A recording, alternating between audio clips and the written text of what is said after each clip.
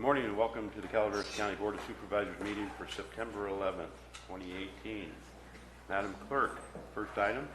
Item 1 on the closed session agenda, conference with real property negotiator pursuant to Government Code Section 54956.8, instruction to negotiator regarding potential purchase, price, and terms of payment for the following property affected by the Single Tree Drive over Little Johns Creek Low Water Crossing Conversion New Bridge Project. Agency negotiator Stephen Harris of Overland, Pacific and Cutler, LLC, negotiating party, and respective property APN Linda R. Efasimo as to 054-003-016. Any public comments on this item? Seeing none, Madam Clerk, item number 2 in closed session. Item 2 is conference with real property negotiator pursuant to Government Code Section 54956.8, instruction to negotiator regarding potential purchase, price, and terms of payment for the following properties affected by the Hogan Dam Road over Bear Creek Low Water Crossing Conversion New Bridge Project. Agency negotiator Stephen Harris of Overland, Pacific and Cutler, LLC, negotiating parties and respective property APNs Milton T. and Luann M. Hyde as to 050-008-013, Frederick P. and Frank R. Hulbert as to APN 050-008-041, and Charles Jr. and Rosario Pineda as to APN 050-008-042. Any public comments on this item? Seeing none, Madam Clerk, item number 3. Item 3, pursuant to Government Code Section 54956.9D1, conference with legal counsel regarding existing litigation, Andrew Greer and Golden State Herb Incorporated, and Adam Ray et al. Versus Calaveras County et al., Calaveras County Superior Court Case Number 18CV43460. Any public comments on this item?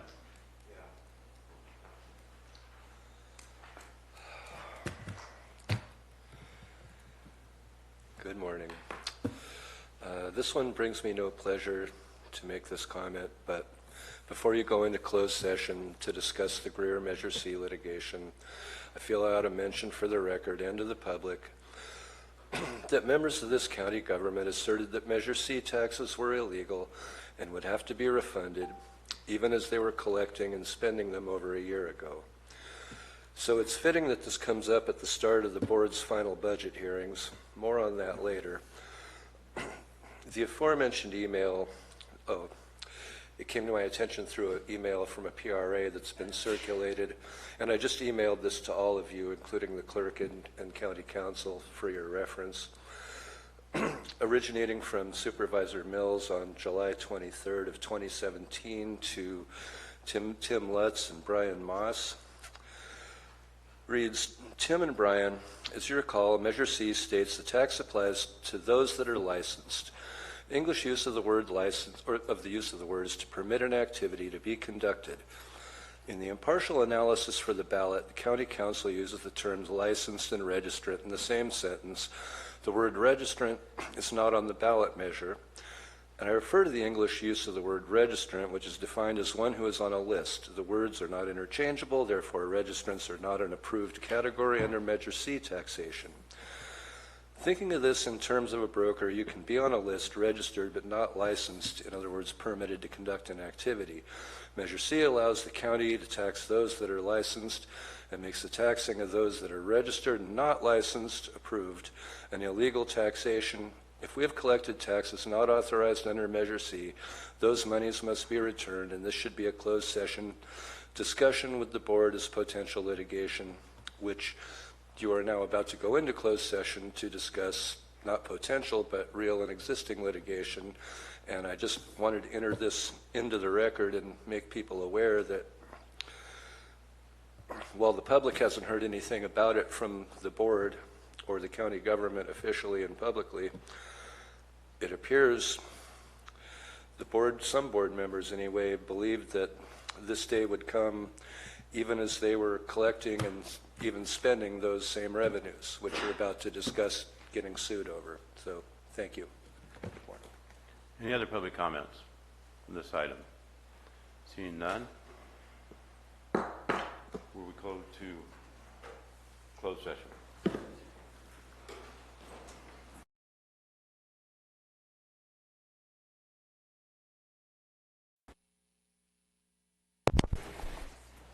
Good morning and welcome to the Calaveras County Board of Supervisors meeting for September 11th, 2018. You'll rise if you can for the pledge. Supervisor Calaveras, can you please lead us? Yes, sir. Pledge allegiance to the United States of the United States of America and to the republic for which it stands, one nation, under God, indivisible, with liberty and justice for all.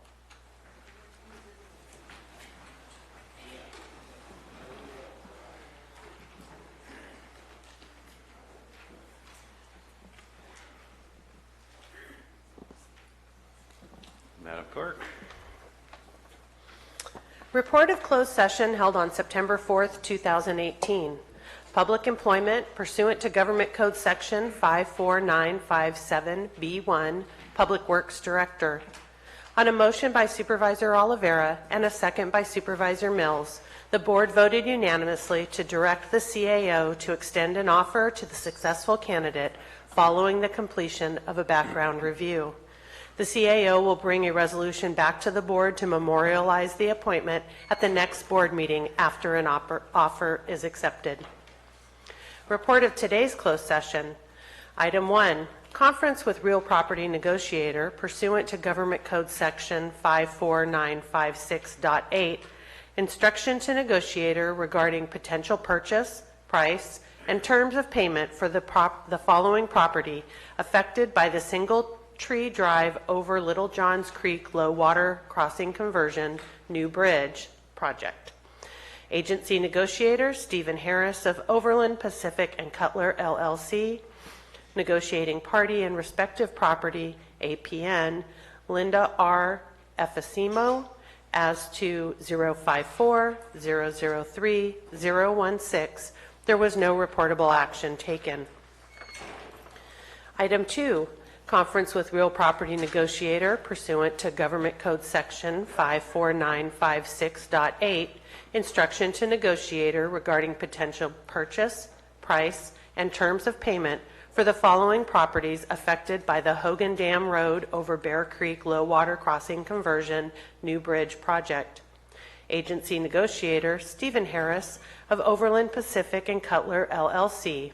Negotiating parties and respective property APNs, Milton T. and Luann M. Hyde as to 050-008-013, Frederick P. and Frock R. Holbert as to APN 050-008-041, and Charles Jr. and Rosario Pineda as to APN 050-008-042.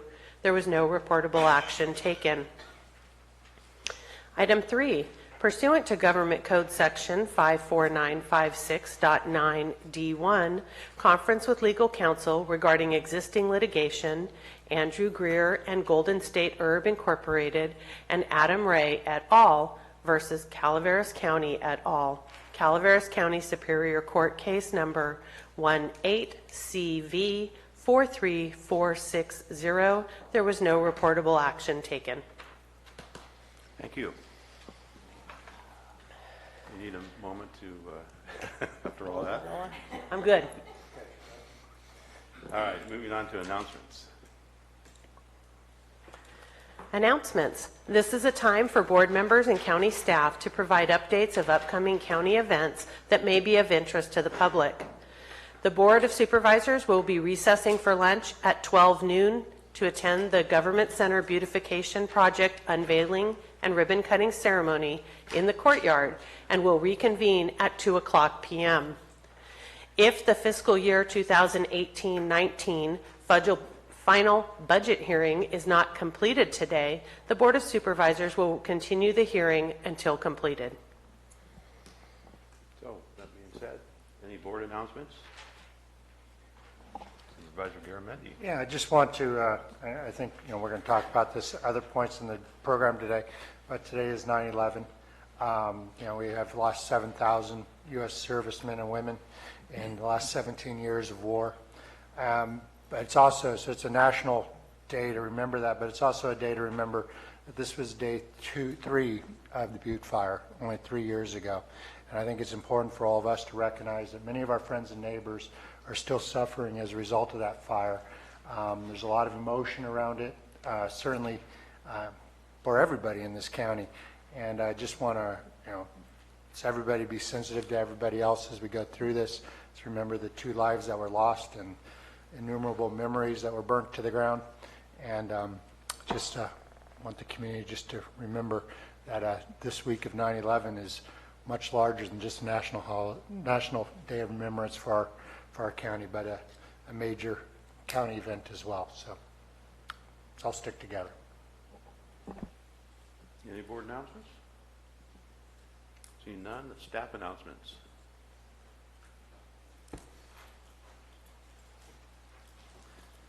Good morning, Board. Stan Moore, my team. I'm bringing along with us the GIS team, Doug Polzoni and Dan Rios. And we're happy to announce that tomorrow morning at about 5 o'clock, the county will be unveiling a new set of GIS services available through the county website. We're very excited about this. So this will be replacing current services that are used where people do data downloads, FTP. And perhaps of more use or more frequently used would be a set of new viewers. So when people are using GIS to pull up information about the county using GIS, then we will have different viewers than we have in place today. And so we think that these are going to be a lot more user-friendly and provide information that's very helpful to the general public. So we are going to do 2 sessions. This is going to have a real different look and feel. And for people who are used to GIS in today's website, it's going to be a little bit different. So to that end, we are going to offer 2 times where the public can come into the boardroom and where Doug and Dan will be doing an overview. So we're going to set that up, and we'll send out an announcement, perhaps a press release. But Friday, September 21st, from 10 o'clock until 12 o'clock in the morning, and Monday, September 24th, from 5:30 to 7:30 in the evening, we're going to invite the public to come in, or staff can obviously as well, but this is a chance for the public to come in. We've already let Al know. He's been a big proponent of a service that is coming back. And so the public can come in and see what these services are and ask questions and so on. So we look forward to this being available tomorrow morning. Doug and Dan have been working on this for quite some time, and we're really excited about it. So they're going to be happy to show what this can do for everybody. Okay? Thank you. Thank you. Thanks, guys.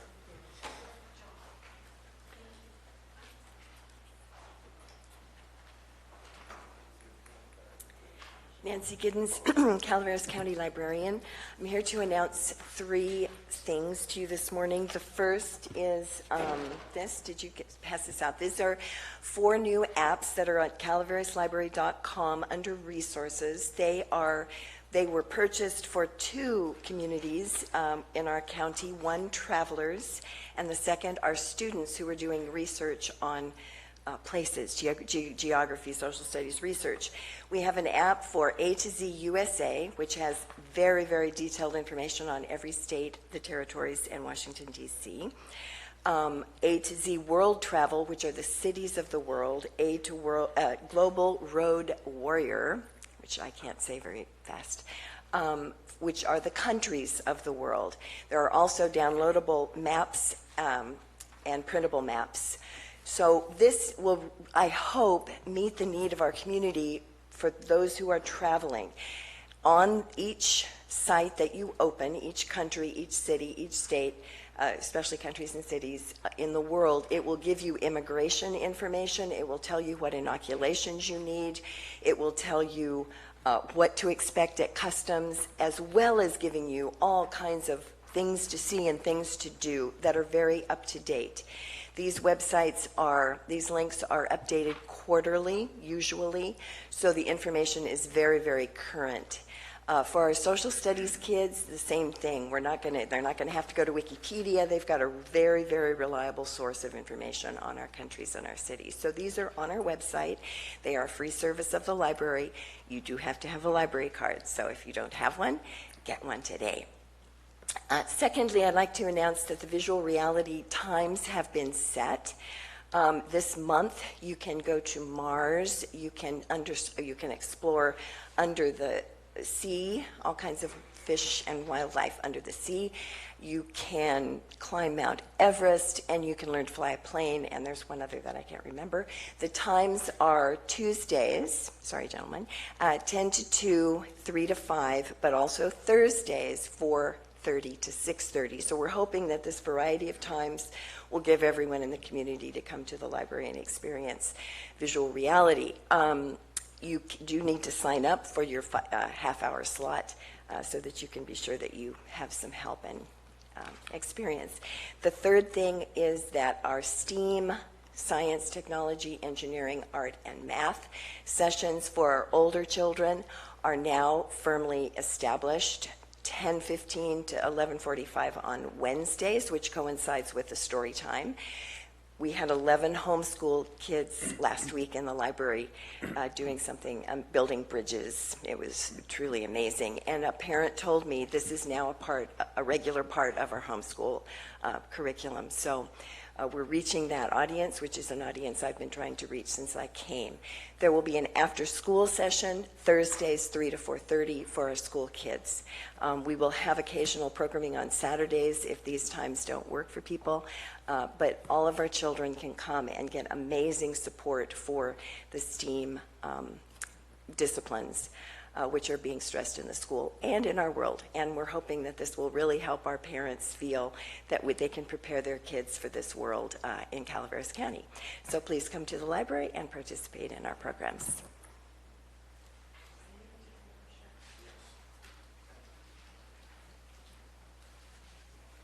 Good morning, Brian Moss, Administrative Office, representing Integrated Waste Management this morning.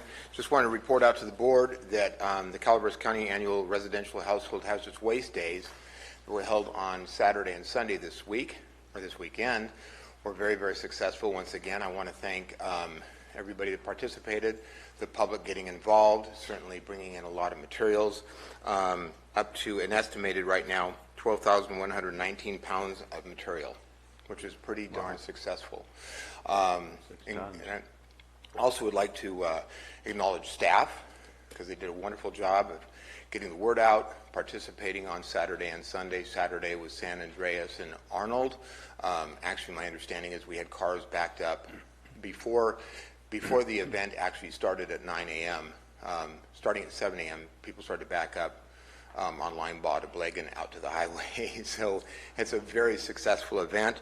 And I also just want to express to the public that lots of comments are made like, why don't we do this more often? Why do we do this annually only? And the reality is we have a facility at Rock Creek that's open 7 days a week that will receive this material. So I would encourage the public and encourage people that if they have material that they don't have to wait till once a year. We're happy to have them at this event, but certainly there's another alternative that they can access pretty much every day of the week. So thank you for that, and thank you also for getting the message out to your constituents. Any other staff announcements? Seeing none, we'll move on. Madam Clerk. Item 4 is from the Administrative Office to adopt a proclamation recognizing the Government Center Beautification Project. Supervisor Garamendi, I believe you have this. Thank you very much, Mr. Chair. It's my pleasure to read this proclamation dedicating the beautification project of the Government Center campus. Whereas, during the spring of 2017, the county facilities, maintenance, and grounds personnel commenced the beautification project of the Government Center campus. And whereas in December 2017, the County of Calaveras Facility Maintenance and Grounds Manager, Mr. Patrick Martin, applied for and received a grant in the amount of $10,000 from the Calaveras Community Foundation for the beautification project. And whereas CAL FIRE repurposed the pine trees that were affected by the bark beetle and contributed the wood building material for the beautification project. And whereas the master gardeners contributed their expertise in the election and placement of plants. And whereas the garden club contributed plants and labor to landscape a portion of the beautification project area. And whereas the facilities department acquired 800 plants, shrubs, trees, and ground cover from a local nursery for the project. And whereas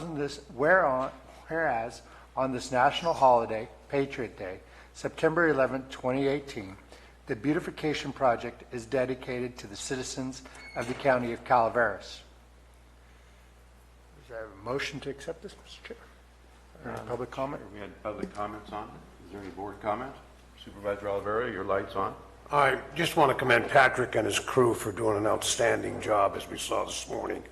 We'll be able to formally recognize him, but I join my fellow supervisors in saying, job well done. Supervisor Mills.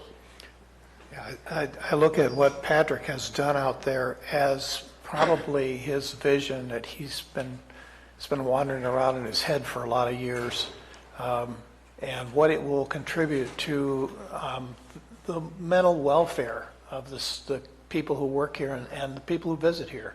I think it makes a lot of difference, and the turnaround is occurring within Calaveras County, and I think that what that has done is expressed we are on a different track. And Patrick, you've done an astounding job here of pulling it all together and showing us it can be done. And I second those thoughts, and I can tell you, not only that project, it's a wonderful project, it was great. You and I had a little thing going on here with it, and you did a wonderful job, you got it done. But just the campus overall, over the last year or so, has just dramatically changed with the painting, the landscaping's changed, we're keeping it up.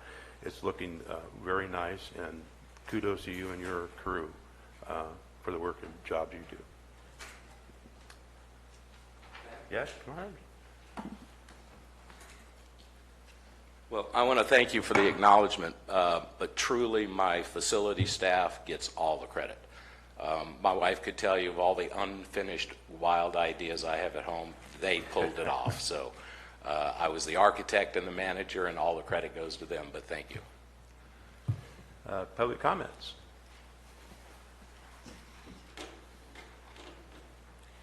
Marty Crane, District 5, also Director of the Volunteer Center. And I wanted to say that at the very outset of what was happening here, I thought, what's going on? And I went to see Patrick, and he said, you know, before I moved up here, I think that's what he said, I would see on TV, the media would be in Calaveras County, and they'd be at Government Center, and he says, it looked abandoned. And he says, I told myself that if I ever had an opportunity, I'll see what I could do about it. And then here he is, and he jumped right on it, true to his word. So for all the volunteers out there in the community, and from a charming husband and my hearts to everybody else, we always say, when community comes together, magic happens. Thank you. Thank you, Patrick. Any other public comments on this item?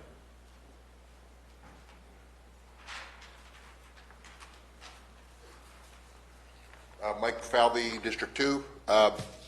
Also kudos to everybody involved, and specifically, I assume, Mr. Martin? Mr. Martin. I don't know, about 3 years ago, I wrote a letter to the existing board, to each member, stating how funky the county looked, to be blunt, and the county center looked, and they've done a great job, so good job, sir. And everybody who helped build it, including the cons. Number 2 is, you know, our county needs to recognize people that have always done a good job of it, recognizing citizens, and we've lost a citizen in the recent past who, worked most of his life to forward Calaveras County and its legacy and its businesses. And I think it would be a good idea to name that arbor in this person's honor. And Mr. Garamendi, I would hope you would introduce a proclamation naming the arbor the Barton Steveno Memorial Arbor. I, for one, would appreciate it. I don't know how that would go, but I think that would be a good recognition of a man's life well spent. Thank you. Any other public comments in this item? Seeing none, I'll bring it back to the board for a motion. Mr. Chairman, I so move we accept this proclamation. Do I have a second? I would second it. I have a motion by Supervisor Olivera, second by Supervisor Mills. All in favor? Aye. Opposed? Passes 5-0. Now, therefore be it proclaimed, the Calaveras Board of Supervisors hereby recognizes the Calaveras Community Foundation, CAL FIRE, Master Gardeners, the Garden Club, the Facility Maintenance and Grounds Managers, Patrick Martin and all the staff for their contributions and efforts to the Calaveras County Government Center Campus Beautification Project. The project, being made from steel, stone, and timber, will forever symbolize the strength and the longevity of our Calaveras communities. Passed and adopted by the Board of Supervisors of Calaveras County, State of California, this 11th day of September, 2018. Thank you very much, Patrick.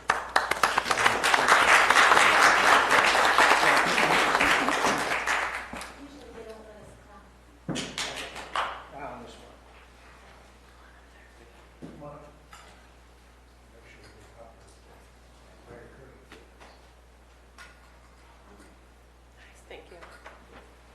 They always block me out. That's why I moved over.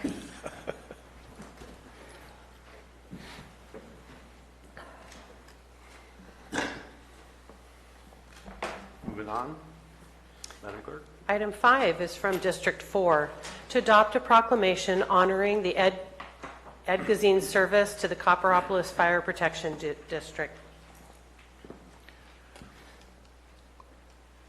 Supervisor Mills? Thank you, Chair. And I have the honor of reading this. It's a proclamation honoring 40 years of service by Edwin Lucian Guzine to the Copperopolis Fire Protection District. It says, whereas volunteer service is a vital part of providing for the safety and security of the citizens of Calaveras County, and without volunteers, many first responder organizations would be severely limited in the level of service they can provide. And whereas volunteers such as Edward Ed Guzine sacrifice, in many cases, years of their free time, energy, and expertise to assist first responder organizations throughout the county to provide services to the public. And whereas Ed joined the Copperopolis Fire Protection District in 1979 and served over 40 years, ultimately becoming a director on the board for 9 years until his sudden passing on June 26th of 2018. Any board comments on this item? Seeing none, we'll open up public comment. Public comment. You bet.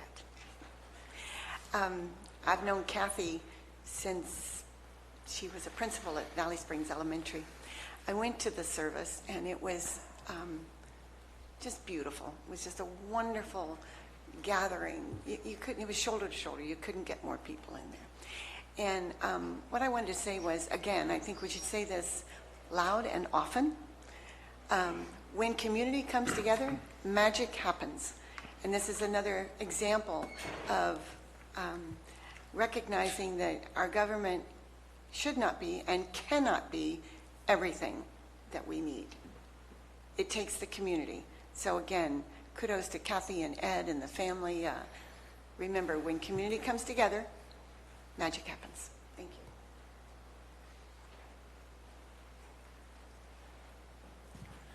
you. Joel Schwartz, Copperopolis Fire Department. As administrative officer of the Copperopolis Fire Protection District, every month I was privileged to be on the receiving end of Ed's often probing and penetrating questions about budget allocation and expenses. He knew from firsthand experience that the reason the flashlight cost us $50 was because it absolutely, positively had to work under the worst, most extreme, hostile conditions. Ed's decisions were always guided by ensuring the safety and protection of Copperopolis residents, visitors, structures, grasslands, and forests. While Ed is missed, we are very lucky to have his wife Kathy joining our board, keeping his spirit and probing questions alive and well. Thank you.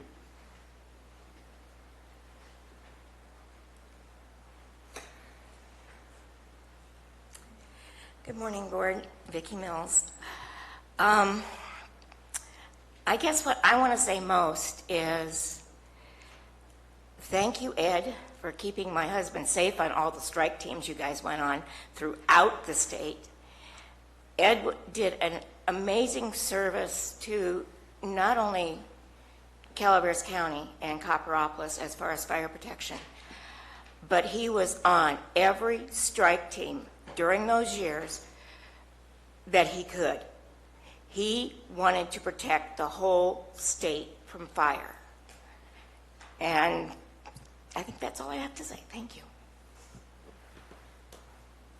Other public comments?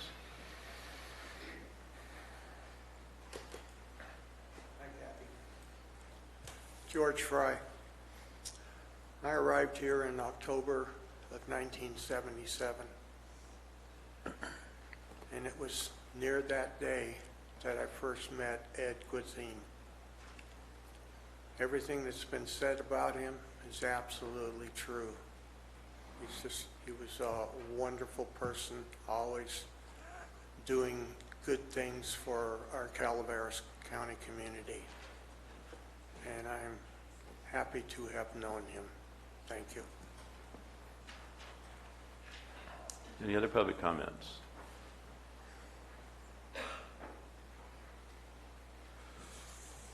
Good morning. My name is Eddie Gazine. I'm one of the sons of Ed Gazine. I just wanted to say a quick thank you to Supervisor Mills as well as the rest of the board for taking the time and the care to create this document. It means a lot to our family. Thank you.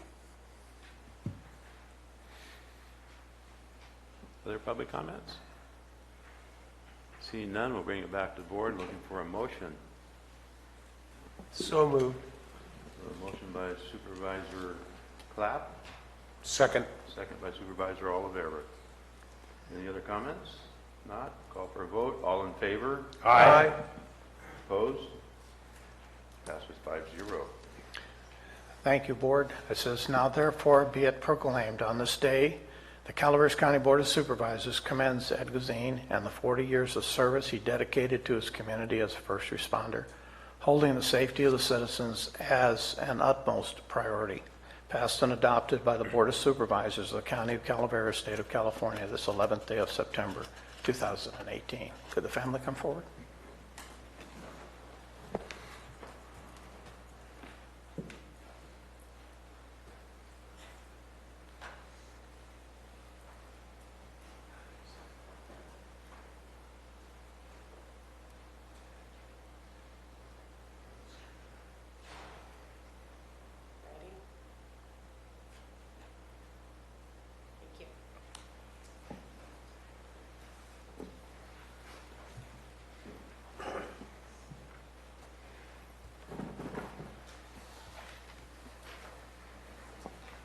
All right, moving on. Madam Clerk, item 6.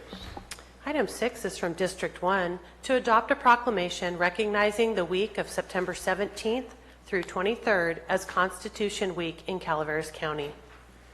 Supervisor Oliveira? Thank you, Mr. Chair. There is a correction. We made a last-minute change to District 3.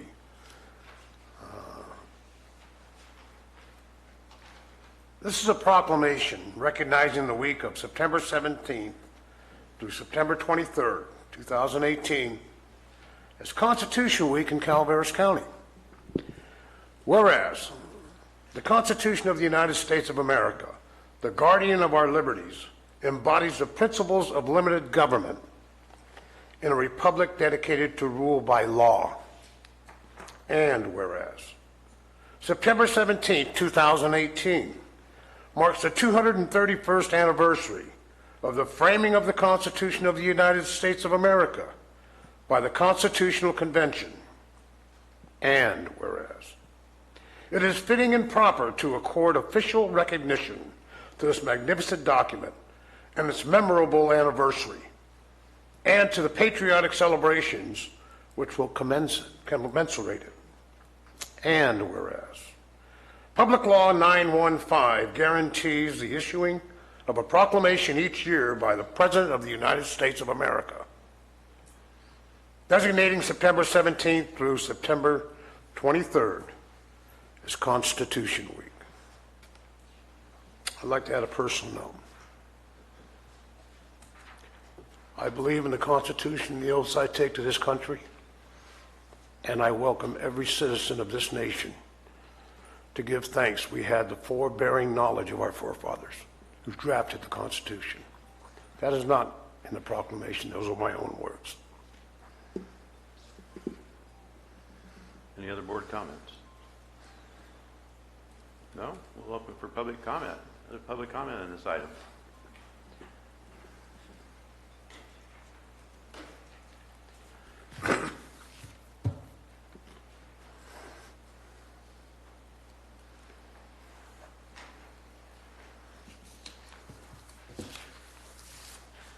I'm Will Moore from District 5, Rancho Calaveras, and I noticed that this proclamation contains this phrase, limited government. And this is a catchphrase of the conservative right. Use it all the time. But what we have, we already have limited government. We already have government limited to serving special interests. So instead of government of the people, for the people, and by the people, we've got government of corporate plutocracy, by corporate plutocracy, for corporate plutocracy. The Constitution clearly lays out that the Congress of the United States clearly has a constitutional mandate to collect taxes and pay the bills, which they've been avoiding doing for the last 80 years or so. They borrow to pay the bills instead of collecting the taxes to pay the bills. So how do we pay that loan back? I mean, so-called conservatives have borrowed this country $20 trillion into debt rather than collect the taxes to pay the bills. So who's going to collect the taxes to pay back what we already borrowed and spent? I say yes, let's get back to the Constitution and support the general welfare instead of special interests. Thank you. Any other public comments on this item? Al Segala, the Taxpayer Association. Our group has been a strong supporter of the Constitution, and we think a lot of the problems that we're facing today would not exist if we paid more close attention to the Constitution. The 10th Amendment to the Constitution allows for the federal government to do only those things specified in the Constitution, and then those things that are not specified are left to the states and to the people. Just following that amendment alone will reduce an incredible amount of disharmony and crime in our country. In the Constitution, there's provision for protection of property rights, and it's designated in the 5th and 14th Amendments of the Constitution. And the actual wording is life, liberty, and property. This means that people in public office have a responsibility to protect the rights of life, liberty, and property of all the people in their influence. Can you imagine what would happen if that was observed? Imagine the lawsuits that the county is facing from people who believe that they've been wronged or harmed by our local government. at this podium here, we see countless people coming up who are losing their homes, losing their businesses, and are sometimes not very polite. And it's really annoying to go through a process like that over and over again. But if we had paid attention to that Constitution, that wouldn't happen. I think that we can probably summarize the essence of the Constitution with something our doctor friends came up with, and that's, above all else, do no harm. If, above all else, we did no harm, there wouldn't be any lawsuits.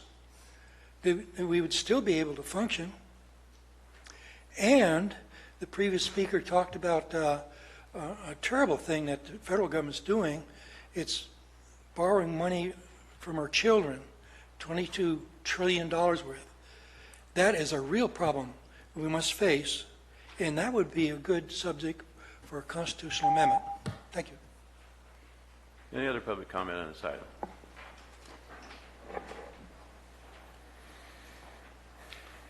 Good morning. Vicki Reinke, Calaveras Republicans.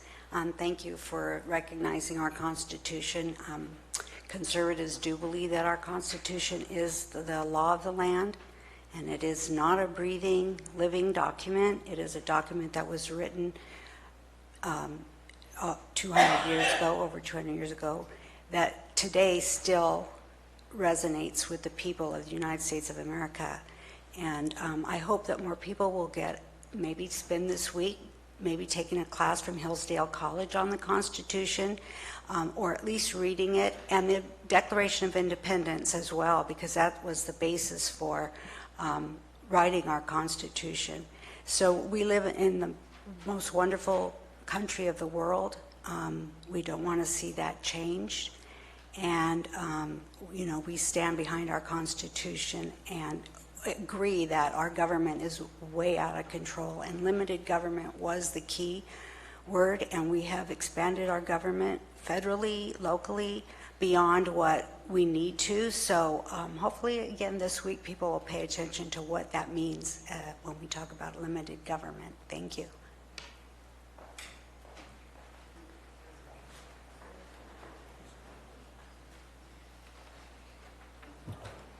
I would like to thank the Constitution for the free speech that I've enjoyed here. I know that I've irritated some of you many times, and I hope that in the future it's no longer necessary. But in regard to the Constitution, as a retired school teacher, I would like to have the children particularly pay attention to Amendment 25 and the removal of the president. He is not appropriate for the proud history that has preceded him, and he is a disgrace amongst all nations. Sir, this is about this. Free speech.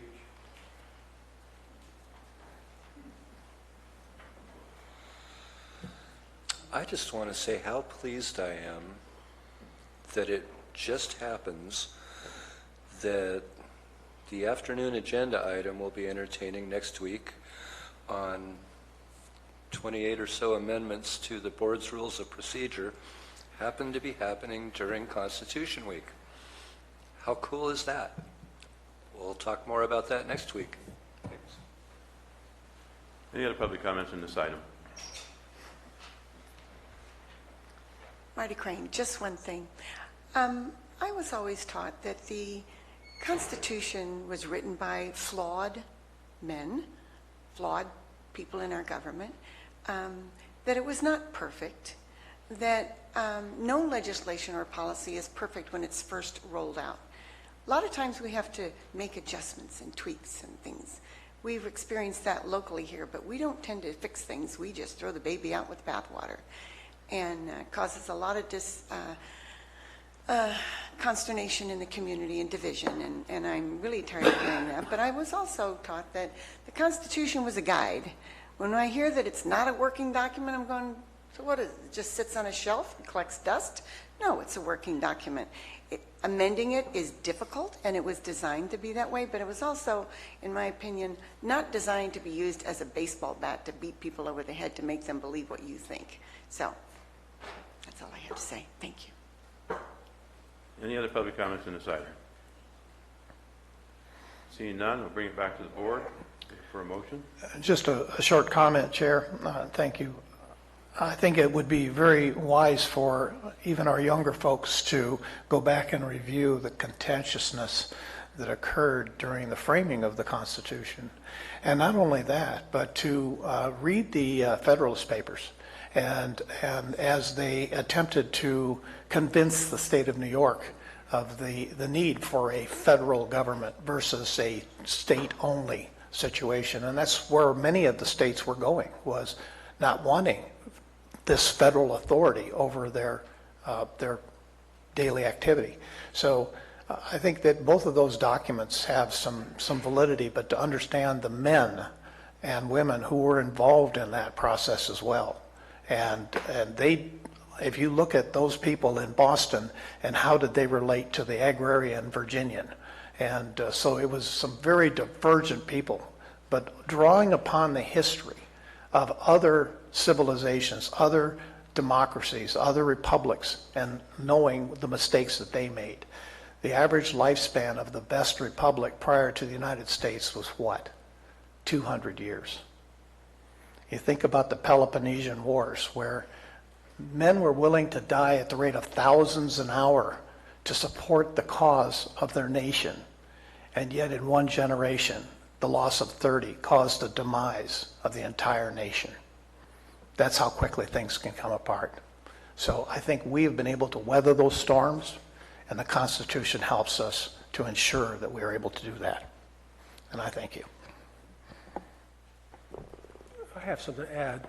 Since we're talking about the Federalist Papers, there was also an opposing view during that time, and they were called the Farmer, and how they conducted themselves among each other, having opposing views. They did it as ladies and gentlemen, not to the type of discourse that we have now. It's amazing, and I would recommend everybody read those two sets of papers. And there was basically, the Federalist paper was just a set of articles that was written in newspapers, and the opposing had the same in the newspapers, and they were the Farmer. Thank you. Any board comments? Not, I'll look for a motion. So moved. A motion by Supervisor Mills. I'll second it. Second by Supervisor Clapp. Call for a vote. All in favor? Aye. Opposed? Passes 5-0. Thank you, Mr. Chair. Now, therefore, be it proclaimed, on this day, the Calaveras County Board of Supervisors recognizes Constitution Week and asks the citizens to reaffirm the ideals the framers of the Constitution had in 1787 by vigilantly protecting the freedoms guaranteed to us through this guardian of our liberties. Passed and adopted by the Board of Supervisors of Calaveras County, State of California, this 11th day of September, 2018. There's someone here to accept this? I want to go down and all of us accept it. I think every citizen of the United States of America, State of California, and County of Calaveras accepts it on behalf of this proclamation. I'd be proud to hold it up and see what it is.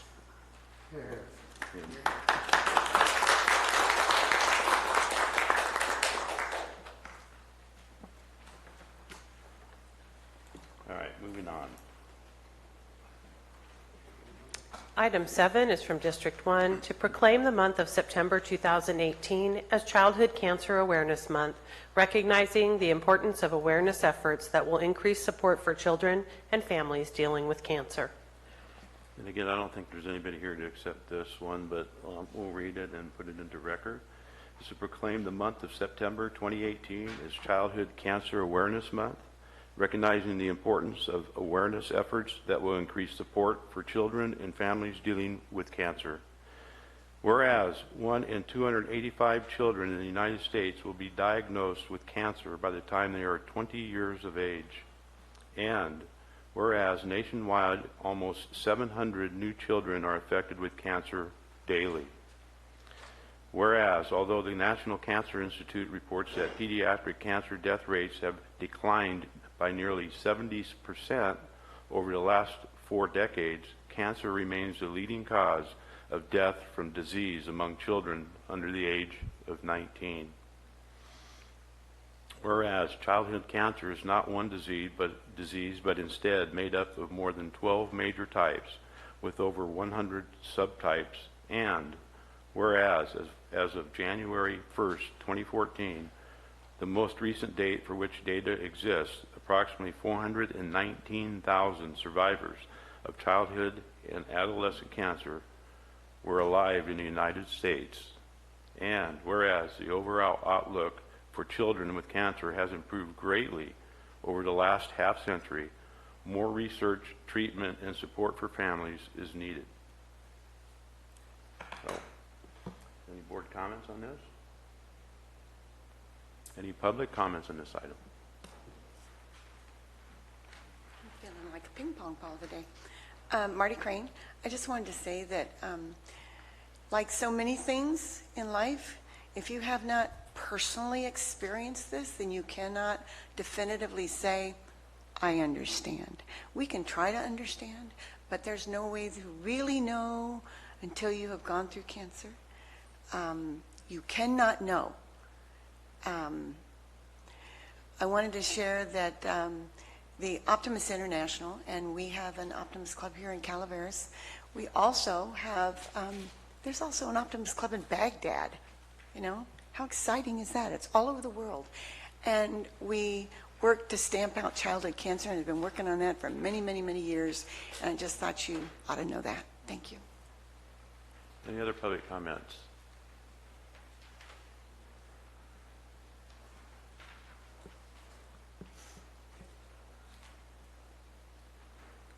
George Fry. I have not been here over the past month, and it's because I have cancer, and they're doing radiation treatments on me now at UCSF. So I've been there. I feel for the children who have cancer and the pain and suffering they must endure. And I truly support this proclamation. Thank you.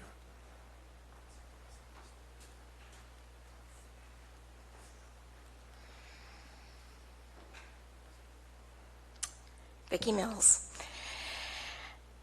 As a mother who has a child that has now been cancer-free for roughly 22 years, I thank you for this proclamation. Other board comment, other public comments? Seeing none, we'll bring it back to the board for a motion. So moved. A motion by Supervisor Mills. Second. Second by Supervisor Oliveira. Call for a vote. All in favor? Aye. Opposed? Passes 5-0. Now, therefore, be it proclaimed by the Calaveras County Board of Supervisors that the month of September 2018 is Childhood Cancer Awareness Month, and hereby calls upon the Calaveras County community to support efforts that will strengthen research, enhance treatment options, and expand support for children and families dealing with cancer. Thank you.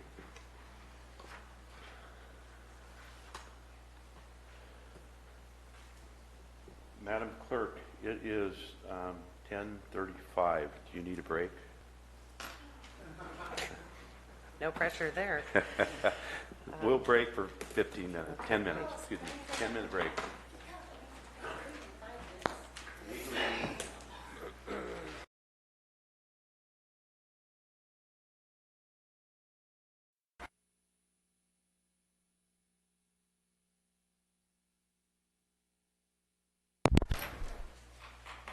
All right, we're back in section from the break. Madam Clerk. Public comment. Any item of interest to the public that is within the subject matter jurisdiction of the board and is not posted on the consent or regular agendas may be addressed during the public comment period. California law prohibits the board from taking action on any matter which is not posted on the agenda unless it is determined to be an emergency by the Board of Supervisors. If public comment is completed before the 30-minute allotted time period, the board may immediately move to the next order of business. If public comment is not completed during the allotted time period, it will be continued as the last item of business in order to provide an opportunity for the remainder of comments to be heard. Okay, and before we start, I want to make it very clear that we're not here to attack other people and what they say. Everybody has a right to their opinion, and it has to do with things that are not on the agenda within the purview of this board. So if you don't like what somebody else said, you don't need to address them. They have the right in their opinion, and you have the right with your opinion, but you cannot, please do not attack someone else and what they said. So, public comments.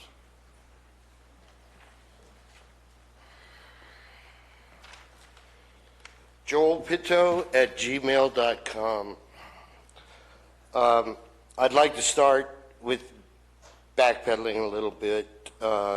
60 days ago, my supervisor, Mr. Garamendi, was kind enough to meet me on Gwynn Mine Road to look at the scope of the problem and to try and keep me from interfering with any progress this county could make. He asked me to leave the Department of Emergency Services alone for 60 days to see if we've made any progress. I was also promised by the Office of Emergency Services is if I gave my permission for entry onto my property, that I would be kept notified of each move regarding any action to be taken on my property. That has not happened. In fact, Jeremy Denbo was quite cooperative and eager to do his public service and interface with me, and I now know that you guys let him go. It was a time when he was critically needed. It was a time when he was extremely useful and a valuable servant. It's very hard for me to believe that you guys couldn't get Gwynn Mine Road fixed by now, unless there's some malfeasance or some inability to proceed with your duties. I would like to be proved wrong on that. I would like to see the road fixed this year. If it is not fixed this year, I do not know any other course other than a lawsuit or the grand jury to get your guys' attention. You have an obligation to keep the roads maintained. And you're failing totally in an extreme degree that has put the public at risk because emergency vehicles were banned on that road, and that was overruled by the senior fire department leader in McCollum Hill, who went and told the public works director that we're going down there anyway, widen the barricades. So we've got a situation that's legally tentative. I would ask that the county compliance board issue no more violations to the public until they have gotten the county to meet the county code. So if that's possible, please do so. Jack Garamendi, I totally apologize to you for going out of bounds on my objections.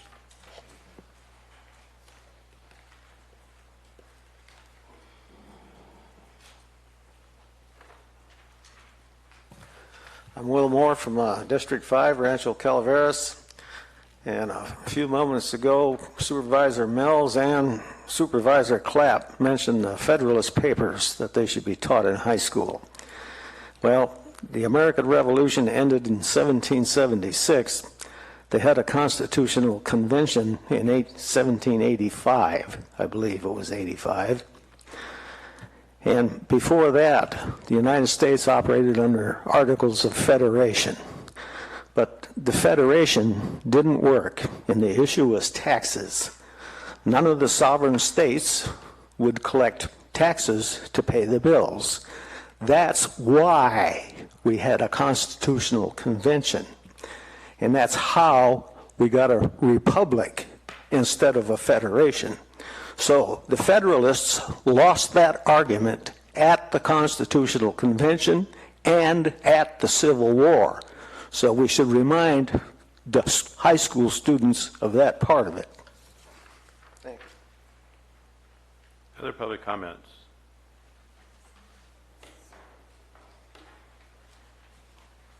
Mike Falvey, District 2. Mr. Tofinelli, paraphrasing what you said just recently before public comment. You ask us not to attack anyone of their legal right to free speech, and you stated that you would stop anyone who did. Sorry, sir, I've been watching you let this board insult the public for a few years now. And I find it, quote, disgustingly ironic, unquote, that a certain board member sits up here and under the protection of supervisors' comments talks down to the people of this county, of which I am one, a plain old ordinary citizen. He sits up here and tells us that we're being rude and we're talking disrespectful to this board. I have only seen one supervisor on this board cuss toward the audience. I have seen one supervisor on this board yell at another. I have seen this supervisor point down at you and yell at you.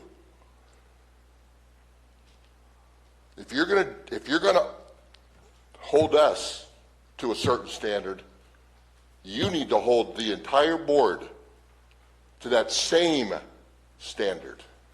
Thank you. Other public comments?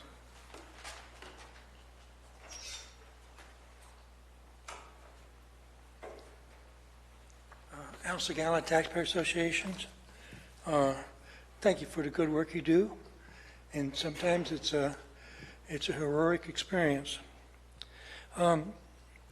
I had the opportunity to go to Southern California to attend a meeting of the Howard Jarvis Taxpayer Association, which was to celebrate their 40 years of Proposition 13. It was very interesting, and what that group is doing is just fantastic. One of the issues that was discussed was Prop 6. Prop 6 is repeal of the gas tax increase.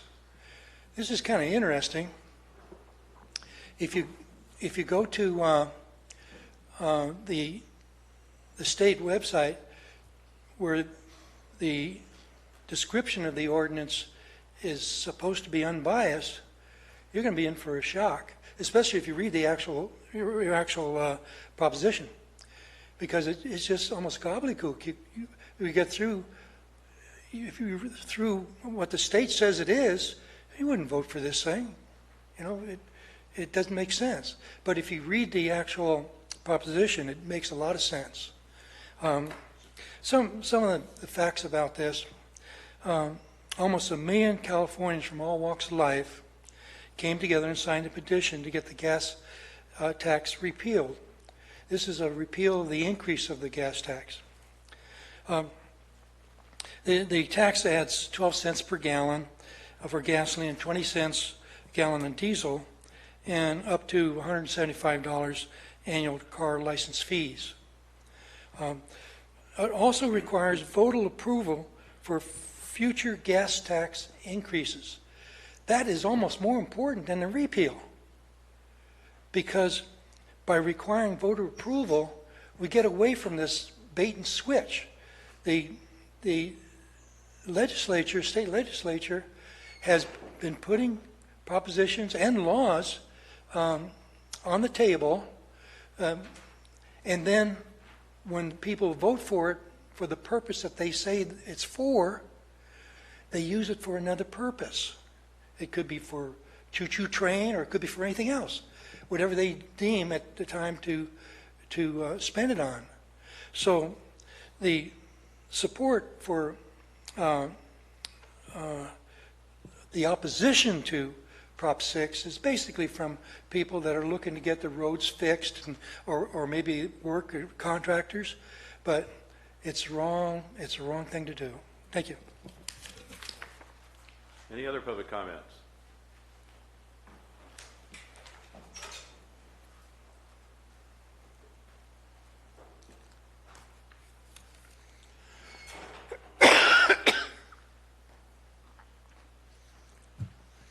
It's my understanding that there are some code violations on Mr. Clapp's properties.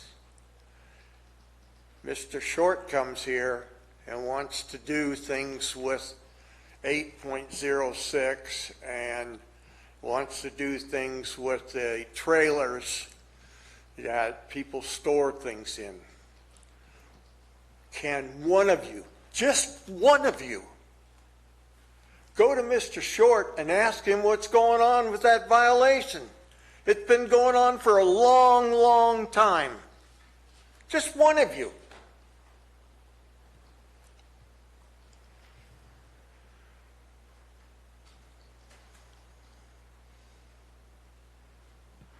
I want to talk about a public meeting that was held by Mr. Clapp and Mr. Tofinelli at the Veterans Hall. During that meeting, on 2 occasions, Mr. Tofinelli was yelling, "I paid for this tonight! You can't do that!" And then he went on to tell the people that were there, both him and Clapp, that our budget is so black. Where did he get that erroneous information? We're 9.2 million in the red, and another 16.4 million if the lawyers prevail. That's $25.6 million in the red. You guys might as well pack up your lunches and go home, because I tell you what's going to happen. If all of that happens, the state's going to take you over. It's embarrassing to me for people to come and tell me, boy, you got a county that is just off the deep end. Just off the deep end. And it's not one person. It's 57 counties that think Calaveras County is nuts. I happen to agree with them.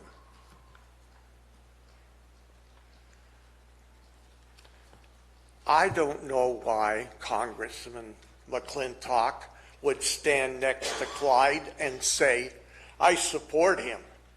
Obviously, Clyde didn't tell him the truth. He didn't tell him about the elder abuse. He didn't tell him about the zoning violations. He didn't tell him about anything. Thank you. Any other public comments?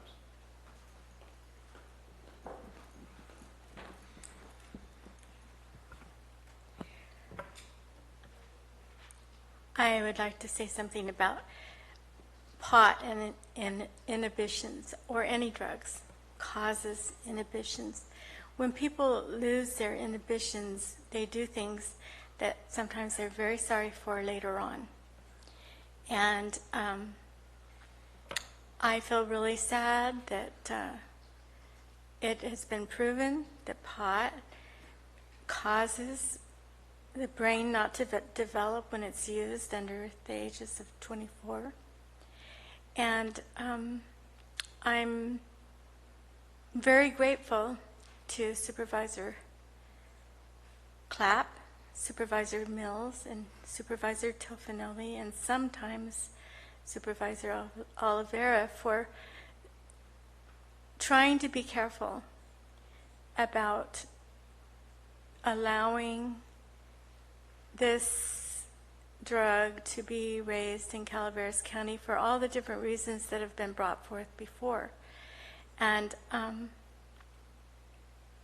I don't think that the general public has any idea what heroes you are, but I thank you again.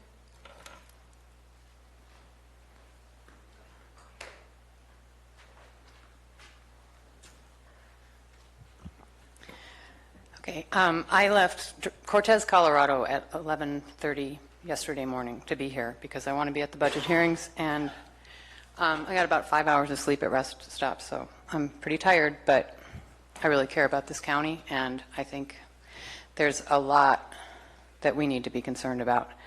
The gentleman on Gwen Mine Road is absolutely right. There's no reason why the roads in D2 should be in such disrepair. Especially when Little John Road has been paved and repaved twice. Talking to you, Supervisor Mills, if you are interested in what I'm saying, because you're not really paying attention to me. But anyway, I had the great privilege of celebrating my mother's 80th birthday in Milwaukee, Wisconsin on Saturday. So it's been a long week of travel. In June, I was gone for most of the month while I drove her up the West Coast to go all the way up to Alaska.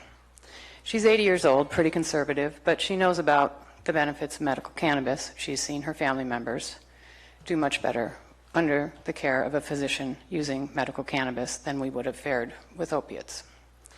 She is a full convert.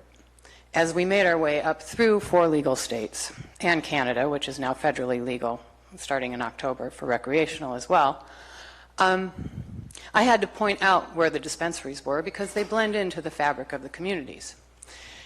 The only place we saw riffraff was in front of bars, smoking tobacco, people out in front. And she wondered if those people were homeless, and I said, no, I wouldn't make that assumption. They're just drunk. When we got to Alaska, First, we were on a boat. There were dispensaries in every town. It didn't detract from the charm of the Alaskan coast. When we got on a tour bus with a whole bunch of elders, I was the youngest person except a little boy this tall, the tour guide told us about a chocolatier in Talkeetna. Make sure you take your ID because there's a dispensary in the back of this chocolatier. All the elders laughed. They thought it was hilarious, and when they got back on the bus, they joked about procuring cannabis. We are missing a wonderful opportunity. Also, Cortez, Colorado, people are pulling 60,000 an acre of CBD hemp that is being extracted using CO2, which is not explosive. Please tell your big backer to stop talking about all manufacturing as if it's dangerous. It's regulated. It's not. CBD helps people with seizures. We have patients in our midst that cannot access it because of the ban. Thank you. Other public comments?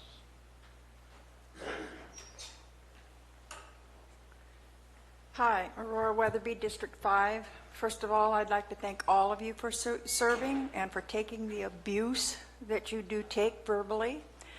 I've been away for 8 weeks, however, I have watched the board meetings from my home, and I find it really objectionable to me for 2 reasons.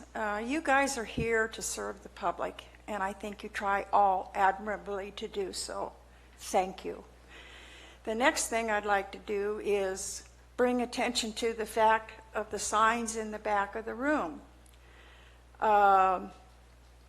During my time at home and in viewing these, there was a anti-Clyde Clapp sign that's set back there by the door that was in public view of the camera at all times.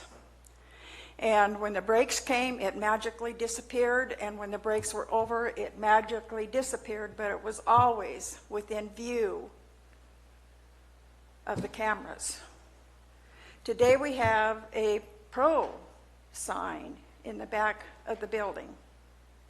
There was a discussion on decorum for the meetings that was tabled. I would like to know What is the policy on signs, yay or nay, on any subject being within the chambers? Whether it's to the view of the public or whether this gentleman blocking this one right now was by design. If we're going to have equal opportunity here to express things or bring signs in, then they need to be displayed in a spot where everybody can see them, including a camera that can be visualized on a video at home. I think it's a good idea to have decorum and good policies in these chambers. I do not like to hear all of the public comment where they berate, belittle, and besmirch the boards of supervisors. And if you go home and you look at these videos and you view them in the comfort of your home, you see just how ridiculous some of the comments are, some of the people's remarks are. We're supposed to be a civilized society. We're supposed to be able to have discussions without berating or besmirching anyone. I have views on the ban. They are my views. Marijuana has not been good to my family. I've lost 4 members to cancer, 1 at 18 months. I am the only survivor of 4. Thank you. Thank you. Other public comments? Seeing none, we'll close public comments. We'll move on from the agenda to the consent agenda.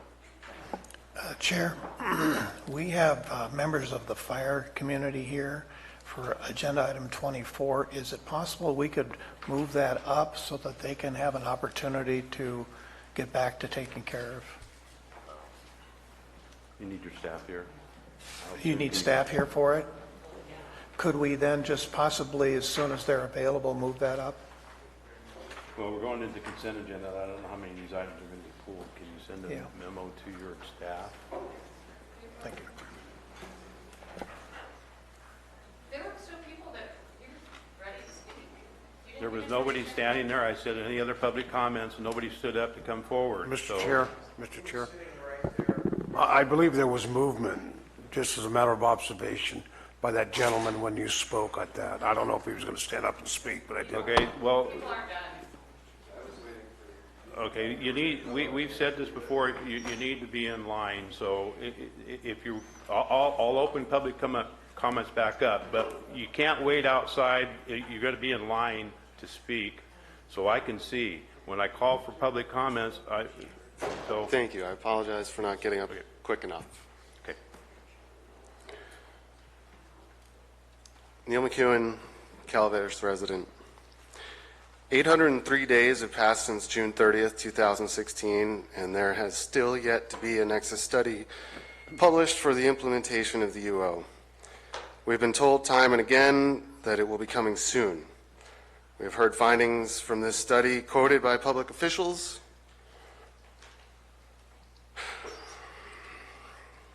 With access, and a private citizen with certain connections refer to it. Yet still, it has not been released to the public. When is this going to happen? During the meeting on August 28th, a sign was placed on the bottom of the closed-circuit television out in the foyer, which read, and still reads, "The television will only be turned on when there are no available seats in the board chambers." Gary, when you read the sign for the first time in front of myself and others, you made it clear that you had not authorized the sign. When questioned as to who had made the overreach of public power with the intent to limit the public's access to and knowledge of what was occurring during the meeting, we were told that you would find out and let us know. That also has yet to happen. Any such action should have been an agendized item and required a vote by the whole board. It is imperative that the culprit should be publicly named into the record and sanctioned for usurping the power and integrity of this board by circumventing the due process that all of you have taken the oath to uphold.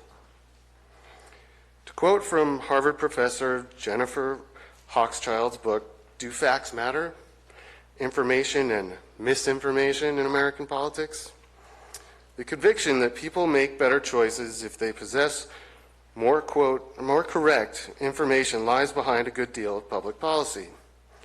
Federal and state laws and regulations require truth in advertising and marketing in many circumstances and forbid not only active deception, but also failure to include materially important facts. To quote Johns Hopkins Sheridan Library's website, evaluating information, a case study on propaganda versus misinformation, disinformation, you have now reached the lowest of the low. Never underestimate the evil intentions of some individuals or institutions to say or write whatever suits a particular purpose, even when it requires deliberate fabrication. Disinformation refers to disseminating deliberately false information, especially when supplied by a government or its agent to a foreign power or on the media, with the intention of influencing policies of those who receive it. Thank you.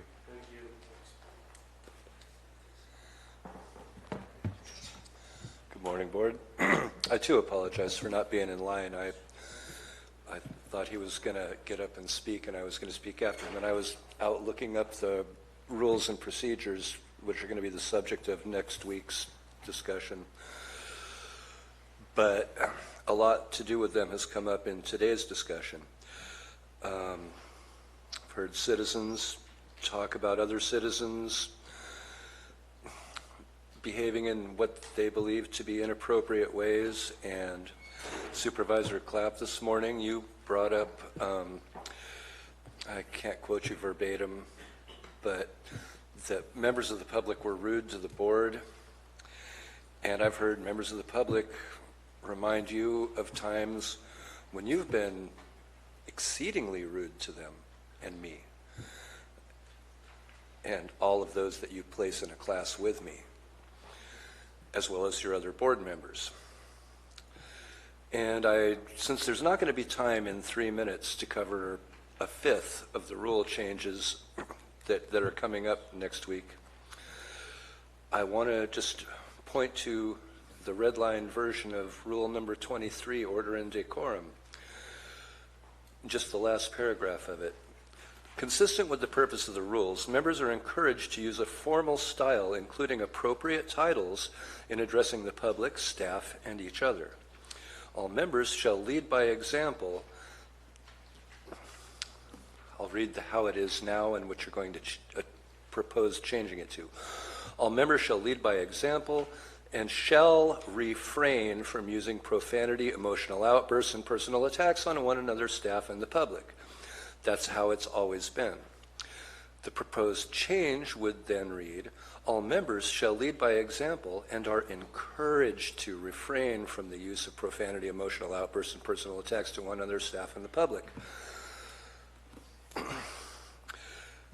People outside of these chambers typically in conversation refer to this as the Clyde Clapp Clause, because nobody knows any other reason why these rules would need to be changed from requiring you to refrain from such behavior to simply encouraging it. And we've been unable to find out who proposed this change of language. It would sure be interesting if that individual would own it and explain it. More next week. Thank you for reopening public comment. Appreciate it.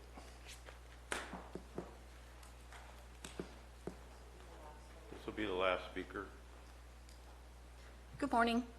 I would just like to thank this board for doing an outstanding job since they've been seated. And also I would like to say I look forward to the new rules and procedures surrounding the boardroom, because clearly it doesn't feel like a safe place to come. People in the audience get very emotional.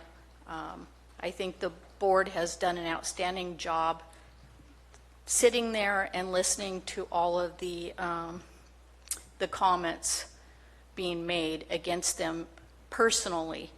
And I appreciate that you all are still here and in your seats, and that you're trying to make some positive changes so that we all feel safe in this room. Thank you. All right. We'll close public comment. Now, is your staff here? Okay, so we've been asked to move from consent agenda on to item 24 in order to expedite with the fire chiefs that are in the room.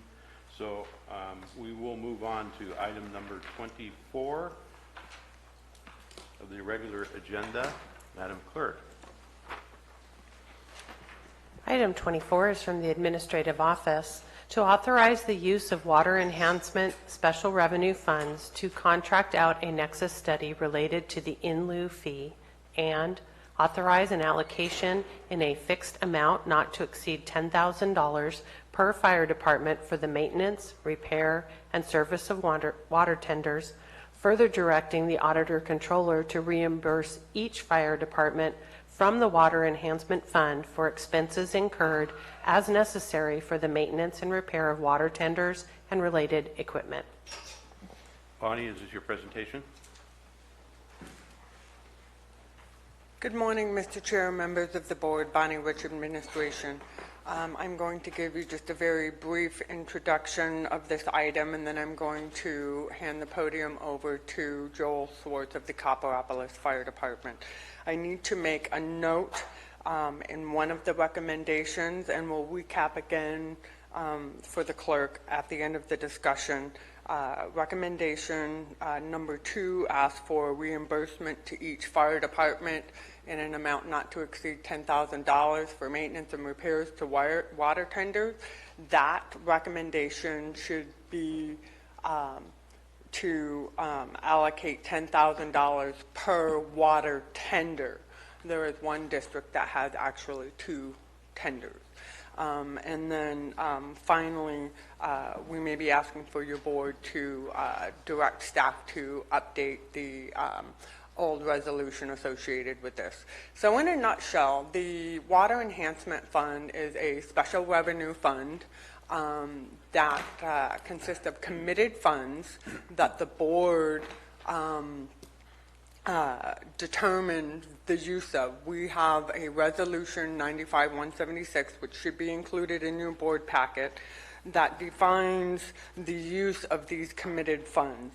And generally, the purpose is to serve water delivery services for those outlying rural areas in the unincorporated territories of Calaveras County, where as folks pull building permits to build new homes, if they are not served by hydrants and other fire suppression services in those areas, they have the option to install water storage tanks or pay an in lieu fee of $900 when they apply for that building permit. And that $900, known as the in lieu fee, is the amount of money per building permit that is deposited into the Water Enhancement Fund. And per the most recent board-adopted resolution from 1995, essentially that allows for the board to establish the program to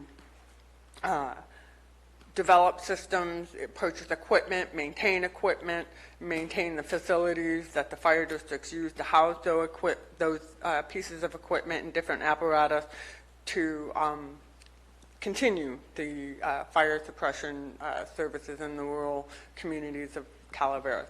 In a nutshell, that's what this is. At this time, I would like to hand the podium over to Joel Swartz from, he's an Administrative Services Officer from the Calaveras Fire Department and is the liaison with the fire chiefs. Joel? Thanks, Bonnie.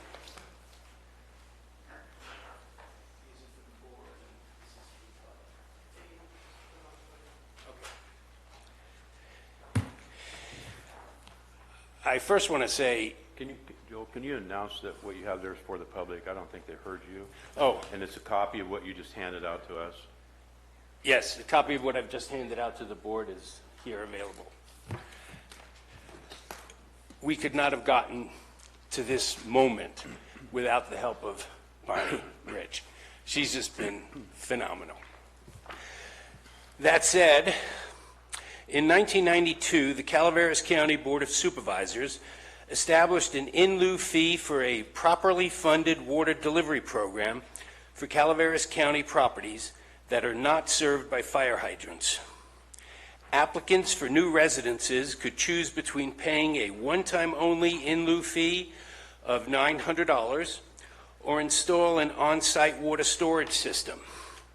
The 1992 resolution was rescinded and replaced in 1995 and is the one currently in effect.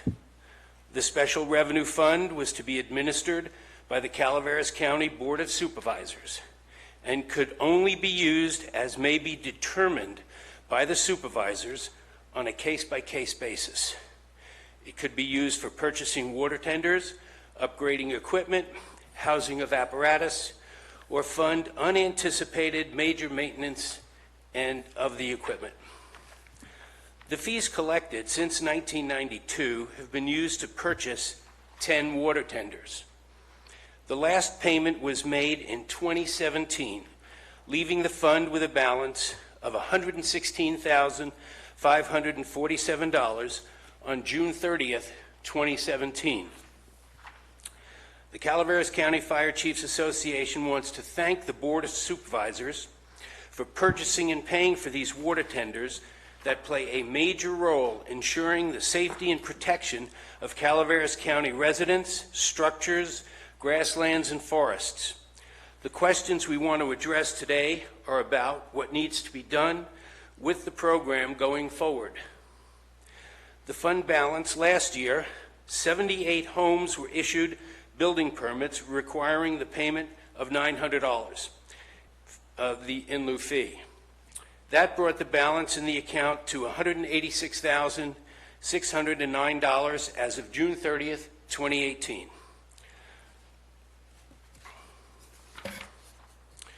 The in lieu fee of $900 has not changed since the original resolution was written in 1992. Just as an aside, the water connection fee charged by CCWD went from $1,608 to the current $11,488. The water tenders. We have 10 water tenders in the Calaveras County fleet that have been built between 1995 and 2007. 6 of them are between 20 and 23 years old, and the others are 14, 15, or 16 years old, and one is 11 years old. The average annual maintenance cost on these water tenders is $8,000. Our Calaveras County water tenders were called out by the Emergency Command Center 226 times last year, from August 1st, 2017 to August 1st, 2018. That's 226 times the water tenders were called out. 114 times were for veg fires, 52 for structure fires, and 49 times were for other fires. Most recently, CCWD planned water outage on August the 22nd to repair a leak in the main water line in Copperopolis. 10 neighborhoods, 14 businesses, including Cruiser's gas station, IGA Market, Family Dollar Store, and all fire hydrants in that geographical area had no water for 6 hours. Because water tenders typically have volunteer coverage, Copper Fire had to bring in an engineer and a firefighter to man the water tender full-time during this period. Also, we had Altaville Fire and Murphy's Fire departments. They were requested to be on standby as well in case something happened. Our added cost for this event was $487 for getting the 2 volunteers to work those 6 hours. The Calaveras County Fire Chiefs has the following recommendations that we'd like you to consider. 1, we're asking for a maximum of $10,000 for each water tender to be used for maintenance and service in the 2018-19 fiscal year. That's $100,000. We're asking for a maximum of $25,000 to be used for a nexus study to determine if the in lieu fee of $900 should be changed. And the third thing we're asking for is a review of the 1995 resolution so it can be updated to conform to current standards. That's the State of California Public Resource Code 4290 regarding minimum fire safety standards for defensible space for all residential, commercial, and industrial building construction, ISO 8 requirements for supplemental water delivery, NFPA 1231 and related standards for an on-site water supply, and NFPA 1903 criteria for upgrading apparatus and equipment. That's all I have. That's it. But you have a copy of everything I just said, and then some. Okay, board, any questions? Chair Mendy? Just want to clarify, all the chiefs are on board? Oh, yeah. Okay, You bet. thank you. You're welcome. Supervisor Olivero, your light's on? Thank you, Mr. Chair. Chief, how many water tenders we have are 10 active right now? Yes, sir. And we have 12 fire districts? Is that correct? No, we have 10 fire districts and Angels Camp, which is not a, what's the word I'm looking for? Help me out here. No, just real quick. We do have 9 fire districts. Keep in mind that you have 10 water tenders, and the consolidation with Foothill, Jenny Lynn, it's just Mr. Clapp's area. When that consolidation occurred, they ended up with 2 water tenders, respectively. Anything that happens in the City of Angels Camp is not being considered or under this this fee whatsoever. With the So basically, we have 1 water tender for every fire district, except 2 that were consolidated, now we have 2. So we got Absolutely 1 correct. for- Yes. Thank you. That was Mike Johnson, fire chief. Supervisor Mills? Yes, thank you, Chair. Joel, you've been working on this for a long time, Yes, sir. and this is something that is 23 years delayed. A nexus study might create a shock in terms of the actual costs that you're incurring, even what you're incurring now with the existing tenders. Sure. Not taking into account an amortization schedule to replace them at some point, which the money's not there to do. Yeah. Also, I think one of the things to consider is the high cost of maintenance to these water tenders. Just a set of tires is $500 for a tire, and they'll have 6 tires on each water tender. So it's going to cost $3,000 just to keep them in tires, and they wear out rather quickly and easily. I don't know how much we can possibly raise the in lieu fee. That would be up to the Nexus study to determine. But once we get an idea of how much money we could potentially raise that to, and then try to project against building estimates of how much new construction there's going to be, we could then make some plans as to what to do to replace these water tenders as they start to deteriorate. Actually, according to the NFPA, the life expectancy of a water tender vehicle is 15 years, and after 15 years it should be put into backup service. And every one of our water tenders is frontline service. 2 points. I remember there was quite a controversy over whether or not a fire district would be able to put them under cover, get them in a garage or something. Yeah. That was one of the issues that came up. Yeah. Is that still an issue, or are all of them under cover now? No. Some of them are parked outside. They're parked where we have space. They're pretty big. Well, I drive by one that's parked outside all Yeah. the time, and I just remember how important it is to get them Exactly. under cover. Yeah. And it's very expensive to build a facility that can accommodate these things. So in your Nexus study, would you consider the wet rental fees that you would recover from sending these out on strike teams to be included in in that cost recovery component? I'm sorry, say that again? When you're sending them out on strike teams Yes, and you're making income off of that wet rental, yeah. would you please be sure to include that recovery? Yeah, I will. As a matter of fact, Copperopolis just made $3,800 by sending our water tender out for 2 days to the Lake Tulloch event that just occurred this past weekend. And that was in Tuolumne County. Yeah. So the point is that some of those tenders are being used by other resources besides All the time. Calaveras County in general. Absolutely. Absolutely. Okay. So I just want to be sure that that number is included when we try to figure out what that component might be. Yes. Okay. Yeah. We'll definitely make sure that we consider all of the elements if you approve the Nexus study.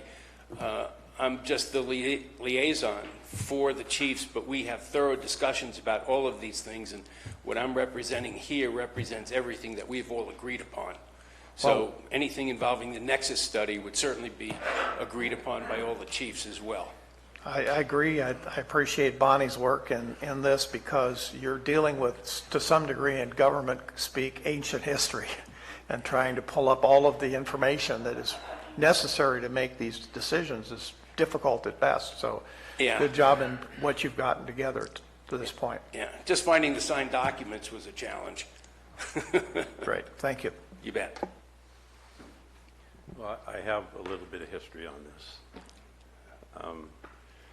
Actually, these tenders were intended at the time, as you spoke of, to enhance where fire hydrants weren't at and to provide coverage, water coverage throughout the county. That was in '95. However, in 2000, the county itself got out of the fire business, actually '99, and the districts were formed as they exist now. And it was the intent to turn these water tenders over to the district and give them to the district. However, at the time there were some issues, and I think at the time also the intent was to turn this account over to the fire districts, and you could put your Nexus study in whenever you felt like it, and then the fees would go in, and then as money was needed for the tenders. But the problem was they purchased the tenders on time. Yeah. And so the account had to stay in place until the tenders were paid off before we could turn them over to the districts themselves. When that time came, it came close. There were some issues with the tenders, and the fire districts did not want to accept the tenders because some of them had rust problems. I think one in Copper had one of the issues with the rust, if you were there at the time.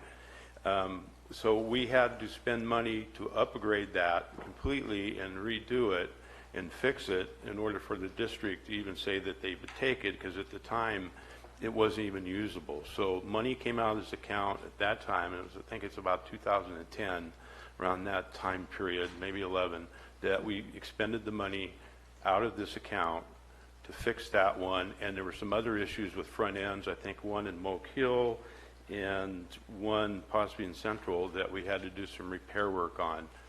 And then the intent was to pay them off and turn them over to the district through this account, because this account was initially set up for the payoff of those tenders. It's morphed a little bit as time has gone by, and we've continued to collect the money, and it's in the account. But I think the intent was originally to, at the time when the districts were formed and the county got out of the fire business, was to turn them over completely to the districts for their use and for them to outright own them and not the county. And I don't know exactly if we've got to that point, or the county still has the paperwork on them, or the district owns them. But the intent at the time in 2000 was the county to get completely out of the fire business itself and turn it over to volunteer districts, which were formed at that time. So that's a little bit of history on it. I could have used that 18 months ago. You put a whole different spin on it. Yeah, because we had a discussion in 2010 on the same issue, Yeah. going forward. And, you know, I don't know through the paperwork exactly, I looked at what we have for the resolution, and it talks about several things, but the setting up of the account, I don't see anything going forward on that account, but I know that it was set up because of those time payments, and county was making payments on it, and that account was making the payments going forward until they were all paid off. And I think at one time, we actually purchased one because one of the districts did not have one. I think the one that you're talking about, 11 years old, kind of fits in that time frame of 2009 or so.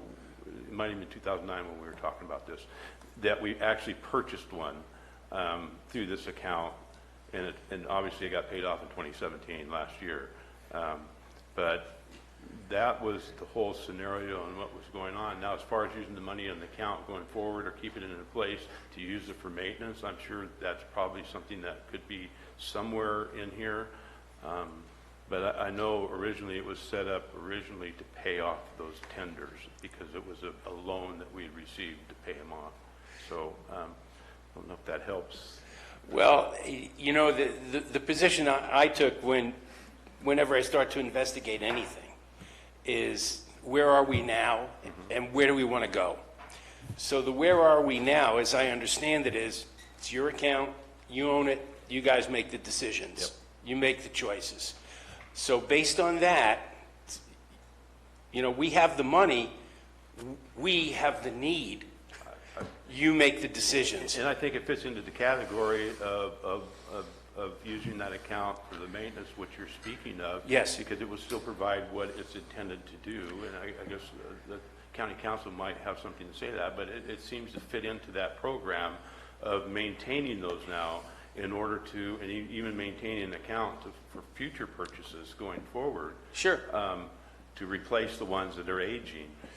To me, it fits into that category of what the intent was set up. But I would like to have it set up and get it out of the county's purview and set it up where it's within the fire district's purview but the thing would have to be that you make sure that that money is being spent specifically on the tenders and the maintenance program of them and the purchase of those as you want to replace the aging ones that need replacement. So I think the prudent thing to do for the moment is kind of leave it the way it is, get your approval to spend up to 10 grand for each water tender.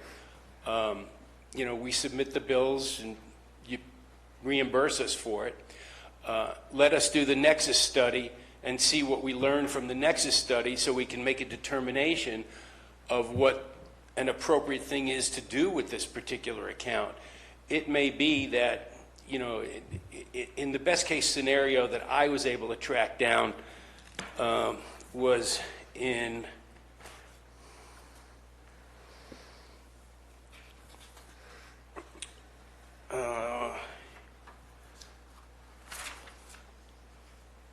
2016 when, because of the Butte fire,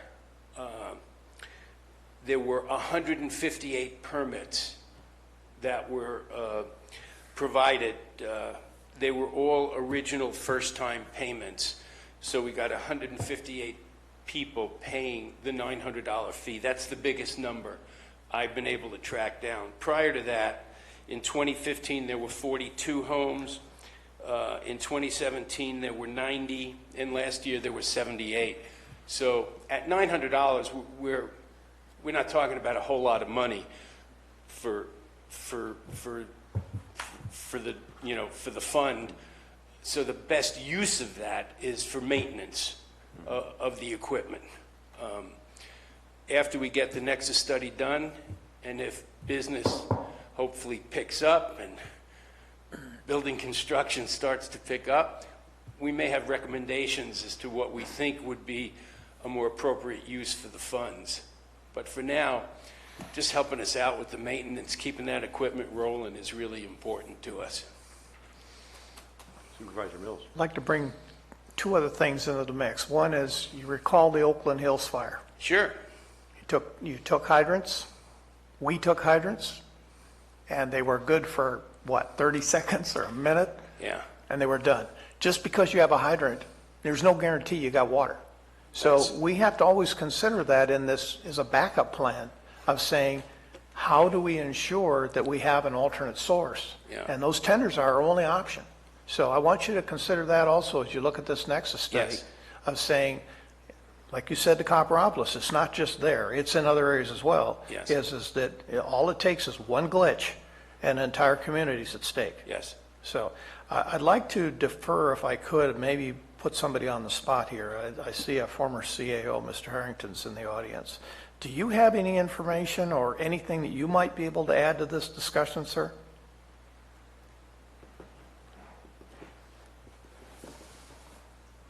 Hi, Brent Harrington. It is a little weird to sit in the audience and hear you talking about something that basically was created when I was here. And I think I've heard a fair representation of it. The only thing I would add to it, at least in the time up until I left in 2001, it was just this huge battle over who was going to get the first engine or the first tender, who was going to get the second one, who was going to get the third one, and there were continuous battles over that. It's nice to see that it seems like it's past that and every district has something. Other thing I can add is I don't think we ever anticipated when we set it up that the money would be used for maintenance, because the sense was we'll be buying these for a long time and then start replacing them. Now, that all being said, I left in 2001. It's 17 years later. Circumstances have changed. At least in my mind, maintaining the vehicles makes a certain amount of sense. But, you know, assuming there's a continued growth of some form, you are going to need to replace these. And what other way to do it than this method? So, you know, to me, it's from my perspective, I'd probably vote for this. But at the same time, I would be concerned about when these folks are going to be back in 5 years saying we need more vehicles. You have a better memory about what happened after that than I do. Yeah, we had the same discussion back then about replacing them and maintenance on them, and that was the intent, to turn them over to the districts and the account also, because it was ongoing, to replace them. There was talk of some maintenance on them. But obviously, the replacement is what was the big issue going forward. The only question I had sitting in the audience that I don't know that if I heard it answered was, have all of these been transferred in ownership, therefore liability, to the districts? Because that was absolutely the ultimate plan to remove the county from the liability standpoint. So in this case, if that occurred, you're providing money, much like a grant. But that's the one question I had, is who actually owns the vehicles now? Yes. They have been I transferred. think we have the pink slips on these things. I think I know our insurance covers it. Yeah. Okay. Because that was the big discussion at the time also, and that's why we had to do some repairs, because they weren't going to accept them in the conditions they were. Right, exactly the point. Yeah, so Yes. we did a lot of repairs. The one in Copper replaced the whole gut underneath. One in Moke Hill and one in Central, we did some repairs on, so we bring them up to standards that they would accept them. And my vague remembrance, again, this had to be before '01 when I left, my vague remembrance was one of the ones, which would have been probably no more than a half dozen of them at that time, got in an accident. And I think we used the funds in this account to pay for that repair. So that kind of idea of using it for maintenance, repair, whatever you want to call it, has been used before. Thank you, Brett. Any other board comments? If not, we'll open up to public comment. Any public comments on this issue? We have one.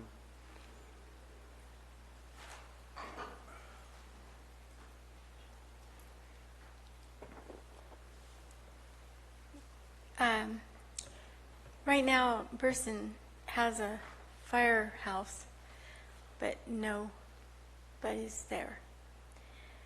And back when this fire tender thing happened, we had a firehouse, and we had a fire engine located in Burson. And some of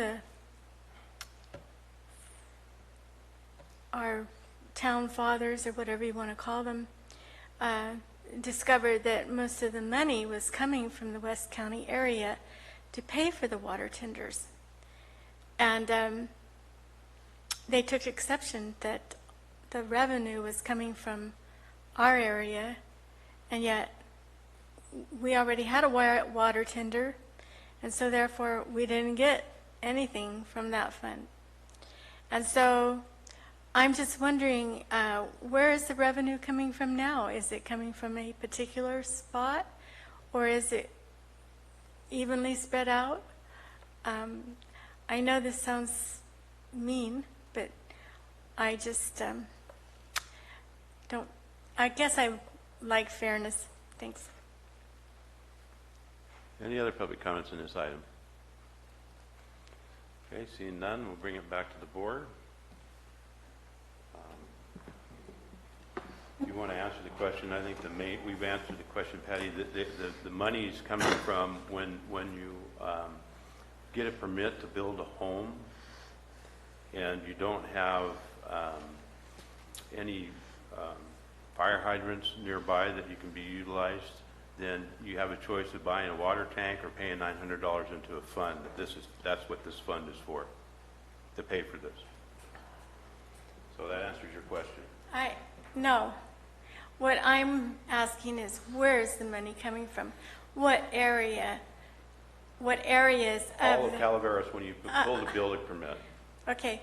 Back when all this was happening before, they broke it down per area so that you knew what area was producing this revenue. That has to do with the property taxes that for each district. That had nothing to do with this. No, it did have something to do with It's this, and it coming was from a fund. big deal. This money is coming from a fund throughout the county when you get a building permit. Chair, Okay. Yes. I was at the 1992 meetings they were having, and there was one district not paying the fee on that. So I don't know if that's still the way it is, but I know there was a huge fight over it because they're the ones got the first tender. So I like, if they do the Nexus study, I like for them to check into that, if all districts are paying the same fee. Say what you just said again. He's saying go ahead, I'm sorry. No, go ahead. 1992, when they did this, there was one district that was not paying into this fund when you pulled the permit. And the only one I could think of possibly might be Ebbets Pass, but I'm not sure. Chair, that's not correct. That's not correct? No. It's Altaville Maloney's. What? Altaville Maloney's. Oh, Altaville Maloney's.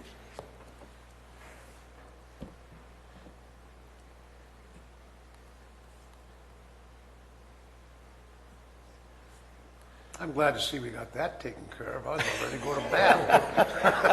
All right, so it's back at the board. Is there any other board comments, questions? We'll ask for a motion on this issue.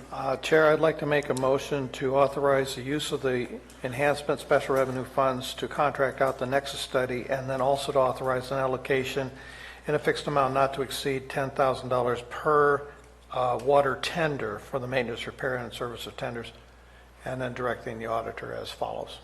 Yeah, I would second that motion, Mr. Chair.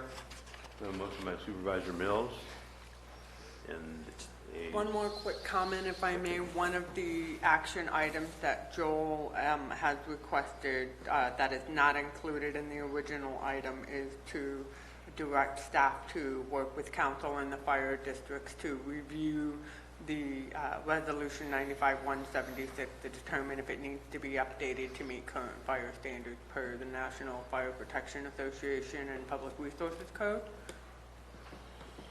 So, Chair, I would concur that to work with staff then to ensure that And then we could bring that back when we have we'll have to bring it back. Yeah, bring it back. Yeah. Bring it back. We would bring the results of the Nexus study back to this board, And do it at that time. and we could do it at that time. Okay.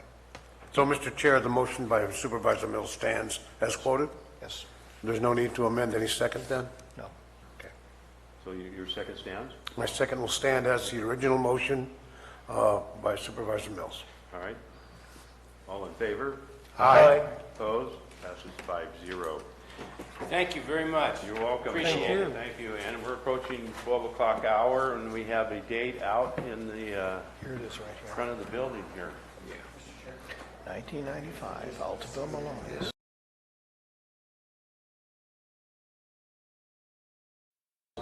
Yes, Mr. Chair. With nine. Item 14,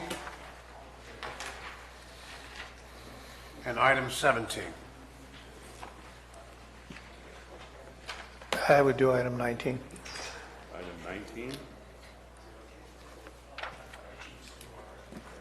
Anyone else? Anybody from staff? No? Anybody from the public? Yes. Item 13 and item 17. 17's already been pulled. Okay. Item 10. Hold on, hold on. And you want item 10? Who was that by the public? That was Mr. Moore. All right, so we have 1, 2, 3, 4, 5 items pulled. So we take a motion for the remainder of the consent agenda. I'll move the remainder. I have a motion by Supervisor Mills for the remainder. Do I have a second? Second. A second by Supervisor Garamendi. All in favor? Aye. Opposed? Passes 5-0. When we come back, we'll do the pulled items on the consent agenda. There you go.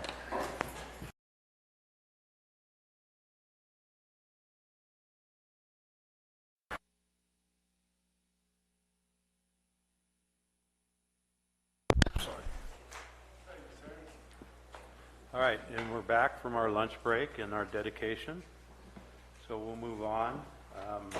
Madam Clerk, will you read the consent agenda for us, please? I will.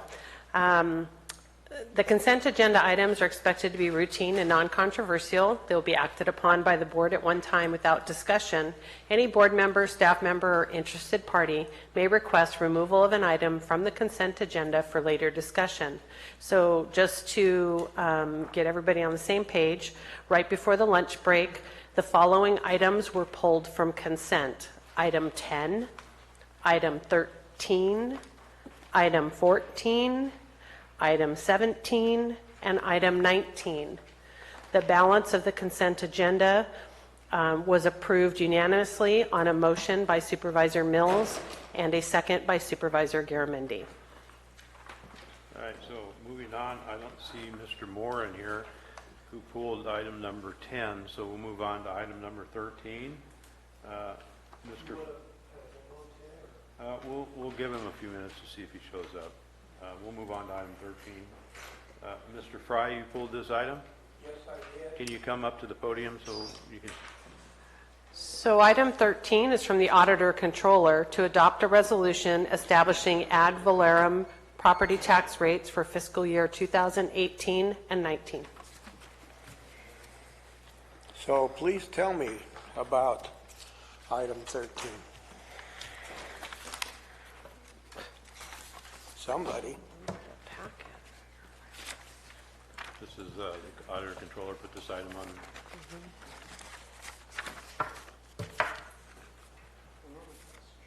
George, did you get a copy of the agenda item? Have you read it? I was going to say, Yeah. Are we looking for an explanation? Yes, I am.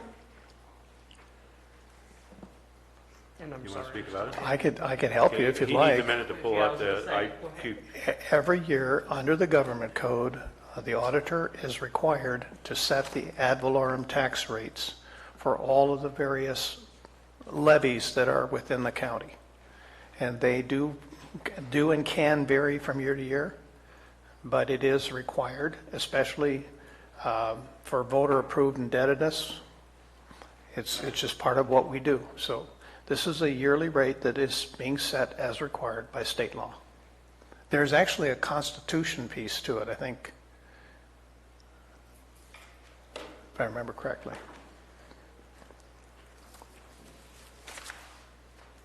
Hang on.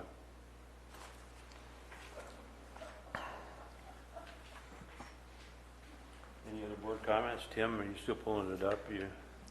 Yeah, and thank you, Supervisor Mills. And yeah, government code does specify that annually the county must adopt, the board must adopt the resolution that sets those property tax rates. Typically, they wouldn't always necessarily change, but again, it's going to be based on what special districts might be approved.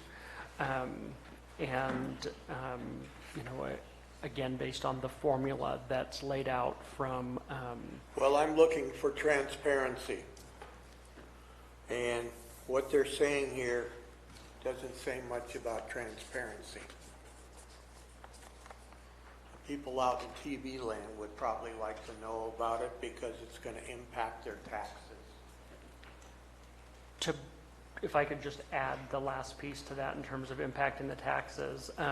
This is existing property tax. This is not a new property tax. The only reason their taxes may be impacted would be if the assessor were to, through the normal assessment means, have an increase in value for their property, or if they added an addition to their property which changed the value. But this wouldn't, all this is telling it is for each dollar that you pay in those property taxes, who gets a portion of that dollar? The school districts, special districts, the county. So it would not, this does not have a direct impact on raising anyone's taxes. It just says how it gets allocated. Distribution of those taxes. Chair, that is correct. It is the distribution of the taxes. Al, you had a question? Yeah, a simple one. It says adopt a resolution establishing ad valorem property tax rates for fiscal year 2018-19.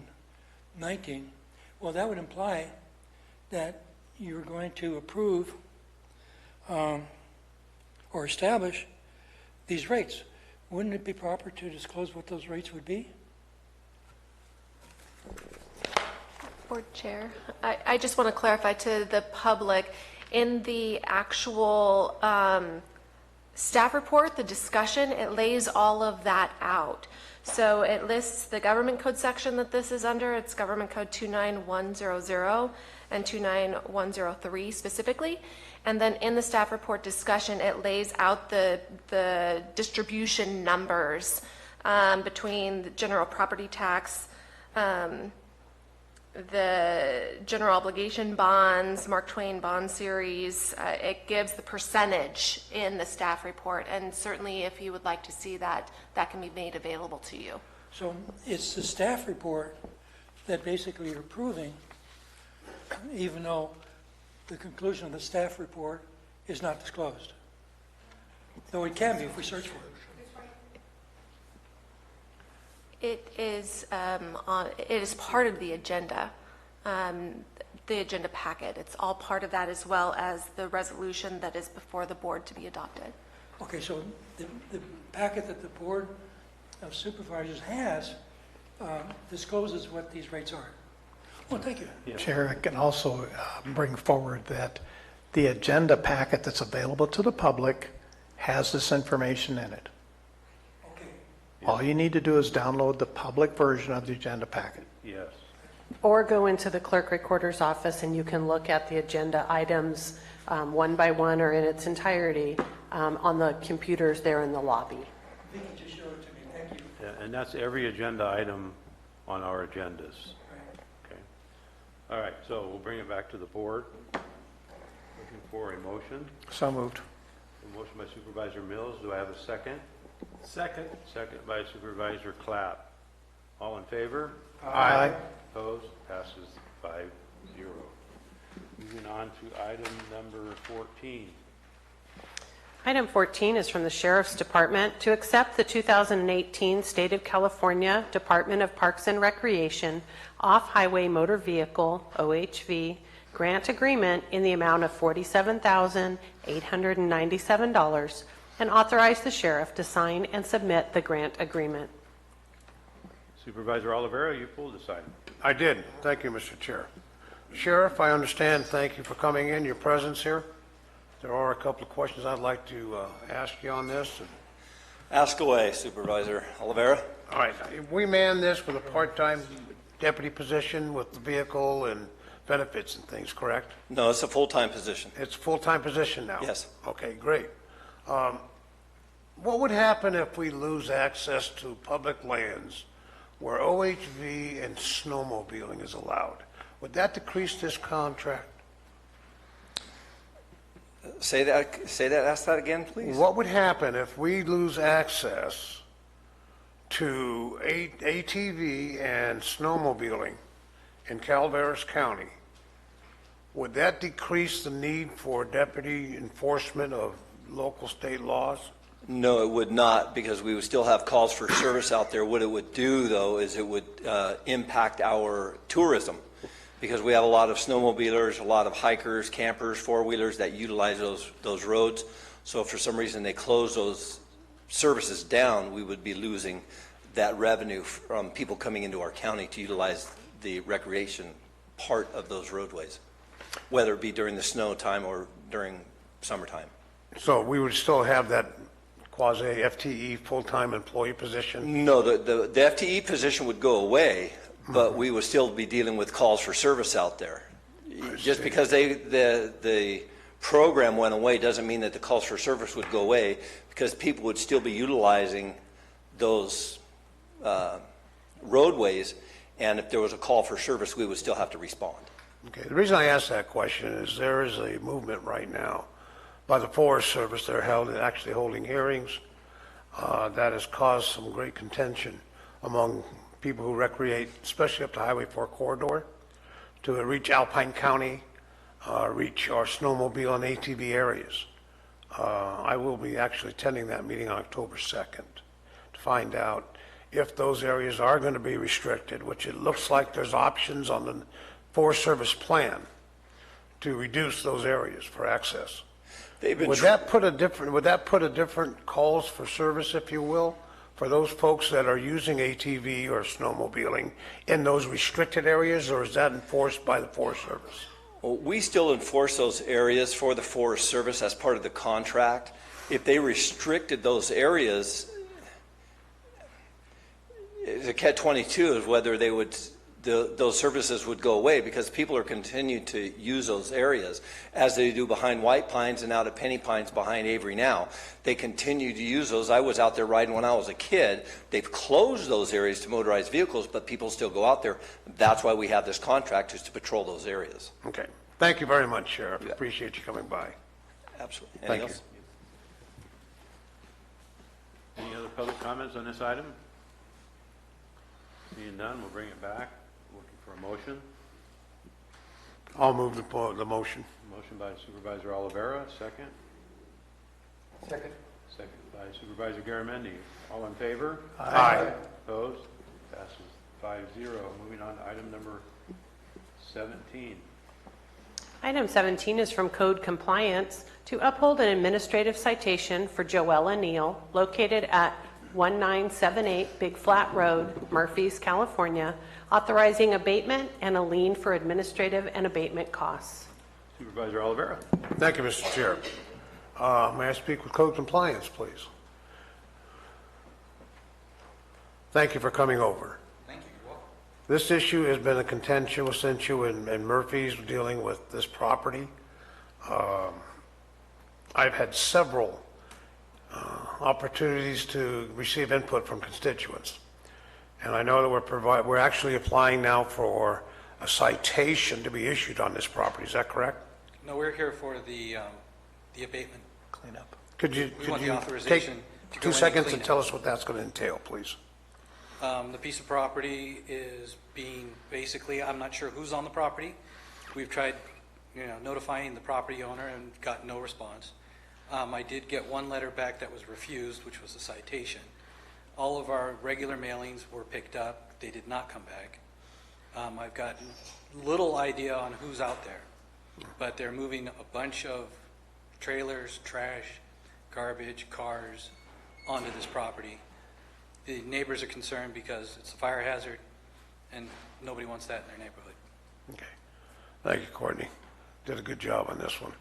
I just wanted an opportunity for the public to realize our code compliance is effective. Thank you. Thanks for coming out. Thank you, Mr. Chair. Any public comments? Seeing none, we'll bring it back to the board for a motion. Mr. Chair, I'll move the motion. We have a motion by Supervisor Oliveira. Do I have a second? Second. Second by Garamendi. All in favor? Aye. Opposed? Passes 5-0. Moving on to item number 19. So item 19 is from the administrative office to authorize the purchasing agent to advertise for bids, execute purchase orders and contracts in amounts up to $250,000 in accordance with federal FEMA, Cal OES, and local procurement guidelines, or up to whatever amounts are budgeted within various disaster budgets for the acquisition of goods, supplies, equipment rentals, and services necessary for expedited completion of projects associated with Butte Fire and Winter Storm Emergency Disaster Declarations projects. And Mr. Chair, if I may, I was going to request that we withdraw this item. There were some questions that we'd like to lay out and address, bring back on a date uncertain at this point. So the board okay with that? Okay, then we will withdraw this item. So, Mr. Chair, if we could go back to item 10. Yes, we will. Thank you. Item number 19 has been withdrawn by the CAO. All right, moving back to item 10, and the person that pulled this is not in the room, so we'll go forward with a motion. Would you like me to read it into the record? Yeah, you can read it. I'm sorry. So item 10 is from Public Works to adopt a resolution to vacate a 15-foot wide lane off of Main Street between lots 8 and 9 in the Vallecito town site. Chair, I've reviewed this, so there's no discussion from my part. You can start, yes, sure. I would simply move to approve. Second. We have a motion to approve by Supervisor Mills. Well, we haven't really pulled, I guess the person that pulled it's not here to ask any questions, so no, we're going to go forward with it as if it was a consent agenda. Don't have to. You still have? I would recommend that since it was pulled, that you solicit public All right, comment. so let's move to public comments. Yes, Robert. Just prior to the lunch, as we were exiting, I had an opportunity to speak with the gentleman who pulled the item. Oh, okay. And I asked him why he pulled the item. What he was interested in knowing was whether or not this was public property, the lane to be vacated. He was interested in knowing whether it was public property. So I explained to him that the county has an easement, and this is an old town site lane that was identified in the 1876 town site map. I have a copy of that here if you wish to have that. So in the application that came to us from Mr. Metzger, he wanted that lane to be vacated. We follow the Streets and Highways Code procedures for vacating this old lane that appears only on the map, and it doesn't look like it was improved. Perhaps 100 years ago, someone may have used it for their horses or something, but at this point, there's nothing there. And the summary vacation process is the appropriate process to remove the public's interest in this lane. I can give you a bit of history here. That lane back in those days was used as an entrance to the rear of the butcher shop. Okay, behind the dance hall. Thank you. Okay. I see. In the 1800s. Any other public comments? What else is missing? All right, no public comments. So we have a motion by Supervisor Mills. We have a second by Supervisor Oliveira. There were no public comments, so we'll call for a vote. All in favor? Aye. Opposed? Passes 5-0. Mr. Chair, could we take a 5-minute break to get the presentation set up? We can take a 5-minute break. We have a presentation that needs to be set up. Thank you.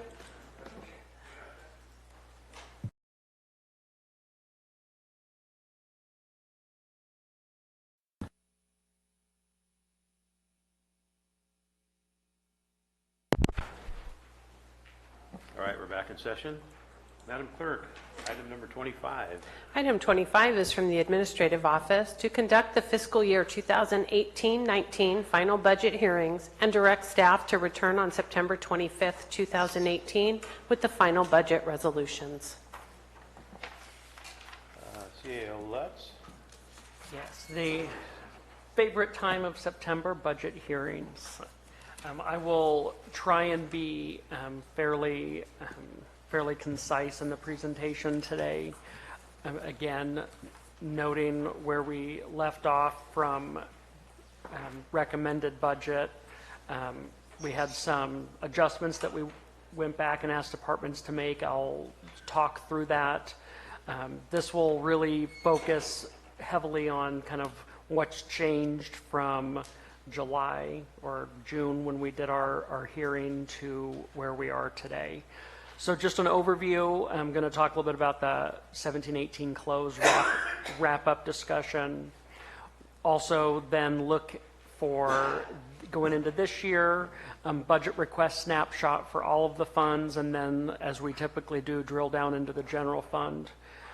Provide some kind of summary of key strengths and changes over recommended, and then also an overview of the reductions that departments made to their general fund requests. And closing, revisit some of the equity increases that were deferred in June to final budget. We'll be bringing those back and discussing that today as well. So with that then, looking at how we closed last year, and overall our closeout was at or above projections. If the board recalls, we estimated for June a $9 million carryover fund balance.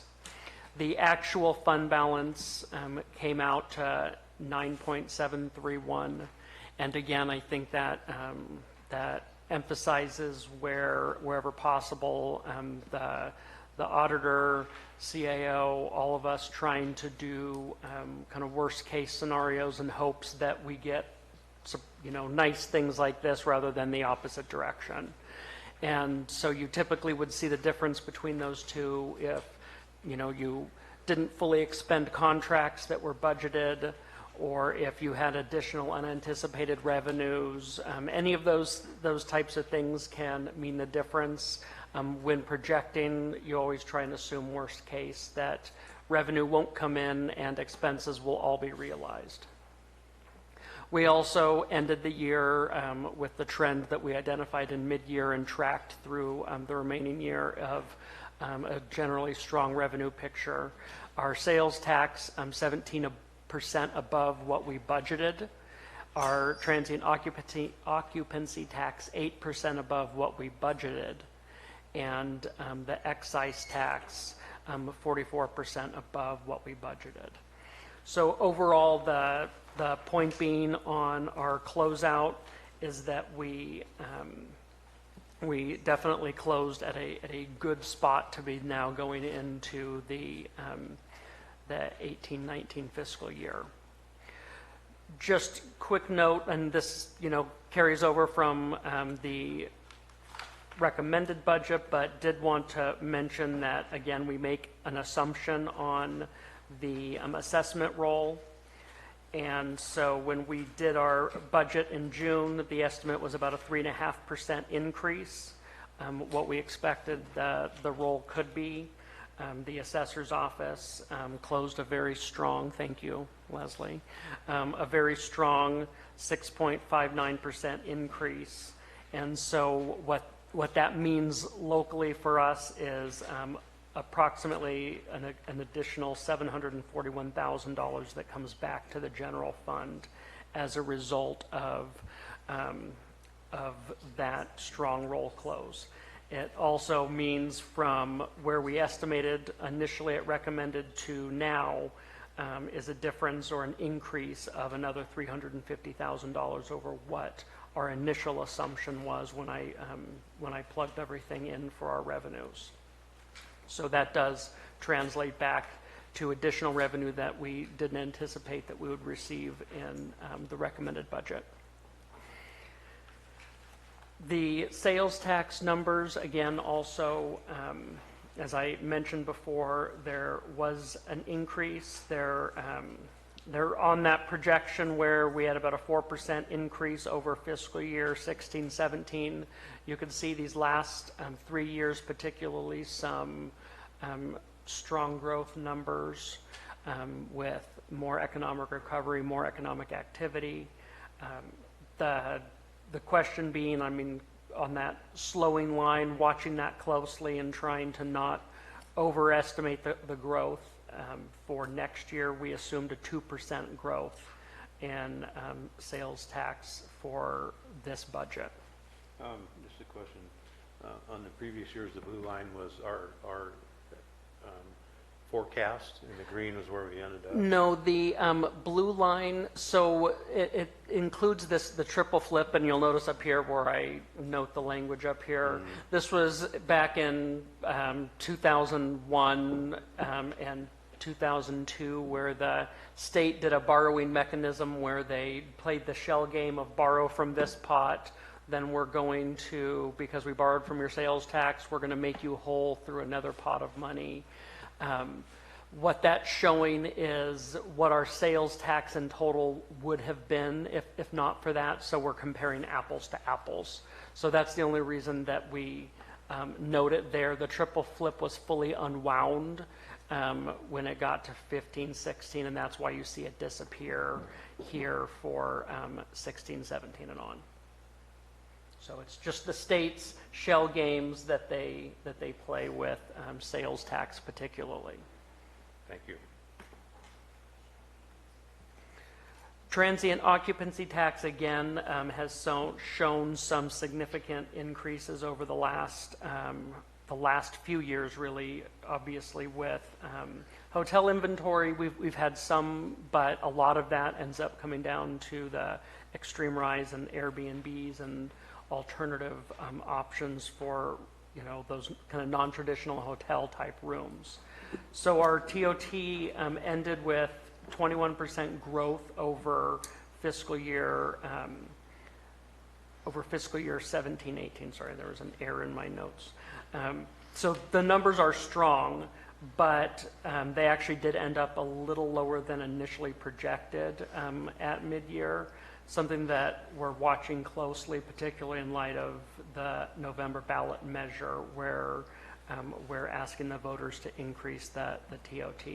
On one side, the TOT has certainly showed some tremendous growth opportunity, and tying into that as a stronger revenue source would certainly help. But we also are sensitive to the fact that you start to reach market saturation somewhat unless there are more hotels coming in or a lot of new units that are going to be dedicated to vacation rentals. So that's really a summary of where we ended last year. Again, summarizing, I think, strong overall revenue picture, still at the point of, you know, optimistic that this year is going to continue to be a economy of growth, but obviously being cognizant of if we reach next July, we're going to be on a historic level of expansion, and knowing that at some point we need to be prepared for potential downturns.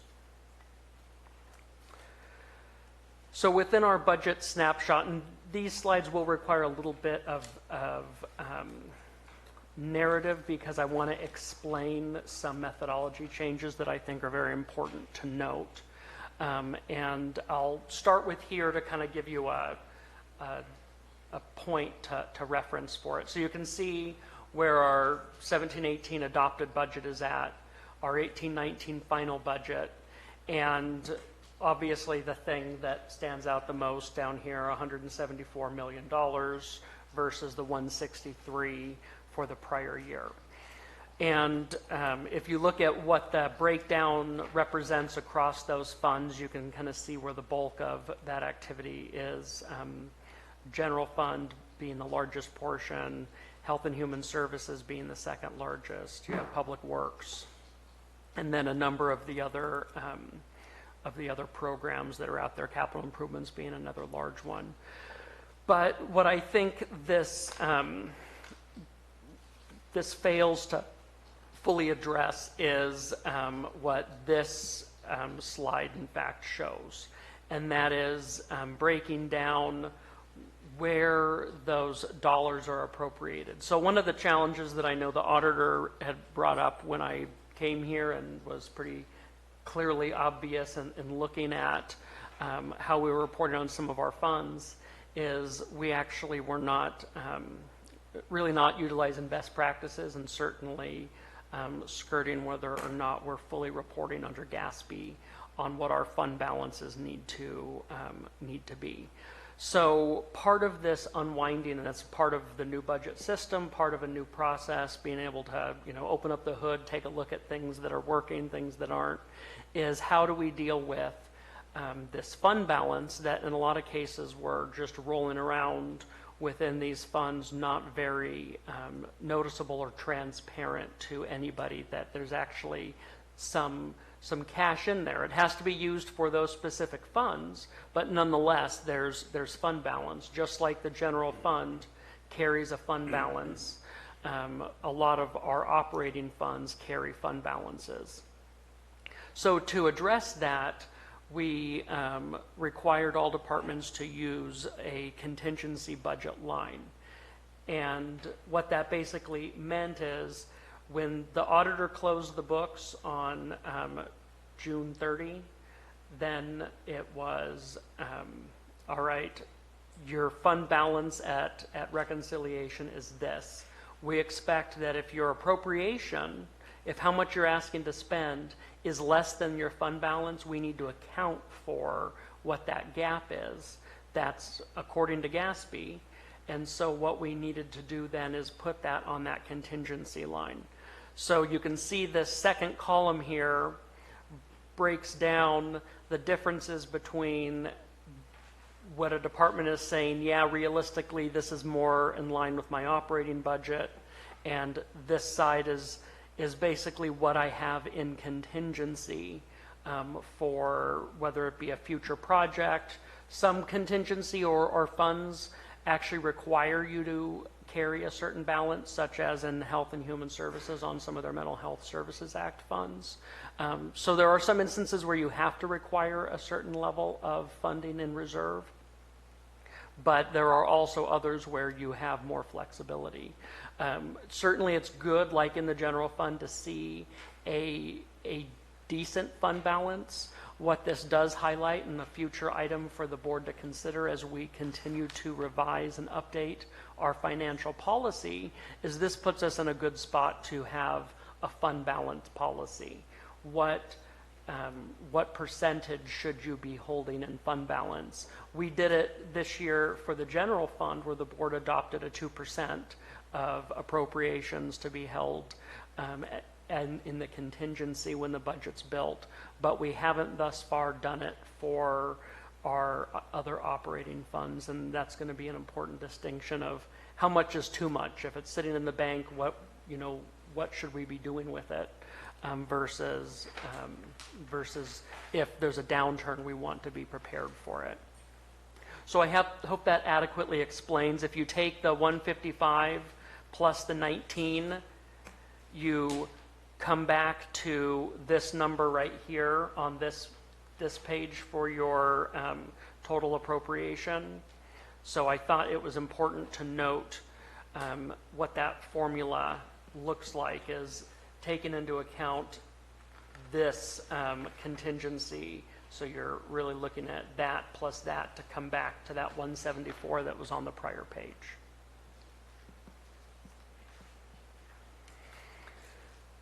And then providing a breakdown of those operating funds by service category. I think this is a really good graph because it shows you kind of from an operations standpoint, what areas are we working in? What areas are we doing? Where are we spending the most? Health, human safety, about 32% of the expenditures. Public safety and protection, 16%. County administration, finance, 12%, and then capital infrastructure, 9%, your land use departments at 12%. So this gives you a good picture of how we're, in terms of service delivery, where the money is allocated. Any questions before I move on to the general fund specifically? Okay. So within the general fund, this Similar breakdown, only this time again, just by the general funded departments. You can see where the service categories are broken down. Looking at it in a graph, in the same type of graph that we saw before for all operating funds, in this case, you can see how much we're spending in the general fund for different service areas. Public safety and protection, about 37%. County admin and finance, 33%. Disaster response and recovery, 20%. Obviously, a huge chunk of our general fund in recent years with both Butte fire, tree mortality, and also winter storms. And then breaking out what our revenue looks like within the general fund. This one's always an important one for me, is how are we funding the operations within the general fund? So you can see here, breaks it down by taxes, licenses, permits, and franchise fees. Also things like fines, revenue from use of money, intergovernmental revenue, state and federal. A lot of that comes back with disaster recovery dollars, but it also would include some of the state and federal funds that we might get through the sheriff's department or other programs. Charges for services is our fees, what we can charge legitimately and recover for. And then other smaller items. Transfers in would be a larger one, but that transfers in usually is from if we have a designated fund that supports those programs. An example would be Sheriff's AB 443 is a designated fund that gets transferred into the sheriff's programs to help offset their costs. And so it winds up in a general funded program. Tim, you said AB 443 falls in other financing sources? No, it's operating transfers in is where it falls into. What is miscellaneous revenue? Miscellaneous revenue, I'm looking over to Rebecca. I'm trying to think of a good example of miscellaneous revenue for offhand. What's trying to remember what those categories were. Yeah, miscellaneous revenue is basically any, and I hate to say this, but it's any revenue that doesn't meet the terms of the rest of the revenues. So it could be refunds that we get back on something, or it could be court settlement revenue. It could be it's just kind of a general. It is. And so the one thing to kind of, I guess, have peace of mind is there's not very much of it because we watch it like a hawk, because those are some of the things that will get dinged on by the outside auditor if we're counting something as miscellaneous revenue and it really should have been charges for services. So we do really scrutinize whether a department should be using miscellaneous revenue as the coding structure or not. But it's kind of that kind of kitchen sink catch-all revenue that doesn't meet the terms of any of the other revenues. Thank you. I'm glad you were like trying to remember specific examples too, because I'm like, to Rebecca's point, the state controller, they want to see us categorize everything very, very narrowly. So there aren't a lot of things that fall in there. Yeah. I'm fine with that. You see $993,000 miscellaneous. I'll be happy to look into what those items are and give you a piece back. Rebecca, question. And at what point does a miscellaneous reach a threshold that would require a line item or change? It's not a threshold. It's just, does a revenue, when a department comes and deposits miscellaneous revenue, we really do look at it to go, well, what was the basis of it? What was it from? Did you submit an invoice to an outside agency to get that money? Because then from our perspective, that's not miscellaneous revenue, it's charges for services. Or was it received because you submitted a claim to a state, federal, or even maybe it's from a nonprofit, maybe it's from some other governmental agency, JPA, whatever. We have we have a chart of accounts that can accommodate all of that. This is truly, when I think about it, I think of a lot of it has to do with like refunds that we get back from overpayments of workers' comp insurance from prior year, or a court settlement that, has been going on for the last 10 years, whatever it is, that we never thought we were going to see it. We had expenses that went out several years ago. Now all of a sudden we're getting that money. There's just a kind of a myriad of different types of revenues. I believe that donations may fall into miscellaneous revenue as well, donation revenue, which we do get for several departments.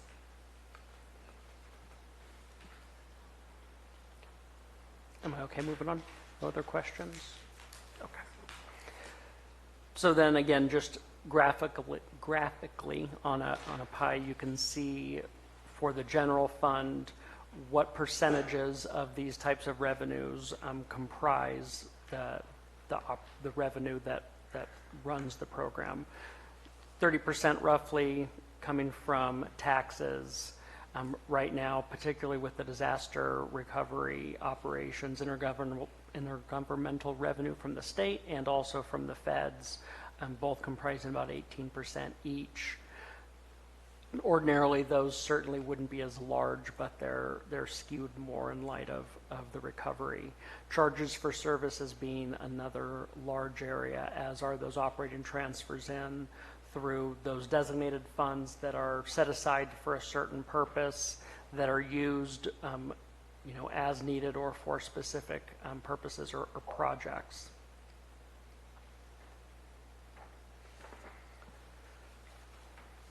So then now turning to the final budget key strengths and changes over recommended. So we did see, again, departments were asked to reduce at 5%. And I'm happy to report that every department, one, worked very hard to reach that. There were some instances where it wasn't going to be feasible for one reason or another. But overall, we achieved actually a total of 5.6% in reductions instead of at the 5%, where we had some that could do more. We could do different options. What we looked at was a department as a whole. So in the case of I'll show a little bit about this when I get into a couple of slides, but in the case of like Sheriff's Department, I'll use them because they have a lot of units. The goal was to look at them and their general fund as an aggregate, not by individual unit, with the idea that you can be a little more flexible if maybe you reduce more from this unit, you don't touch that unit, and you reduce a little bit from another one, things like that, that really looking at it from an aggregate, as long as we get to the 5% that we're trying to get to the total amount, then we're still okay. And that kind of goes away from just the straight across the board every single unit, so it allows department heads to make a little more strategic choices in what they feel they can manage and do. As I noted before on our revenue increases, so the 5.6% reduction netted $1.709 million that then was freed up in general fund liability that could go into contingency. The assessment roll close that I mentioned earlier, again being higher than estimates, that was the additional 741. Larger than anticipated fund balance, that gave us 731, and overall we came back with a 3.181 million positive change to the general fund position. The direct result of that then was being able to build our general fund contingency to 3.922 million. The total amount of that is 5.53% of our general fund appropriations. That's important because per board's financial policy of at least funding contingencies to 2%, we're more than double the board's financial policy on meeting that 2%.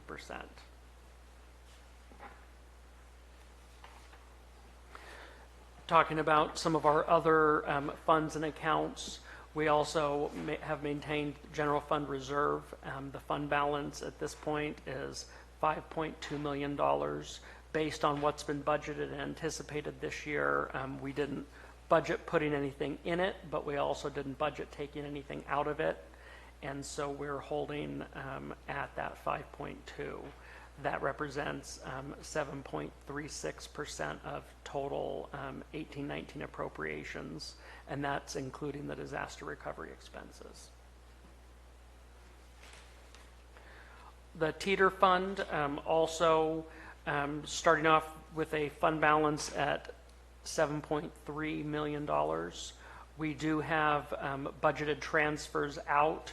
Those transfers out being for a number of the capital projects that were discussed with the board with the space plan. A number of those include large things like architectural services, the district attorney's building, some of the remodel for the the auditor controller's area. We're using Teeter in some instances. Our capital improvement CI, or our COP, I should say, funds in other areas where they're allowable. But the mix and what we've budgeted thus far in our capital improvement budget is using the $1.9 million from Teeter, with an estimate revenue coming in of another $1.03 million. That puts us at our estimated fund balance of $6.4 million. The goal here, again, using Teeter for those intended purposes. In the case of, and I forgot to mention on some of those CIP projects, we also have some IT infrastructure upgrades that are going to be necessary and taking place, both within the Sheriff's Department for some new servers, but then also some of our network bandwidth that needs to be increased and has been being increased in order to provide more effective internet access across the campus. So in an up economy, your Teeter Fund is actually going to be lower year over year simply because people will be paying their taxes on time. Do you have any kind of a trajectory to say where we're going with that, or do you feel that that number will remain pretty stable at $1 million a year? So it's kind of funny, but the revenue into the general fund Teeter Fund was the lowest this go around that it's been in years. And it didn't really have anything to do with the economy. It had to do with everyone was so afraid because of the tax reform that they were going to be overly taxed. So they tried to pay both installments of their property taxes so that they could include all of it on their tax return. So, the bad news was that was not good for Teeter.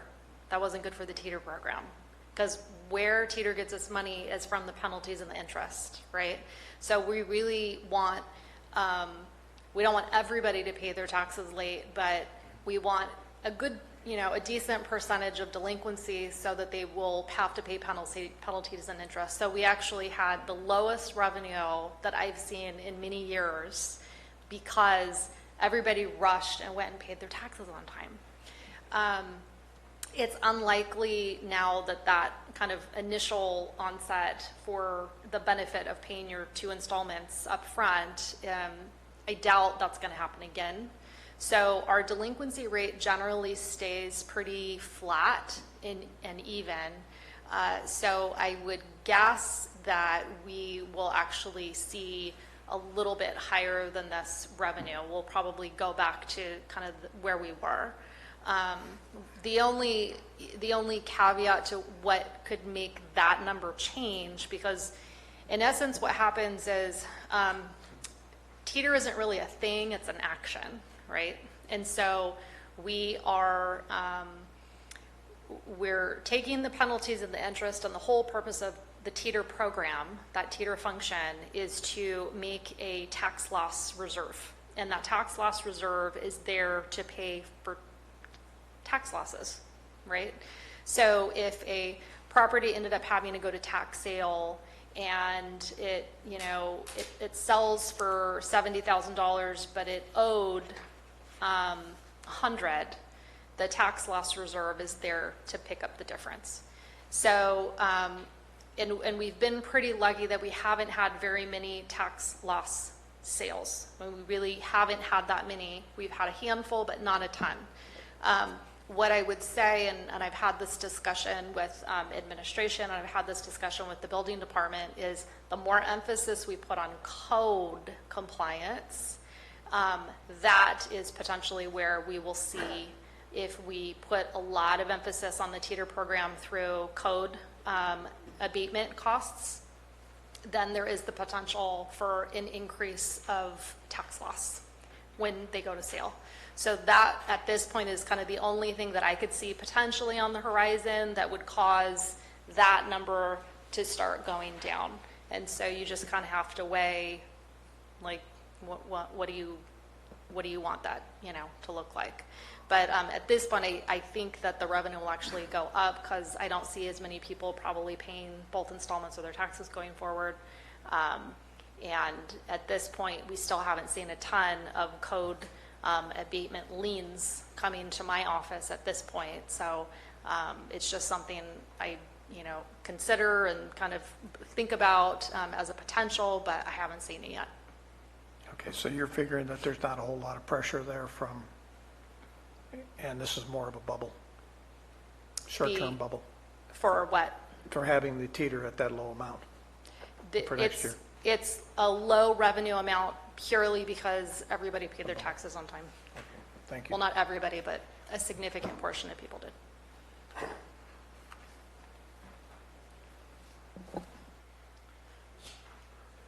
All right, moving along now to overview of general fund reductions. So this just, again, broad stroke of what the reduction target was, what the actual reductions were.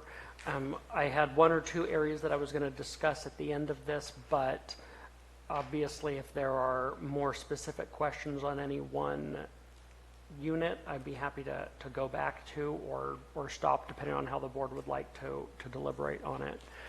But so I chunked these based on alphabetical by department, with the exception of Board of Supervisors being the very first item.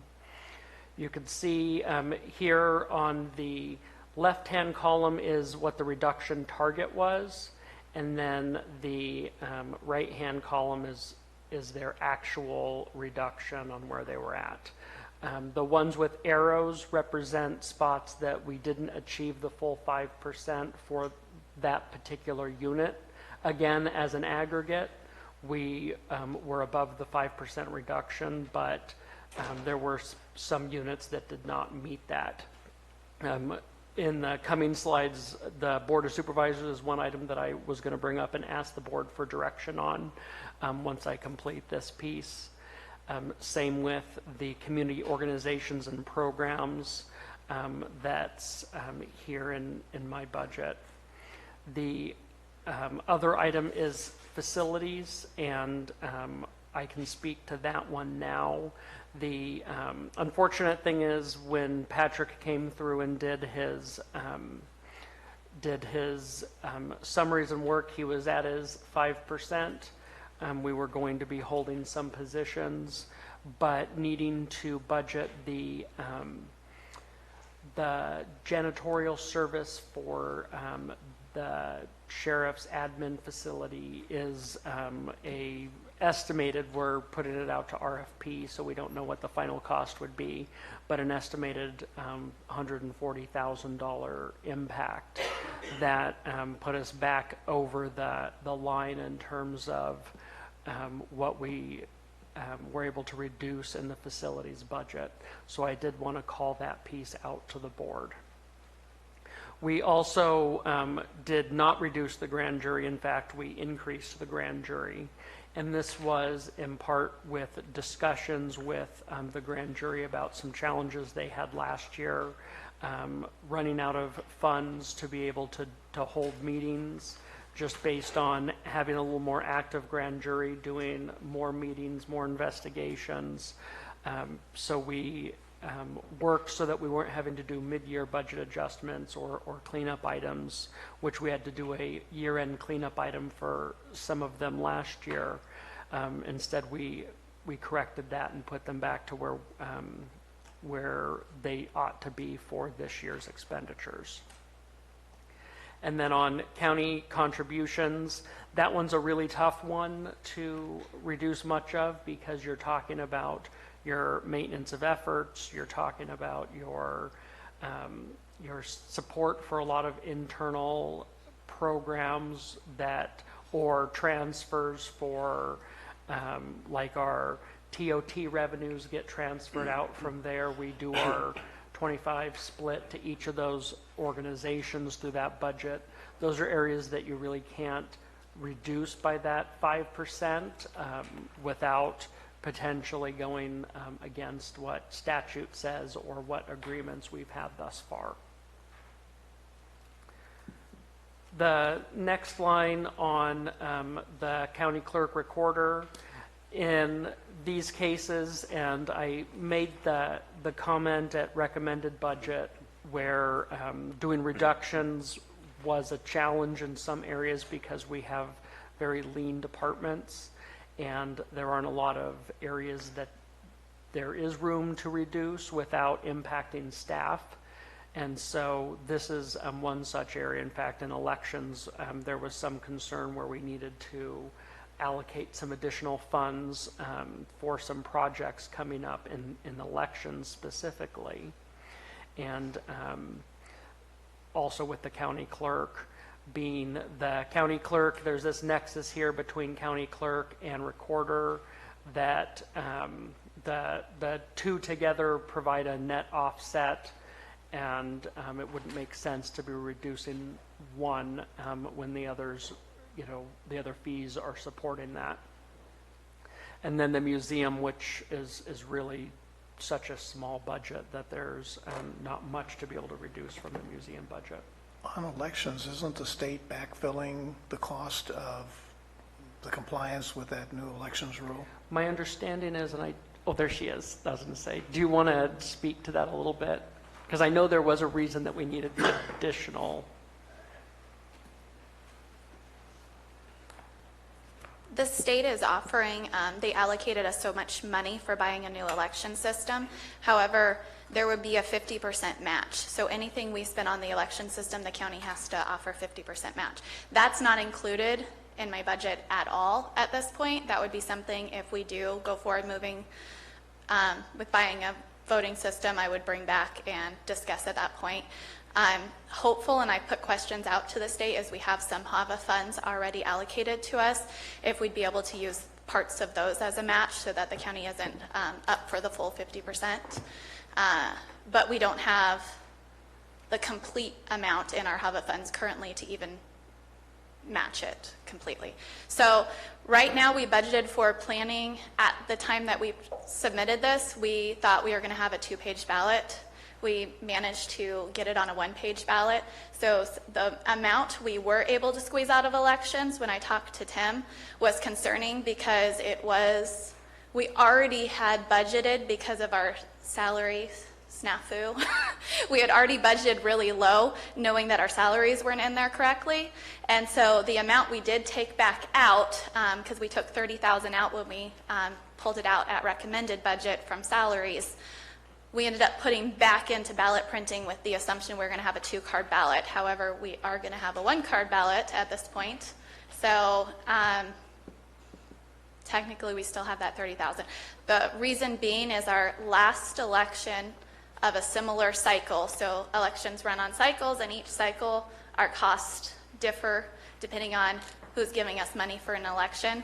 This coming election we get more money, so we're running on a different cycle. And a like election cycle, we were running at 30,000 more. So technically, at this point, we probably could do it without that 30,000 that we put back in. Just throwing that out there. But Well, and I think going back to that conservative piece of, my goal was in talking to departments, what I didn't want to see is we reduce so much that then at mid-year they're coming back and having to ask for money back, because that kind of defeats the purpose. And so I think we could leave it out there at this point. My recommendation is that it's in there. It's, certainly if something unexpected were to come up, it provides some cushion in elections. And if it's not used, it would come back as fund balance at year end. so at this point, we budgeted for nothing extra, nothing special. So if anything extra or special occurred, we do have that 30,000 cushion. But if that was pulled out, we'd be coming back at mid-year and saying, by the way, now we have this and we need more money. So, however, but yes, we were allocated funds, but they're not included here, and the county has to match it. Rebecca, is there any risk or penalties of not meeting the requirements that they're setting, or is there a timeline they were wanting to have that done by? No, there's no penalty. We were one of the original counties that was okay to do it sooner. It has been recommended even in the grand jury report recently that we do move forward. There still are issues, one being a voting system where we know if, I don't know how far you want me to go into this, so I could take up all kinds of time if you want, but the reason we haven't moved forward yet is our voting system that we currently have would not guarantee us the ability to know that when one voter voted at a vote center, they didn't go vote at another vote center that same day. Because vote centers would be different than precinct elections. There would only be 3 of them as opposed to the 15 precincts we currently have. But at each vote center, all ballot types are available for all voters, where now if you go into a precinct, only the ballot types for that precinct are available. So to vote on your right ballot, you have to go to the right precinct. The new voting model is everybody gets mailed a vote-by-mail ballot, but we also will have vote centers open 10 days before the election, running through the weekends, and there will only be 3 of them. And at those 3, anybody who didn't get their vote-by-mail initially could go to a vote center and get it at any one of the 3, or if you just wanted to take your vote by mail to the vote center and turn it in and get a live ballot is what they're calling them, you could get a live ballot at the vote center. But the issue we're running into with our voting system is it did not provide us the ability, because right now at a precinct what we have is a paper roster, and our security to make sure nobody's voting anywhere else is they can only vote at the location that their name is on the roster. If they go anywhere else, they have to use a provisional ballot, which gives us the ability to check. Vote centers, they don't want any ballots going into envelopes. They all have to go into the counter at the vote center.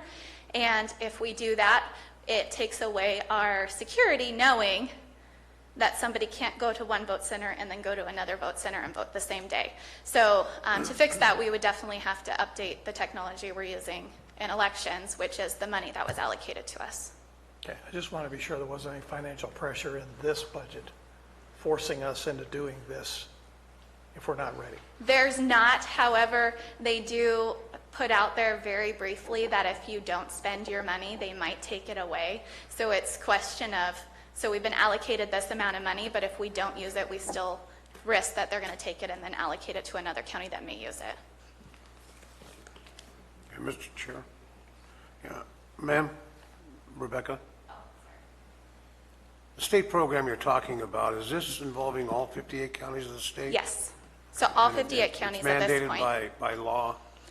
There's no mandate that counties move forward with the voting model. It's just highly encouraged. And so if we don't move forward, there's no penalty to us either. Okay, all right, thank you.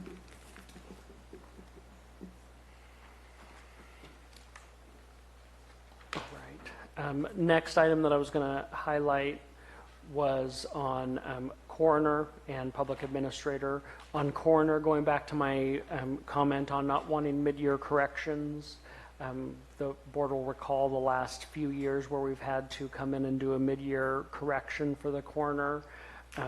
Reducing them at this point, I feel would just bring us back to the same spot where we'd be having to make an adjustment out of contingency. And the public administrator is such a small budget as it is already that there isn't really much to be able to pull back out of there. I do want to note on Ag Commissioner, so that one I had to end up increasing, and the reason is within the provisions for the Agriculture Department, it's not an MOE in the same sense as how I am accustomed to an MOE, but it is nonetheless a methodology that they use where they take, basically you have to fund them to the level over the last, and I think it was a 4-year floating period. When we did our original budget, we had already reduced them to a certain level that was actually below that threshold. So what this meant is end up having to basically put it back in for where I had reduced them going into recommended budget. So unfortunately, it's a positive piece going back against the savings that we're trying to realize. But I think based on the risk of losing a significant portion of our state and federal dollars, or mostly state dollars, over keeping the reduction, keeping the revenue was the more appealing option. And then in animal services, some of those similar challenges where, given some of the budget pressures, we did have the grand jury report.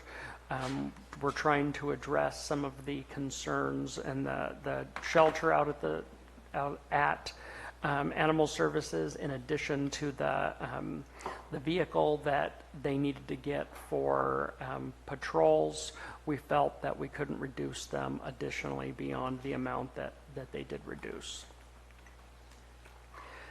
And then on insurance, that did go up. I don't know if Judy, if you have offhand what the factors were on insurance. Is that because we had also moved the risk coordinator over into there? Yes, we had made some changes with moving both a portion of my salary and Deb Showman's salary, and then of course we have the risk coordinator. This will change the A87, but with the time that both Deb and myself spend in the risk management, and then also the funding that we are doing with the liability insurance.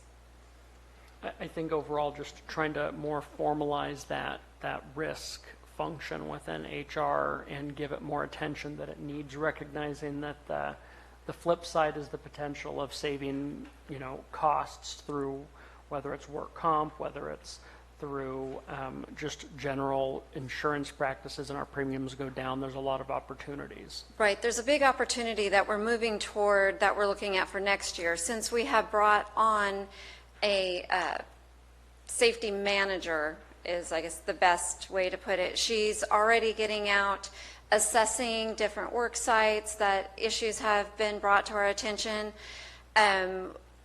It was brought to our attention that we had several fire extinguishers that were out of date. She had new fire extinguishers out there immediately, and then is doing assessments of all of the different outstations. So she's putting a program together to be able to identify the different risks and then stay on top of it. We're also she will take all of the workers' comp reports for the last several years, identify trainings that need to be done, and the idea is to work toward a different model of our workers' comp insurance, so that almost more of a self-insurance for a certain amount will have a much lower premium, and then also makes us more accountable and makes our departments more accountable. So I think it will, in the long run, will save us money. It also puts programs and safety first in everybody's minds. Thank you, Judy. Moving on next, information technology, the spot there where we did do some reductions, but again, we have a lot of fixed contracts in there just based on some of the technology contracts that we have on an ongoing basis. Those, like for instance, all of our Microsoft licenses across the county for Word and such, rather than being in the departments, typically those recurring costs are borne through the IT budget, our accounting system, our new budget system. So that number isn't just staffing, it does reflect a lot of those recurring fixed costs that would mean terminating contracts and potentially not having some of the critical services or case systems that staff are using. Moving on to the last page again is sheriff. There are no areas of note there, and just in terms of the sheriff did a tremendous job at working, identifying areas to bolster some areas or reduce others. I really appreciate that effort. I know it was a challenge and a lot of discussion, but I think, again, overall, going with that idea of managing within the department and the resources and letting our department heads make determinations on how their operations need to be and where the funds could be allocated. So unless the board has questions before I go to this next piece, which is input on a couple of areas that I wanted to bring up, we can start here if you'd like. So the first item is the Board of Supervisors budget. Again, frankly, staff, myself, didn't feel comfortable arbitrarily making reductions to the board's budget without having the board's input on something like that. So the reduction goal for 5% was $22,789. Current reduction is sitting at $12,500. There isn't, quite frankly, a lot in the board's budget to reduce. The only areas that have any kind of built-in padding for being able to use would be travel and also minor equipment. Those are the two that I kind of looked at, and for just for reference for everyone so you can see it up here. This is the board's Schedule 9, and I apologize if that's not, see if I can't boost that a little bit where people can still read it. So you can see here salaries, obviously we're not going to be able to do anything on those areas. That leaves us on the services and supplies area. And you can see this bottom line, or this far right column, really represents where we're at. Your line items that could potentially be reduced are ones that we're using pretty close on. You can see this column represents actuals for last year, so it kind of gives you a baseline. We're at 3,000 last year. On here you spent 2,864 for communication. That's going to include any connection you have with your iPad or your cell phones. The food, if we're doing a lunch meeting that comes in for a long closed session over lunch. Memberships, that includes a number of memberships, RCRC, it includes CSAC. There are about 4 or 5 that are up there, and I apologize, you all have to read this. Also, Chamber of Commerce, Mountain Counties Water Resources, Central Sierra Resources are the items that are in that memberships line for you. Then you have your office expenses. Again, that's broad office expenses for I'm sure the clerk and any anything that she might be doing that might not be tied to a specific district. The district office expenses were already reduced from the 100. Special department expense, this is to purchase updated ordinance books. The ordinance books, I know the clerk can go into detail on this, but it is to the point that we don't want to be losing some of these valuable ordinance books, and they need to be preserved. Then we have travel and training, which is the one area that could be considered. You can see where it's by district. District 1 at this point is 0. District 2 is 2,000, 3, 4,500, 4, 2,000, 5, 2,000. And then last is the minor equipment that I think typically is, there's not a specific line item laid out for it as much as if an iPad breaks or if, for whatever reason we need to buy equipment. So last year we did use it, but I think that one kind of can ebb and flow. The year prior, you had some computers, but not nearly as much. So those things can kind of ebb and flow. So those were my comments for the board to deliberate on. Shouldn't mountain counties be flipped over into the same category as Eastern San Joaquin groundwater? It certainly wouldn't be a bad idea. When I get to the next item, that's actually something that I'm going to highlight in terms of we put Eastern groundwater there. We also put UMRA there and community organizations. So that certainly would be one. That's a good cleanup item, but it's just moving dollar from here to there. But yes, it would certainly it would help. Were you finding, Supervisor Garamendi, you're doing RCRC, and you're feeling that the $1,600 that you spent last year was sufficient to? For the membership? No, to take care of your travel expenses? Yeah, most of that was going up to the conference. Okay. Was there $1,600 spent on that? $1,725. I don't think that was, actually, you know what that was? That was, I think, training. I think that was Training? orientation. New orientation. New orientation, CSAC. So the question would be then amongst the board members is that too much, or do you think that we could reduce that to $1,500 for the year or $1,000 for the year? Don't intend to go to new supervisor training again, so absolutely. That one. RCRC pays their own way. Okay. Yeah. No problem. If you take $1,000 off mine, no problem at all. So if we just drew a $1,000 number on each person there instead of what we have now, that would be adequate? Certainly for my district, yes. I can't speak for the rest of you guys. Okay.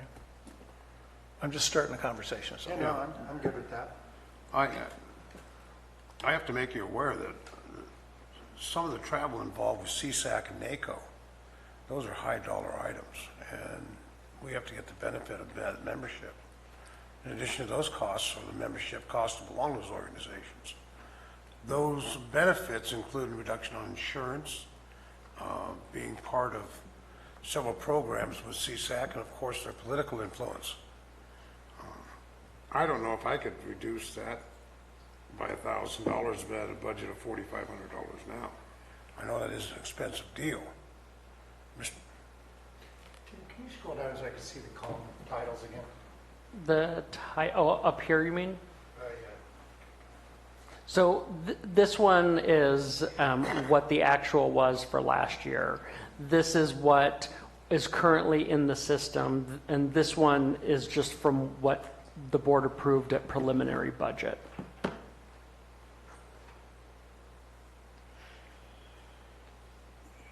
Scroll down to travel.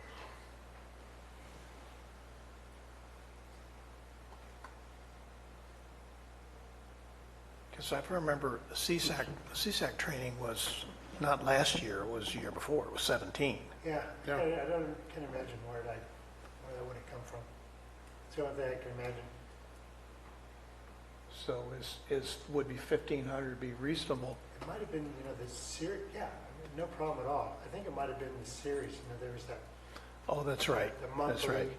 when we went down and learned our trade. Well, I would be willing to reduce District 4 down to 1,500. I don't think that'd be a problem. Or even 1,000 wouldn't I'm be a sorry, problem. did you say 1,500 or 1,000? 1,500 wouldn't be a problem. 1,000 really wouldn't be a problem if the board concurs that everyone is at that number, and you've... I've given back all of mine, $2,500, so.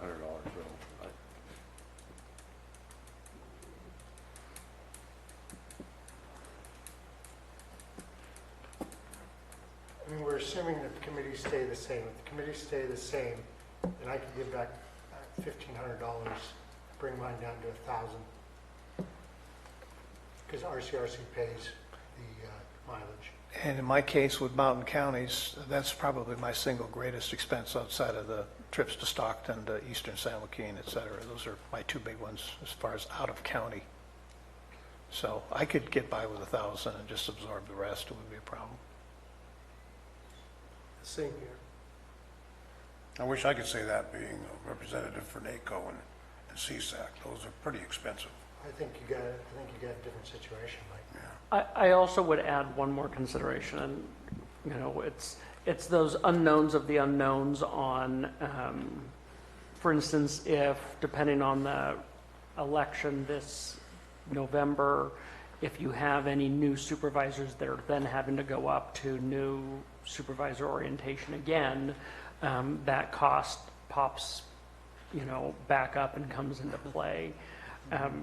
And I think for me, part of the exercise and the challenge is truthfully looking at budgets across counties. This board budget is very lean, and I think the fact that you guys are having the struggle going through and trying to identify where to reduce is part of the challenge that we have in a lot of areas.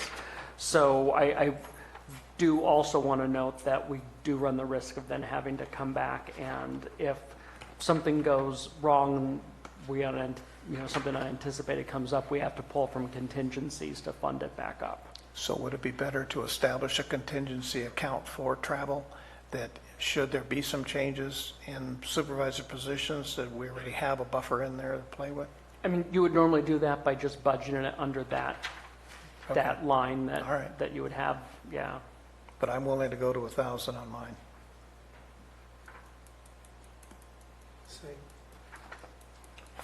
Jack, same? I'm fine with that, 1,000, but I do think regarding the CSAC stuff is important stuff. I think we have to have some flexibility for people who've got further travels. And I agree. We don't want to limit our representation amongst various organizations that we're in simply because we feel that we're obligated personally to the expenses of being there.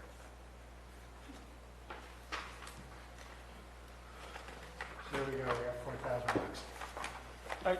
I heard Clyde, Jack, and Dennis. No, mine's already out of it. Yeah, I was gonna say- part of the 12,000 that we came up to. Supervisor Olvera, I'm sorry. Again, going back, line item 5411, last year we only expended $1,868, and we had $4,602 in the budget. This year, at preliminary, we were at 10. Now, with the reduction of 1,000, we're at 9. Is that an area that we can reduce? Because I'm just looking at the history of where.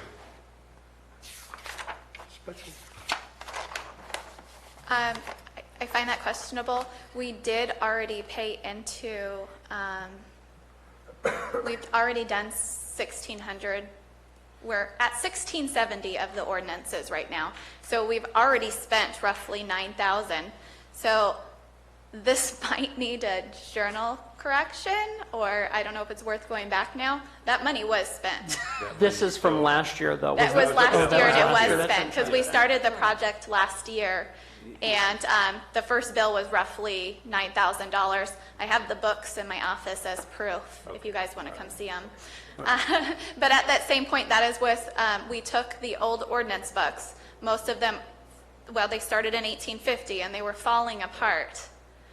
And so the oldest ones have already been replaced, and we're continuing the process. As we're doing this, so you know, we're indexing the ordinances. So everything through 1670 has been Ordinance 1670 has been indexed so far, and we're still working on it. So soon that will be available for everyone to search ordinances. And we're indexing them not only by ordinance number, but we're indexing them by what department they impacted, what the overall subject of the ordinance was, and we're even putting in what supervisors voted on them, so that they will be findable when we're done, because I don't want any more of we can't find ordinances happening. So it's a positive project. It's an expensive project, but it will end eventually. But I do think it's to the overall county benefit that we don't lose our ordinance books and that we're able to find them as the county's laws. Okay, thank you. I did want to note, I don't know if you guys want this input, I have a note that I reduced minor equipment by $2,300 based off previous year expenses. Being it was higher last year, I'm assuming everybody doesn't need new equipment this year, and so I did reduce it by $2,300 there. And I also noticed that the office expense 5263 was not reduced with the rest of them I reduced. It's only $50, but that's the difference I saw from what I thought it should have been. You're talking about this broad office expense? No, was at $950 to $500. 5263 should be $50. Oh. Because one didn't do it. Yeah. The only reason I noticed is because I showed your overall reductions to be $14,850 as opposed to the $12,500. So right now, it's opposed to 12,500, it's 14,000. Your comment again? It's $14,850 is what I had as total reductions. And the reason I came up with that amount, you guys might think this is pretty silly, but I didn't think it was silly, as when the rest of the county employees got a 2% increase, you voted not to increase your salary by 2%. So I used that $14,850 plus the roughly $8,000 in salary savings to justify your 5%. So technically on paper, you don't see that, but that was my rationale at coming up with the $14,850. And the reason I didn't factor that in and include that was consistency on our methodology. We had a number of departments that came in and said, hey, at recommended budget, you'll recall where we started and we did some reductions. They all said, hey, we gave up staff positions, we gave up, this and that. So we're holding everybody to the 5% on top of where they started, which was the only reason in terms of methodology why I hadn't counted that. I think that's fair. You can't count it. You can't count that. You're right, but, gentlemen, we should have taken it. We could have given it back right now. Moved on to the next item. So I guess the only real question one that I kind of had out there was whether you want to go ahead and reduce this minor equipment, and if you want to bring it down to $2,000, $1,000, somewhere around there. $2,500, I'd be happy to. Okay. 23? Didn't you say 23? I had reduced it by 23, but that doesn't mean anything. So that would leave it as a 2,700 balance. 2,700? From 5,000 down to 2,700. Okay, so that's $2,300. Okay, $2,300. Going once? Is everybody okay with that? Yeah. Okay, so we have $2,300 there, and we have a reduction of District 5, District 4, and District 2 going down to $1,000 on their expenses. So that brings it to $5,000. And District 3, Mr. Chair, was at 5,000? It's at 4,500 at this point. 4,500? Does that cover NACO and CSAC? Do you recall? It would, yeah. I think we did. We were under that.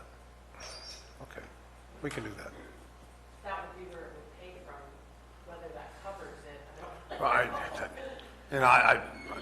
I've got to be honest, after the last CSAC and NACO conventions, prices are going up for lodging. I mean, it was like, if you're going to be attended, it's getting quite expensive. 12,500 is already reduced.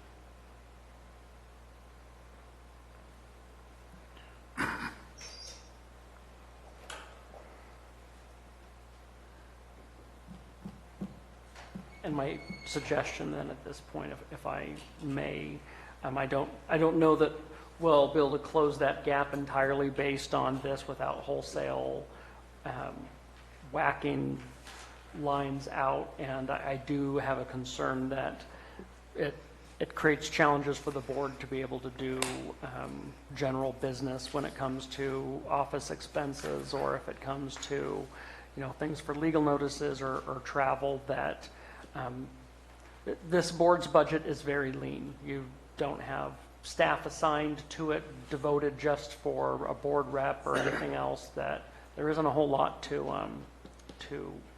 trim back. Tim, we're just going to go, and since we don't have enough money for pins or pads of paper, we'll just steal them out of your. Yes. Water. But then my budget goes up, see? You got pins and pads we can use? Box of cards for $50. I didn't know we had pins and pads. I'm using my own. All right, well, are we good at the 5,300 here on this item and move on to the next? I just want to add, so when we reduce it, it's like, when I see it go over for real, I'm going to be the person having to say, Yes. sorry guys, you don't have any money. And so either that puts me in a position of coming back at mid-year and asking to increase that budget, or just telling you, sorry, you can't buy that pen. And I don't love being in that position, but I just want that to be a reminder, like, I'm not trying to be the bad guy. I am just doing my job. We won't Okay. hold you, we'll hold each other. The question I have is, how come I get $50 for business cards and Clyde gets 100? That's what it was supposed to be reduced. His was supposed to be 52. We just corrected it. There we go, we're at 53.50. He has thick card stock and you have thin card stock. All right, moving on. So the next org that I wanted to draw attention to, community organizations and programs, that's another unit that I did not, really was not able to reduce from that 5% perspective. The target would have been $13.99. Our current reduction is $15.51. And if you go through what's actually on that budget, and I'll show you. Tim, are you sure Eastside GSA is going to require $10,000 this coming year, budget year? I thought that was a one-time. I don't believe so, but A Brian, one-time payment. if Brian's around, he could answer that question. Well, I was in the meeting when it went on. So Okay. I'm simply saying is we gave them a one-time payment to meet the obligations for the portion of the grant. And that was to carry us through to the end of the project at 2020. So I'm not so certain that we're going to be owing that $10,000. Well, I'm looking over at Krista, who maybe can go grab Brian and find out to see if he can answer the question. Yes, sorry, that is page, I'm at page 230 in your budget books. So this shows you from the perspective of what's in that budget. This is a snapshot. You can see there's not very many items on here. And so that's why I kind of put together the slide to give you a better picture of what's in the contracted services. So professional services within that line, that's your larger line item, includes your UC co-op extension contract. That is a contract, and that one could not be reduced. And in fact, they've been asking us for additional funds for their move into the RCD building for utilities and phones and internet. That is putting pressures on there where clearly we're not wanting to increase this budget, but I definitely know that we're really not in a position to be able to decrease it. The other items in there, the $3,500 to San Andreas Senior Center is an item. 10,000 to East Side San Joaquin Groundwater Agency, and Brian's in here to maybe speak to whether or not that 10,000 is expected again or not.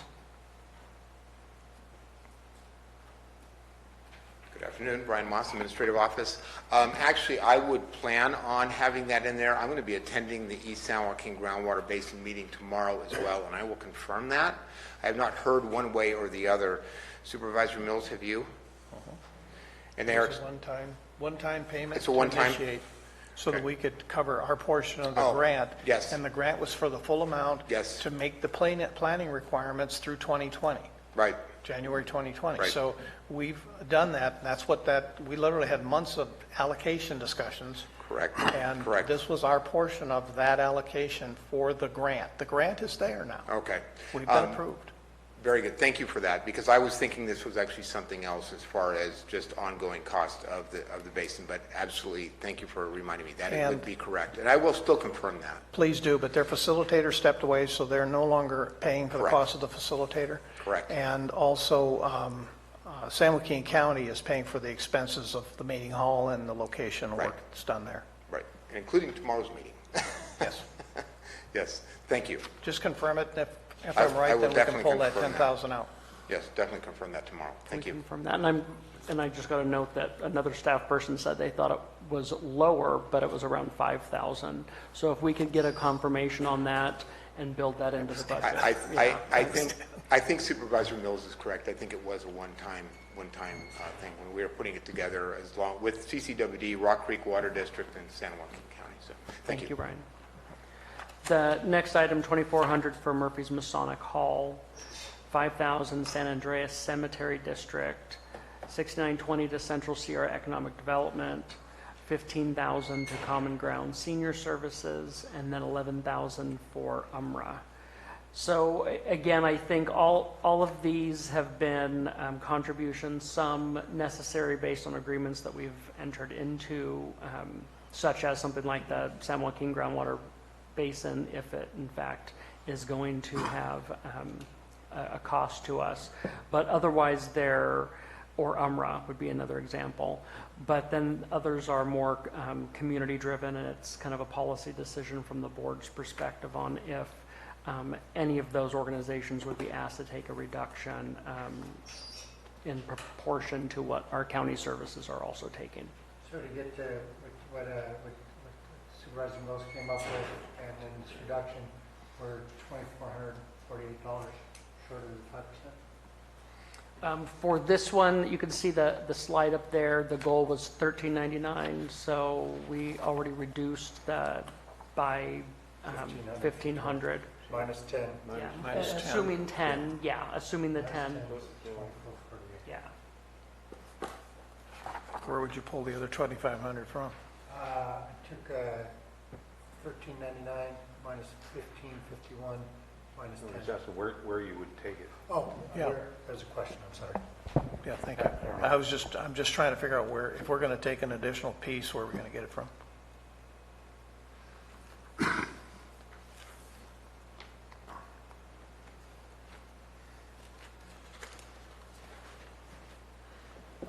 I would say I'm in favor of doing it just like that. With quote for 2,400. I don't think you're going to reduce UMRA. No. You're taking anything else to take away from the community. We get a lot of benefit out of UMRA, even though it may not be visually. Yeah, we're getting millions. Yeah, we're getting millions out of it, so.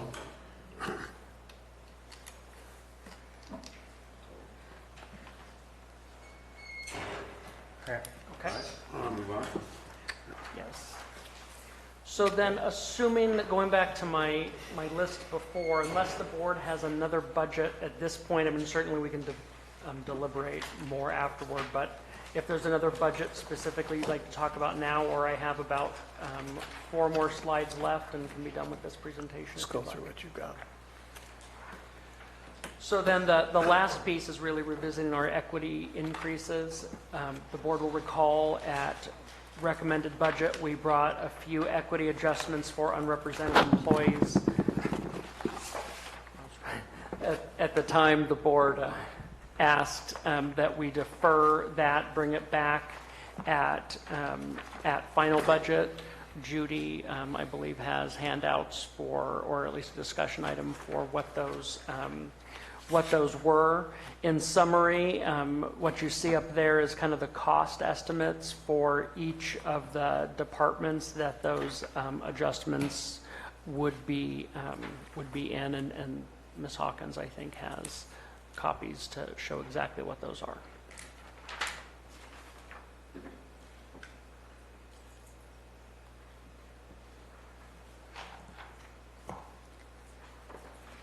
So the sheet that's coming around right now is the item that we bring back once the budget is approved, kind of summarizing the equity increases approved, all of the different changes.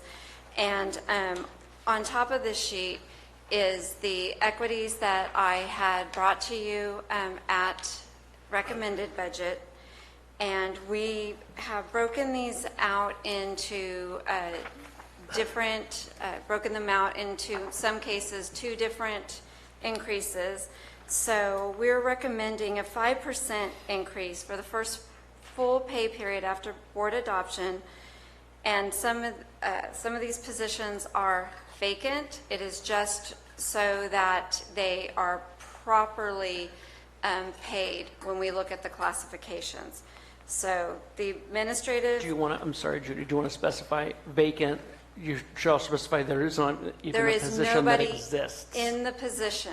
Or the position doesn't technically exist right now unless someone underfills it. Right. We have it within our classifications, but nobody is in the positions. And so it is not drawing any funds from the general fund. I guess then the question has to be, what's the potential? For these positions? On those ones that we just talked about? Yes. Typically, when you're doing that, it's an underfill. So I know 2 examples here would be the admin analyst, or 3 examples, admin analyst, senior admin analyst, and the principal analyst. Say one of my deputy CAO positions were vacant, and I decided to underfill it.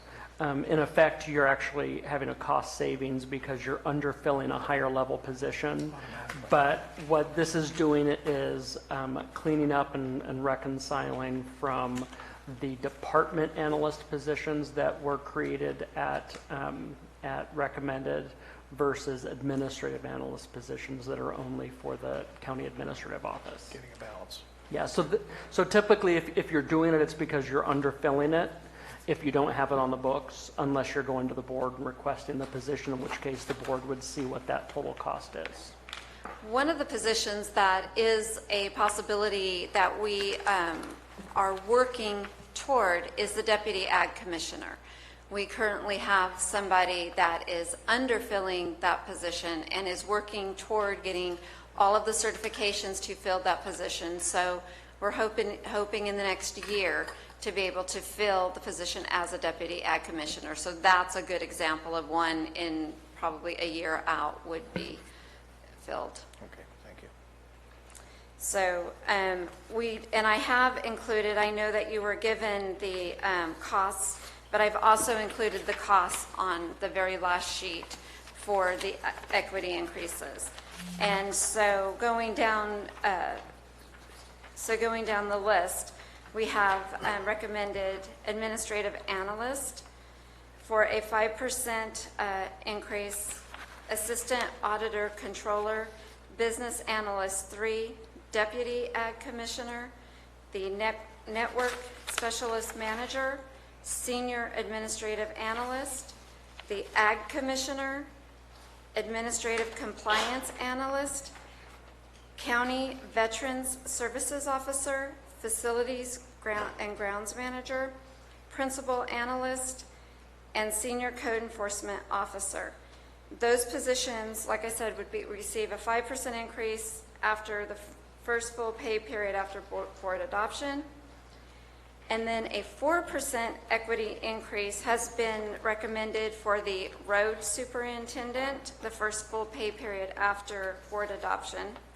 An additional 5% increase for the January 5th 2019 for the positions of Ag Commissioner, Business Analyst 3, Assistant Auditor Controller, and Senior Code Enforcement Officer, and then additional 4% effective January 5th for the Road Superintendent.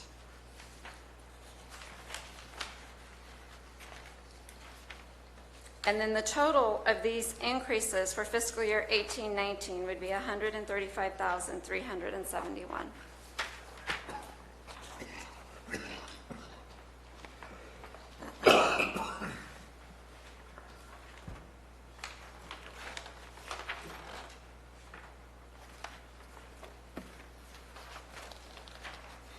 I don't see on your back page, you have the second item, 3407. I don't see it listed here. Assistant Chief Probation Officer, 3407. Yeah, You don't Okay. have it on your page? I don't see it Second on the item. front page.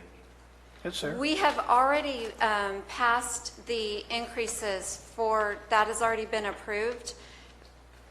I brought that to you at the previous board meeting. We have passed the increases for the Assistant Chief Probation Officer and Supervising Probation, Deputy Probation Officer. It's at our last meeting. Yes.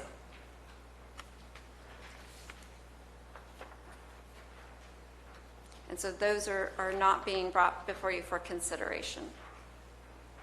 So we can subtract those numbers out of Yes. 135? Okay, that's what I was, Which makes a big difference, actually. yeah, it makes a tremendous amount of difference, about 50 grand, a little over 50 grand. And I believe the total for the equities is, I think, 73,000 when you take out the probation piece. Yeah, it's going to be around that. It's a little over 50,000 from the 135, so. Tim, Yes. so as we look down the road at future budgets, if we went through any sort of freeze, these vacant positions would be frozen, correct? Most definitely, if they're even on the books. Like I said, some of these positions, I'm not a big fan using of parking vacant, positions. vacant next to here is kind of a misnomer because the position doesn't, we don't actually have an allocation for it. It's still on our position list that. This is the parking lot. Well, it's not even a parking lot.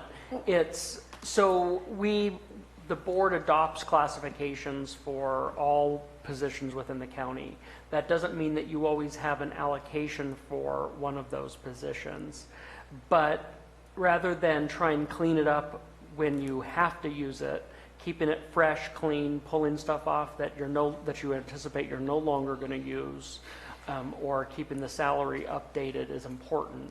The only time it becomes relevant then is if you're underfilling something to that position. Right, this would just be updating the salary range for those classifications. There is not a position control number associated with them. Is this $73,000 increase baked into this budget? No. This- It is my understanding that the departments did put the equity increases into their budget. Can you give Tim, me an is that example? confirmed? Can you give me an example of Looking that? over. Yeah, I'm looking over for, do we know that definitively or not? I would need to verify that Because statement. I know I talked with several of the, I've talked with the building department, I've talked with several departments, but Sabrina's shaking her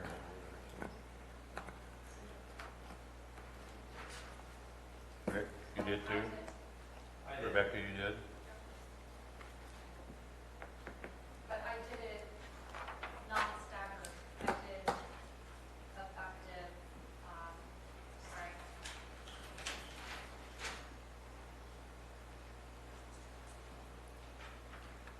When I did the calculation for the equity adjustments, I didn't stagger it out. I did it effective once the board, that's the first pay period effective after the board approved it for final. Just because I manage payroll. It takes a tremendous amount of time to stagger and kind of dole out these compensation increases. It impacts my office, it impacts HR, it impacts our IT for our business administrator, and sometimes I wonder if that staggering costs more time and effort than what we would have saved if we had just gone ahead and tore the Band-Aid off and done what we needed to do at the point we needed to do it. Just throwing my 2 cents out there. What becomes a nitmare is when you retro. Please never retro. I'm just simply saying Yeah. that there should be a policy that says no retro. We have retroed, and that's even worse than staggering it out. But there is a tremendous amount of work of having to stagger these things out, because every time we stagger, we have to have the salary grade updated, and we have to change the pay assignment, and then we have to test all of that, and then we have to, it's just a lot of administration to try to stagger these out. So my preference is always agree to what it needs to be, rip the Band-Aid off, make it effective on that day, and move forward. I agree. So, just so I'm clear, Tim, you're asking us what we're being asked to do is approve these equity increases, which are already baked into the, as far as we know, baked into Yeah, this current and I'm going budget. through and checking here on my screens and seeing them So it baked could into be an there. increase, it's somewhere between $0 and $73,000 increase. The it's 73,000, I just had it in Yeah, front of me. we'll round. And it's $73,240.55. So if every department did what folks in the back said they did, we're good. It's zero. It's in their budget. We just need to confirm it, that every So, department did. When we did this in June, we said we'll bring this back and discuss whether we want to do this, and everybody went ahead and did it anyway. Well, anticipate, they Yeah. were just anticipating. Yeah, put this Put it in back there. in the budget for whether or not it comes or not. I'm glad we got to say it. So I heard Sabrina say it was built into code. I'm not seeing it necessarily as a line item in the code budget. Perhaps, do you know offhand where it might have been placed? Okay. Because that's the one spot that I'm not seeing it from this list right now.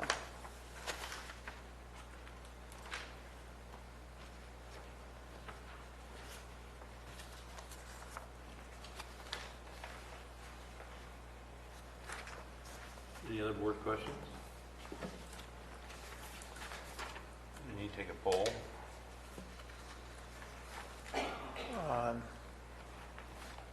Yeah, the idea behind having the discussion now is last year we had it late enough, and I felt it was important that if we're going to make the adjustments, we can pull it out now. Well, if we take a poll now, either yay or nay, when it comes back for our approval, we're not approving this today, we're giving direction, it'll be in it or it'll be out of it, when it comes back to final. So, And that decision will be made when we come back? On the 25th. we approve it, that we're giving direction now, so I want to poll the board whether they're okay with this moving forward to see it in the final budget or not. So you're yay or nay, Supervisor Clapp? I don't know, it seems like we're taking from one hand and giving to the other. It's like, Your mic, sir. there you go.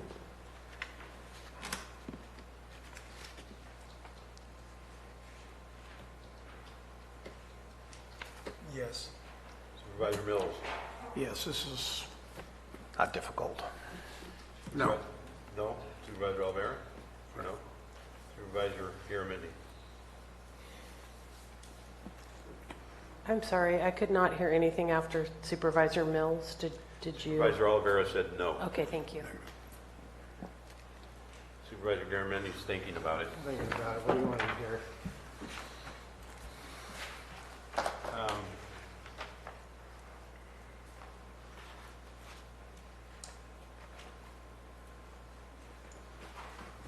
This has already been- I'll say yes. I'll say yes. And it gives me time when it comes back to final budget. But we'll go forward right now. Directly go forward. If we have some things in final budget to talk about. Well, Can I just, that makes me a little nervous. I know it does. So for final budget, there isn't really time at that point to go back and make adjustments unless we take a long break, and then we're going to have to make a lot of changes, including the download that comes back to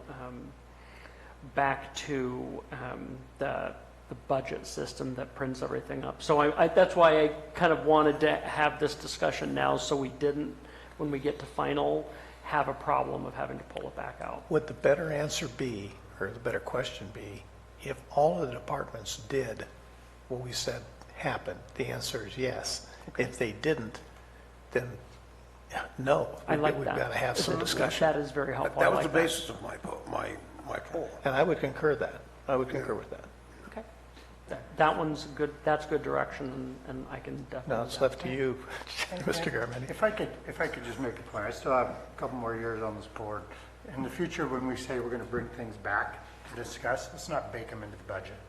Let's discuss them so we could do an add or subtract with that, because right now we don't know who's in and who's out, so it's difficult. It doesn't lead to a healthy discussion at this board level. I'm going to have to agree with Supervisor Garamendi on that. Board gave direction, and apparently it was baked into the budget. Apparently, not saying it so, you're going to go back and find out and let us know when it comes back in final. But if it hasn't been baked in, then it's a no. Right. If it has been baked in, then we'll go forward. But I'm in agreement, total agreement with Supervisor Garamendi. And I definitely see the point. That's an excellent point. So the next one, which is not baked into the budget, so we can piece that out up front, is the equity adjustments for elected department heads. So for this, it's a bit of history.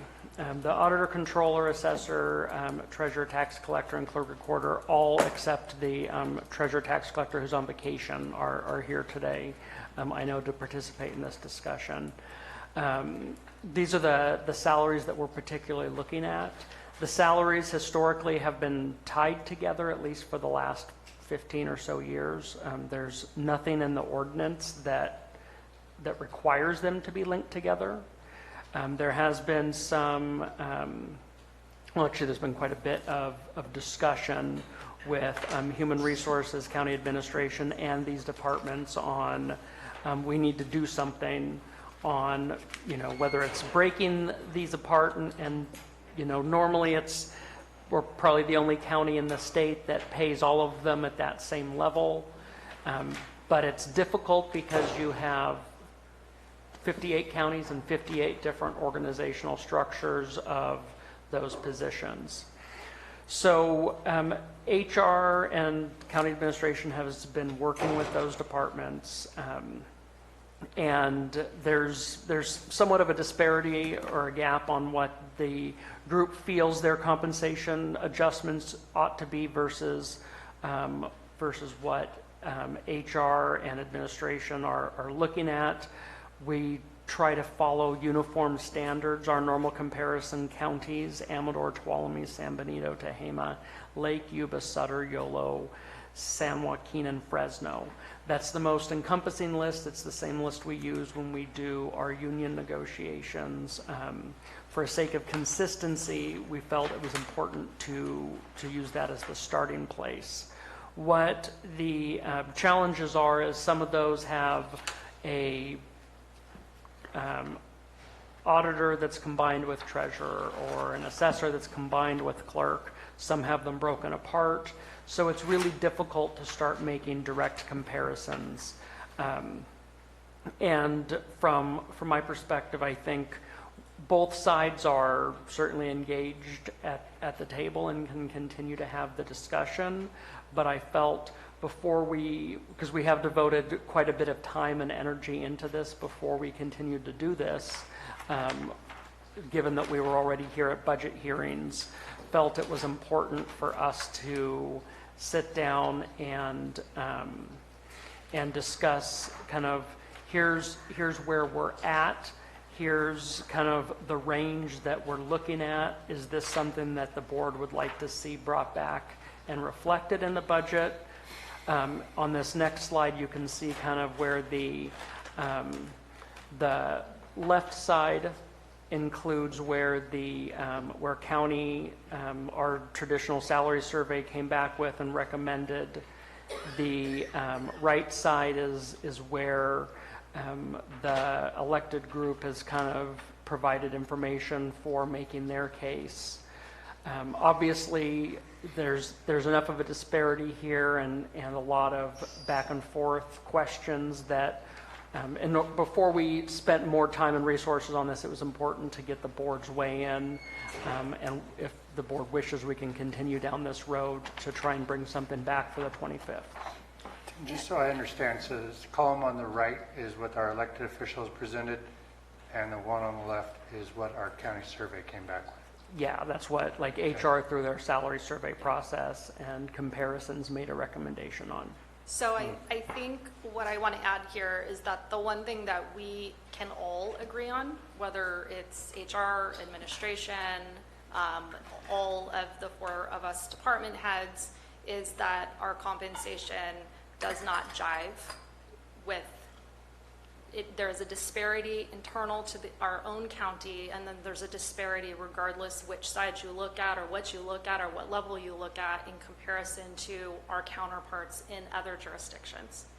And I think, you know, what we also can all agree on is it's not appropriate that department heads are making less than mid-managers.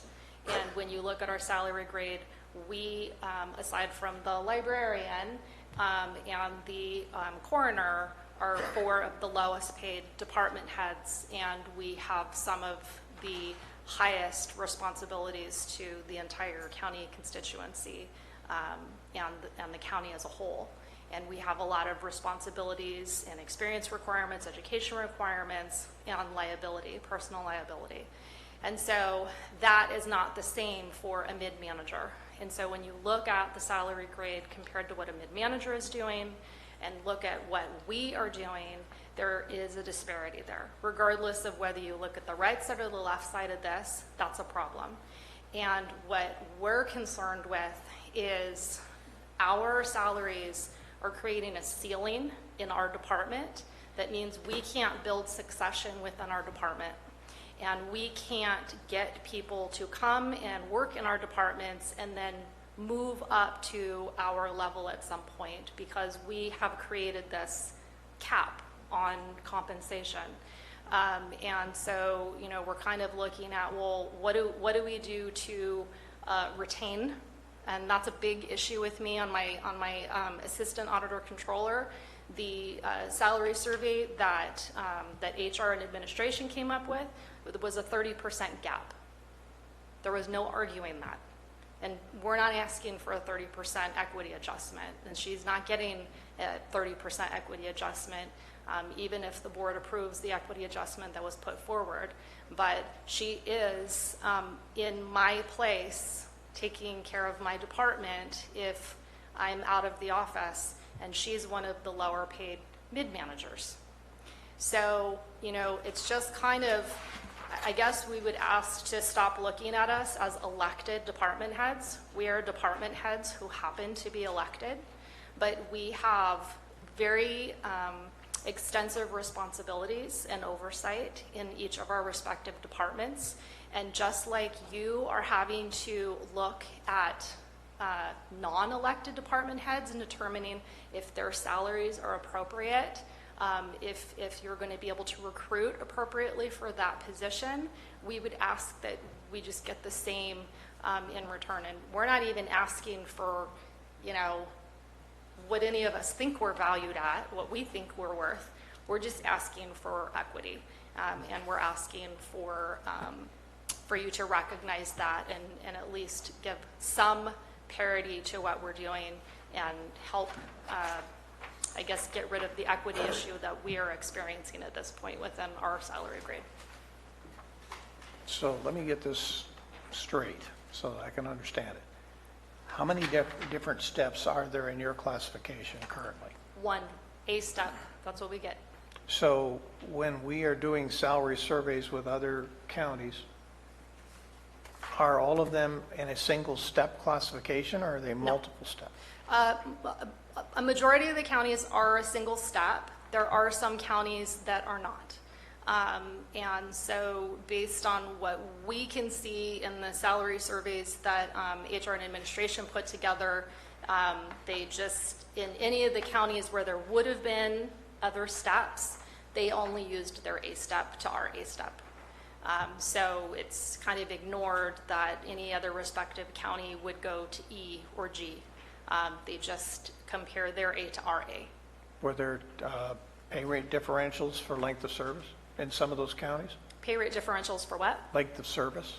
Oh, absolutely. So what's the county? Yola? Yuba. Yuba County, the moment you step through the door, is a 21 point something % longevity rate if you're elected. We're not asking for that. We're just asking for put equity back in treating us like department heads and pay us as department heads, because right now that's not what we're getting. I've often been reminded of, tell me the numbers you want to hear and then I'll find them for you. But, we have to be sure that we're comparing, we have a true comparison, and we're just not working on a single step, single cost per hour, which is what I'm hearing. If that's not correct, then somebody correct me. But Well, I will say that the elected provided salary survey that our in-house assessor appraiser, which, it's kind of interesting. She said, doing a salary survey is like doing a property appraisal. You're taking the various factors and you're making appropriate comparisons. So it is a somewhat similar, timely, or takes a lot of time to do it. But so she actually put the elected provided salary survey together based on the information that she got, and she did take into consideration the fact that certain counties are not like our county, and so those she pulled off. And then she did take into consideration that there are counties that do certain different longevity steps for electeds, or different benefits, or they don't just go to A step, they might go A to E or A to G. So she did take all that in consideration, where the county salary survey may have included a couple different counties that hers didn't include, and also would have cut the A step to A step. So just A to A as opposed to our A to their E. the point being, though, is the level of training that's required in your position or in Ms. Davis's position is pretty substantial. It isn't like somebody could just walk off the street and be qualified to do that job.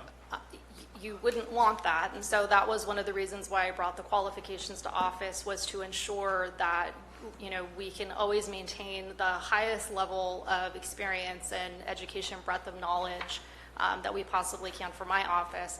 In the case of the assessor's office, being a constitutional officer, she also has requirements for her office for certification, which is all embedded in the code. So where we have been able to pull requirements, we have. So, but, I will say, us four department heads are, I've been here since 2006, and, Rebecca has been here a little bit before that. And we probably are some of the most passionate department heads of these respective departments that this county has ever had. We are, we're very involved. We recognize what our responsibilities are to the county and this constituency. We stay apprised of every educational opportunity, every certification opportunity, every point that we possibly can in being here and being involved and being a working department head. And we're just asking for you to please recognize that and to just put some equity here. And I think we get stuck on this idea that we're electeds. And so we signed up for this job. We knew what the pay was when we ran for office. And so just, move along.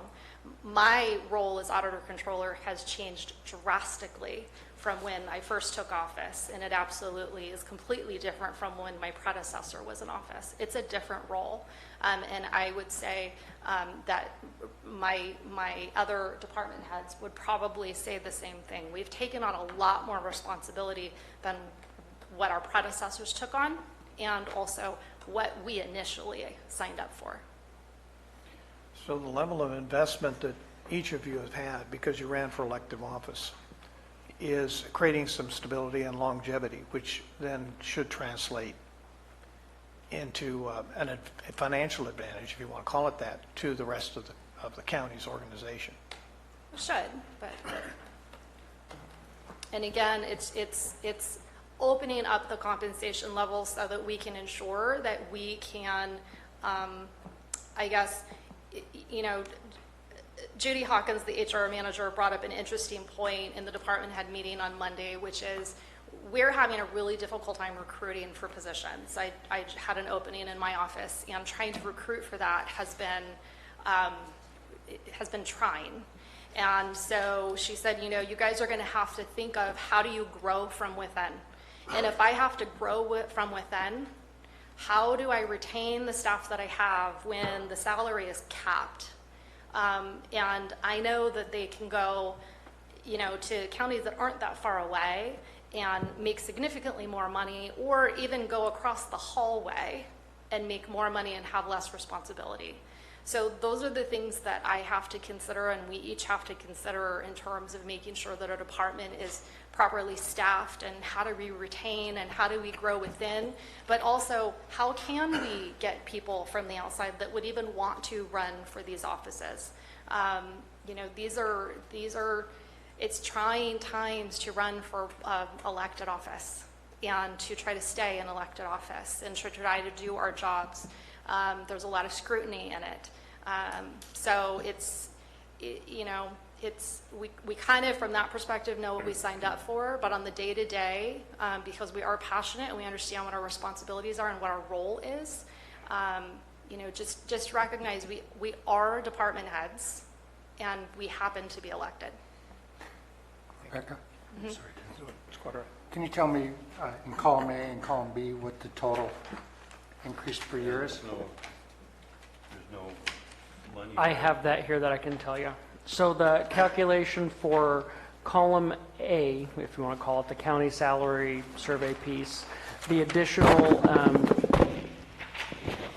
increases will cost $49,861, and then under option 2, $94,682. Is that 94,682. is any of these four up for longevity increases this year or next during this budget year? Well, I'm going to just add one tidbit that you and Jack are not going to be happy with, but here's my answer. The other caveat to this is in the discussions with administration, when we asked, how do we want to do this? Because remember that my assistant auditor controller, the intention was actually to have that included with recommended budget, and it got overlooked. And so the recommendation was to calculate, and this was the instructions to the assessor and myself, was to calculate what those equity adjustments would be and include them in the budget. So I included my equity adjustment based on the county's salary survey, not on Leslie's. And I included the equity adjustments for my assistant, and that was inclusive of PERS, that was inclusive of our existing longevity, that was inclusive of an additional Medicare taxes, and I also incorporated the 5% reduction in my budget, even with those additional costs. Just so I'm clear, so you calculated in the budget we're just looking at a salary increase to you of 21%? Yes. Wow, okay, thanks. What is the, did you guys get a 2% increase this year, like Yes. everybody else? And what is your salary? It's 52. No, what's your annual salary, please? I don't know with the longevity. I would have to look it up. Give me a ballpark. I think it's 100 and, it's 108, 110. 108,000? That's your take-home? That's your? No, No, that's all in. Okay, that's all in? that's Gross gross. plus benefits. Okay. And what is it for the assessor annually, please? I think she is, are you the same longevity or you're? She's got longer So longevity. what is it? Could you come to the mic, please? I can answer your guys' question if it will save some time. It's okay. Let the assessor. So they're mine, pitching. since I have 2.5% higher, is about 117. A little bit plus or minus. And by the way, I baked mine in as well to the budget, since that's the word you're using. Yeah. Only I used my calculations, not HR's. Because So at you- that point, I did not know what HR's numbers were. And in fact, just got a formal email from Tim yesterday with those numbers. So you increased in your budget, your salary by 31%? Absolutely. And I can explain how we did it, but can I go one step It's okay. further on that? Can I get the rest of them? I'm sorry. Sure. I'm assessor. I just want to make sure I got my numbers. Does anybody know what the treasurer tax collector gets paid? She would be at the same number I am. She has 16 years of longevity, so she and I would both be at the 7.5% longevity. The two Rebeccas would be at the same number because they both have 12 years, so they would both be at the 10% longevity. So that's clerk recorder's at 117 also? 5%, yeah. And did the treasurer tax collector, as far as we know, bake in her No. 11% neither or the- 26? No, neither the treasurer tax collector or the clerk recorder did. Thank you. Mr. Chair, I think we have conflicting information. No offense, but Rebecca's Well, shaking her head, no, no, no. Maybe we gotta let her I want to speak. add two things. if Let's I let her could. speak. I wonder- She's here, she can speak. Let Leslie finish her. All right. After we finish this and we're in the middle of preparing for budget hearings, we had a conversation among ourselves. Rebecca Turner went out and did her own evaluation and has one on her particular position that differs slightly. She actually found where at least one county that I used had a higher rate. They had a salary increase between the time I did my survey and the time she did her survey, which I believe has been in the last 2 or 3 days.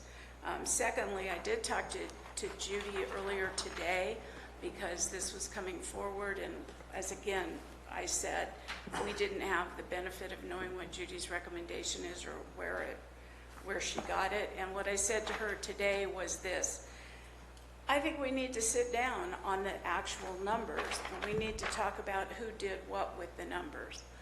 But in order to get to that point, what we're asking is that your board agree that an equity adjustment is appropriate. We can move forward. We can bring it back to you on September 25th. So Rebecca Turner can talk to you about what her results were. And for clarification, Rebecca Callan was in meetings, was given this information, so I don't know what was or wasn't shared by the group, so I can't attest for what you got at various times. And that's fair and that's fine. It's just where we are now. And I just want to make a clarification that both Rebecca's, Callan and Turner, are at 108 Before longevity. before longevity. So they're 12, and they had 12. You have, And we have, so we'd have 5% longevity, you're at 5%. year or two. Yeah. Yeah. So,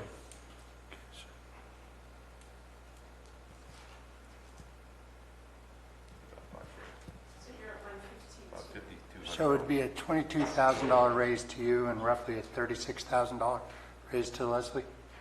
It's a good raise. And that would put us higher than non-mid managers.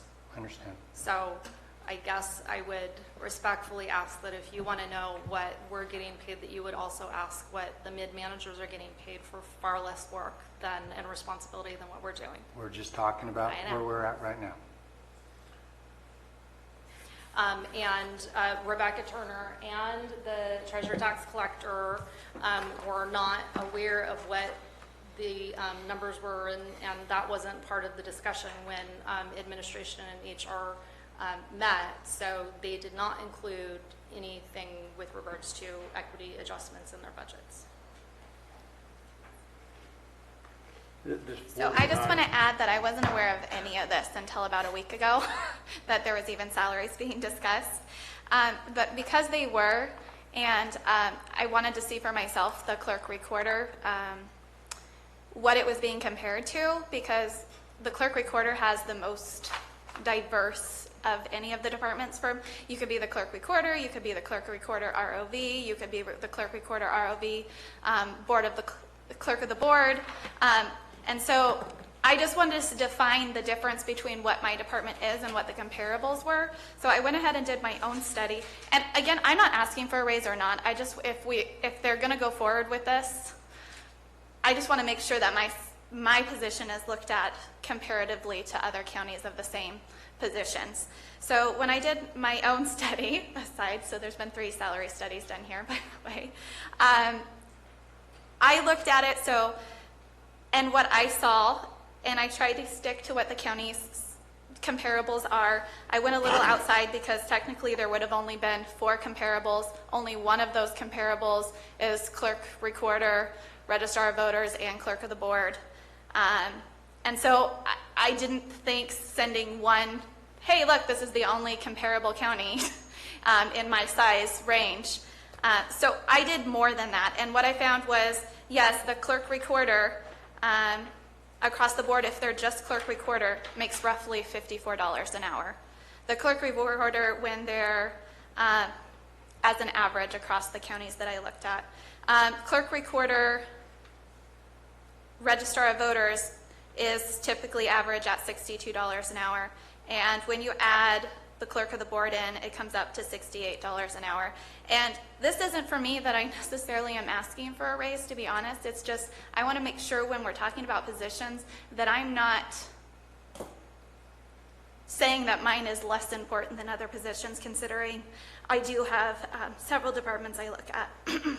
Apparently, I am very defensive about that my department is important. I want you to know we're important. Anyway, so I tried to look at comparable counties that were really like-to-like. The problem is you look at Tuolumne County and their clerk of the board and their county clerk auditor elections, and then we've got assessor recorder. So that's where we're saying it was hard to find comparables, because what are they actually? And then I noticed whenever there was just clerk recorder, that is what would have brought the average down from either of those studies to a lower rate. Because they are getting paid roughly in the $40 an hour range. But what's not taken into consideration is in those same counties, they have a registrar of voters who's a department head who also makes $90,000 a year. And they have a clerk to the board who's a department head who also makes $90,000 a year. So it's really hard to look at comparables when it's like, well, technically those 3 department heads make 3 times as much as I do. So they shouldn't be in the comparison because it's a completely different comparison and they're doing completely different tasks than I am. Anyways, again, I just thought that when we're looking at comparisons, it really should be taken into consideration what the actual tasks of that job are.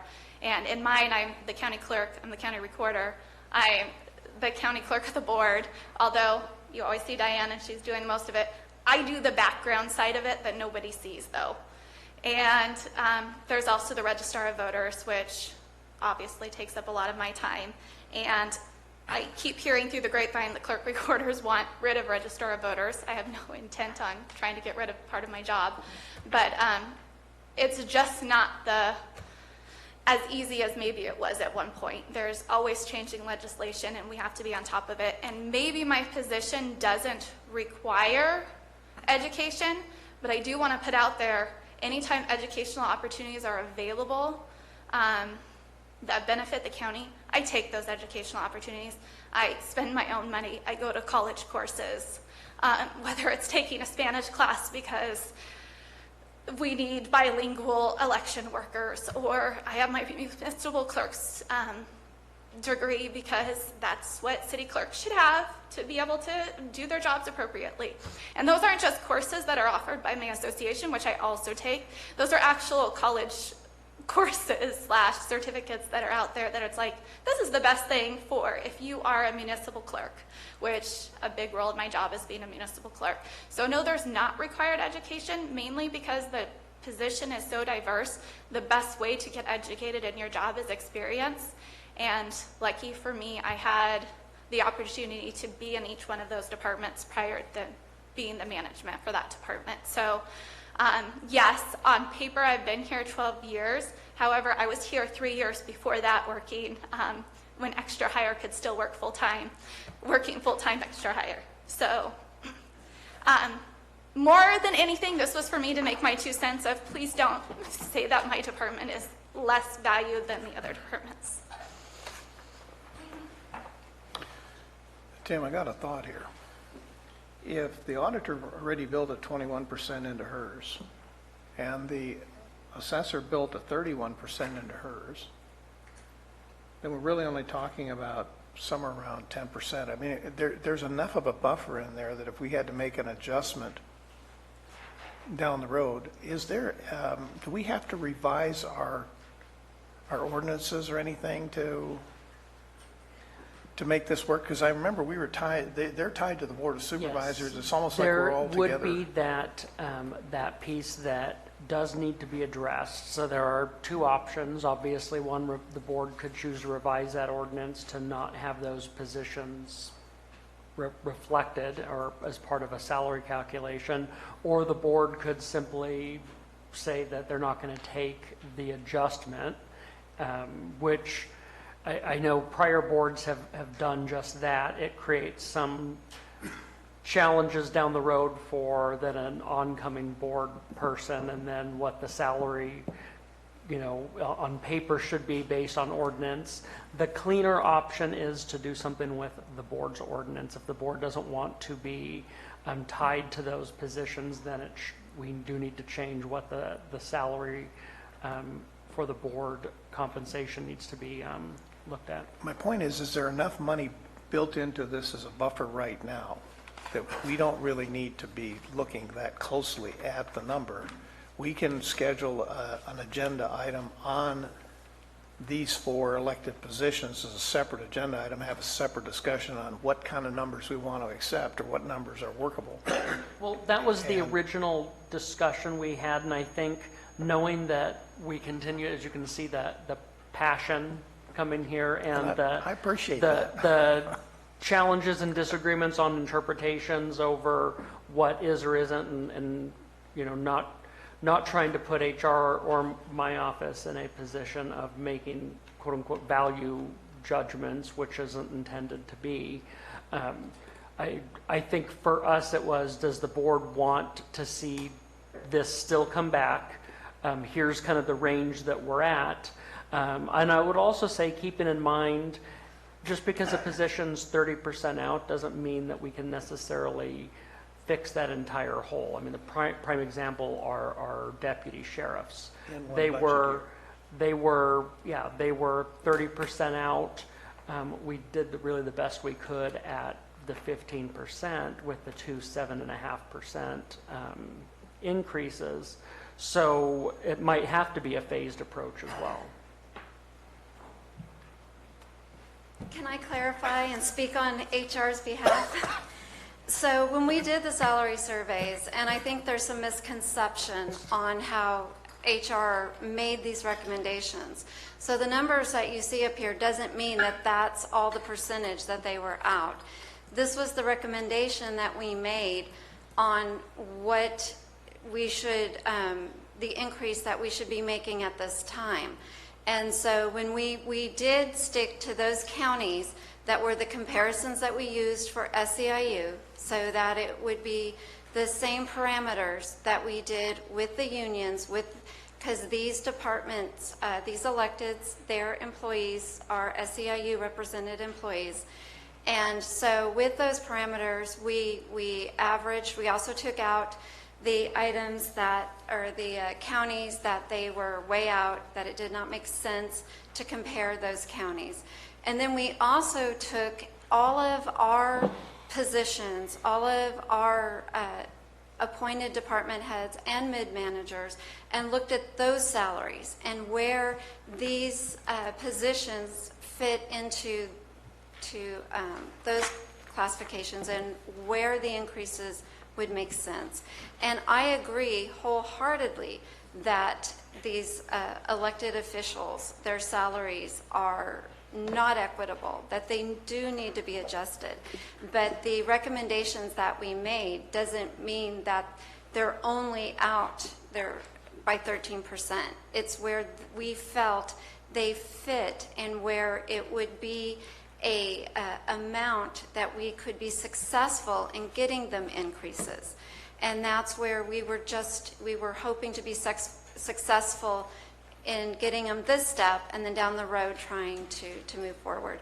CAO Ryan and I tried to bring appointed and electeds to the board prior to her leaving, and were not successful. And so CAO Lutz and I were trying to do the same thing. We were trying to come up with percentages that we could be successful in getting them increases. And so this does not mean that this was the total of the inequity. This is what we felt we could be successful in getting them increases.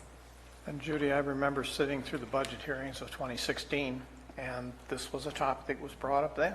This is not a new topic, but it's just a matter of, it's that one little piece of unfinished business that we still need to deal with. And if it requires being a separate agenda item, so be it. Yes, and HR is, I want to make that understood that we are fully behind, we feel that they do need these equity increases, but the numbers that we suggested does not mean that that's all the comparison showed. Supervisor Garamendi, lights on. I'm sorry.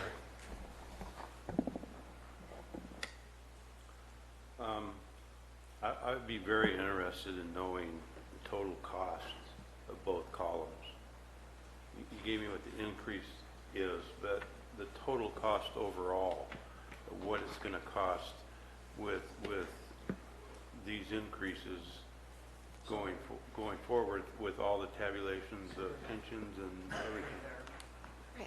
Does your fully burdened cost, this would be option one, fully burdened, again, what the increase is, and option two, fully burdened with the increase. So that's full burden, everything that we would have to pay out for compensation, benefits. And that also includes the 2% increase January 5th.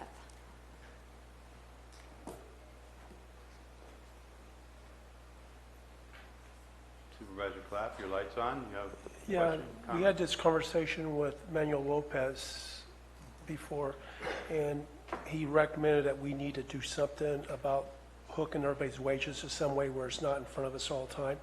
And I think Supervisor Garamendi asked for us to do something with the supervisors' wages when we had that vote, where to come back, where it was taken out of our hands. Yeah, so I agreed with you at that time, too. And here it is in front of us again. We're doing the same, the same runaround. I mean, we have our friends in front of us wanting a raise, our neighbors, and, so we know these people, and they're coming in front of us and have to ask this way.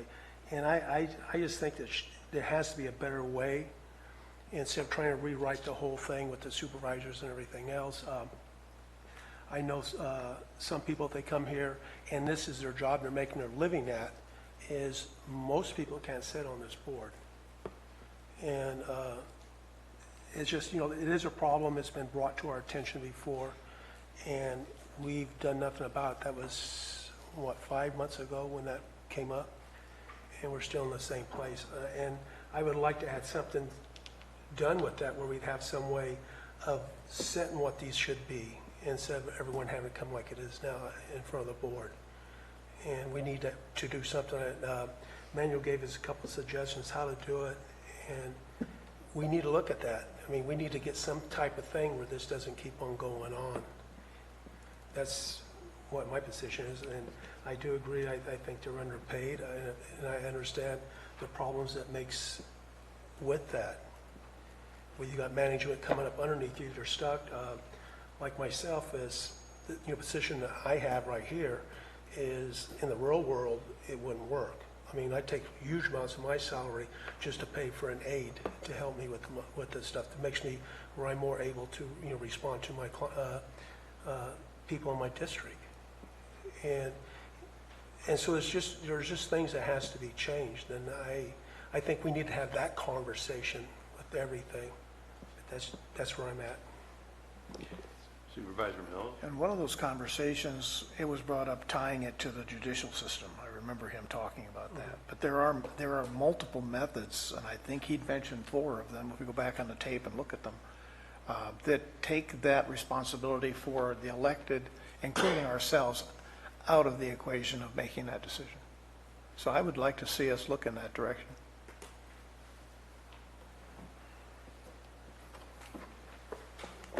Supervisor Oliveri, you have anything to say? I'll try to be short and brief. 21% raise, 32% raise. If adjustments needed, not all at one time. You're absolutely right, ladies. You are an elected position. You knew this coming in. We're an elected position. We work for the people. There is no way I will support a 31% raise, even a 21% raise for these 4 department heads that are elected officials. Nothing personal. It's the duty of my constituents. Supervisor Garamendi, where are you on?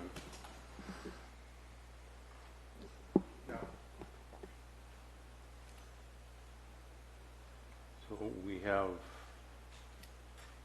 2 that are in favor of moving forward with this, and we have 2 that are against.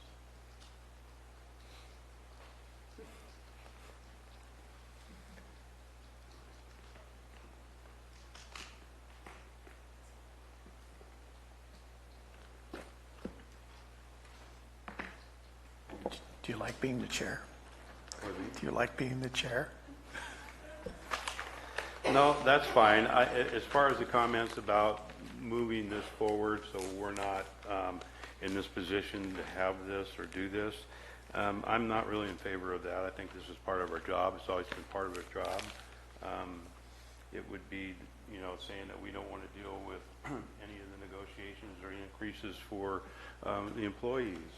We're all employees of the county in all of our positions, whether we're elected or not. And this board has been elected, our positions, to deal with this. This is what we have as part of our agenda. And I understand the inequities that are being presented here as far as what other counties are doing with compensation for these positions and the former positions that came just before us that we agreed to move forward with. Somewhat, it depends on if they're on the books now or not. Apparently, these are in the same situations where some departments have already included it in their budgets. And I was going through some of the budgets that we were sitting here, and it's very interesting how from July 1st to September 1st, there's been a substantial increase on income on some of these versus the expenses, and I'm not sure what's going on with that to get to the 5% or what, but there's some substantial increases in revenues that I saw in some of these departments that we're talking about here. I certainly understand Supervisor Oliveira's statement on increase this size all at once. I think when we went back and gave increases to some of the other employees in the county, we did step increases. We did going forward and then in January. So we did some steps, and some of them weren't even this as much as what you guys are asking for here. So is that equitable to the other employees? Again, since we're all employees of the county, all of us here are. And how do you respond to other electeds. I see a couple other electeds, or at least one elected in here right now. Actually, two elected in here that aren't on this list. And their pitch, if this goes forward on the inequities in their salary ranges, I would say this, giving the left-hand column, I would be in favor of doing some type of step increases, and not all at once, possibly going forward from January, or excuse me, September 25th. This is coming back to us. A 6% increase, and then coming forward next year, and maybe at midterm we can discuss going forward with an additional increase from there. I understand having to move along and get up to the standards of other counties surrounding us, and attracting people to run for these positions, and trying to entice people that have the expertise to do the jobs that these departments are doing, and all departments as far as that goes in the county here. So I would be in favor of that. If we can convince two other board members of something like that, I think you would have that, and we can move forward going that way. It at least establishes some way of being able to give you some way of moving forward towards the goal of bringing full equity, and it would still maintain what we've done with other employees in the county with their increases. So what exactly is your proposal here? I would take the left-hand column, the county's salary survey, and I would, since we have a 21, 13, 11, and 11, I would say cut them all in half and do a step increase starting September 25th of half those moving forward, and then come January at midterm, when the other increases from the other employees that we gave increases to comes forward, to look at going forward from that time, the other half of the increases on the left-hand side of the county survey, to get some equity in we're not continuously in some of these positions as we were in non-department heads and employees, some equity to these departments and with other counties. I can't make the motion right now. I need somebody, but that's my proposal that I'm putting forward. It's something that I feel, and I've thought about in looking at and going through some of the budget here, that I could go with. So that's what I'm saying my proposal is. If you guys don't agree to it, you don't. We're stuck 2-2, and you would support that? Supervisor Mills? It's a compromise, and that's where we're going to go. So Supervisor Oliveira? I have a question before I declare. What did our bargaining unit settle for raised in these departments?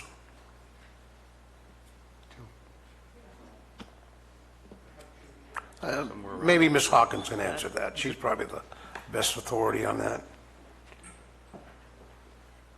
Overall, SEIU is getting 4%. 4%? Now, can you clarify, there's a It's difference split two. between COLAs and equity increases? Because this Correct. would be more in line with what we did for specific equity increases. And so our equities for SEIU, they just got 5%. Okay, thank you. Mr. Chair, I would entertain at 5% at this time as a starting point and going from there. Supervisor Garamendi? And I'm just going to point out the obvious, guys. We're supposed to be sitting here cutting our budget. We're going to be arguably talking about positions existing or not existing in this next year. I'm sympathetic. I get it. But at the same time, I'm going to try not to get into cattiness on this thing. But, you know, I've had, you guys have brought up stuff. I'll just leave it there. Okay. No. Hearing no. So we have 2 on the proposal I put forward, so we have 3 votes to do that going forward. Okay. Thank you. That's the direction of the board. Okay. And then if I could have one more piece of feedback on that for the, because I know council will be asking too, on the board's ordinance, do you want us to, at this point, that's going to take longer than the 25th, but do you want us to continue to look at bringing something back for an adjustment on how we tie salary on the board? I know that's another issue that comes up a lot. Well, in my opinion, historically, and I've gone through this before, is the board can either accept a raise or not accept a raise. So, and historically, we haven't accepted raises. So just at this point, let it ride. Let it stay. Okay. So then really that just brings me to the best slide, the undone slide, which is acknowledgements. And again, I want to thank the board for the, again, the consistent support. I think signaling the direction for the departments and setting that course, I think that was tremendously helpful and really set the tone for going into these last few months. Also want to again thank Rebecca, who's over talking to Judy, auditor controller staff, but certainly Rebecca, because of the countless tireless hard hours of work to get this budget document together. It definitely was a labor of love for us all, and it would not have been possible without her. Same with information technology and Barbara Biddick. She, again, I think she feels like she can have her life back for a little bit with just how many extra hours she was putting in for this project. I want to thank my office staff again.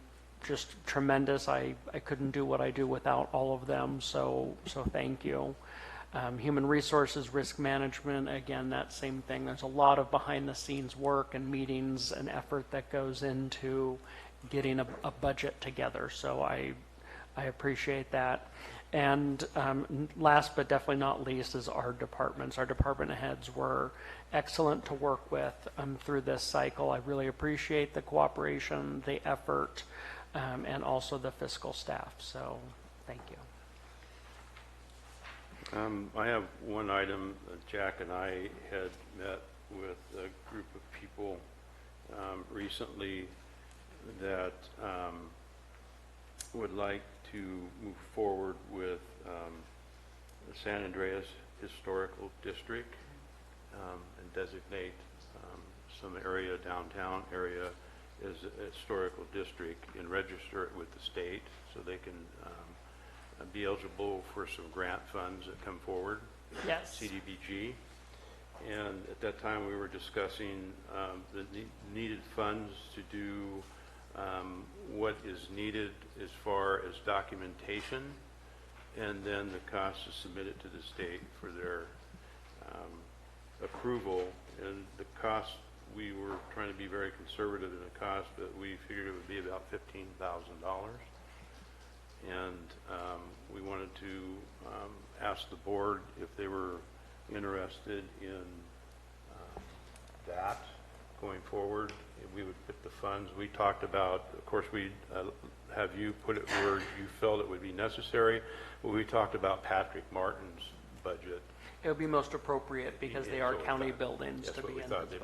Most all of these are county buildings, and so not all of them, but most of them in the historic downtown are. So I would like to pull the board going forward. Supervisor Clapp?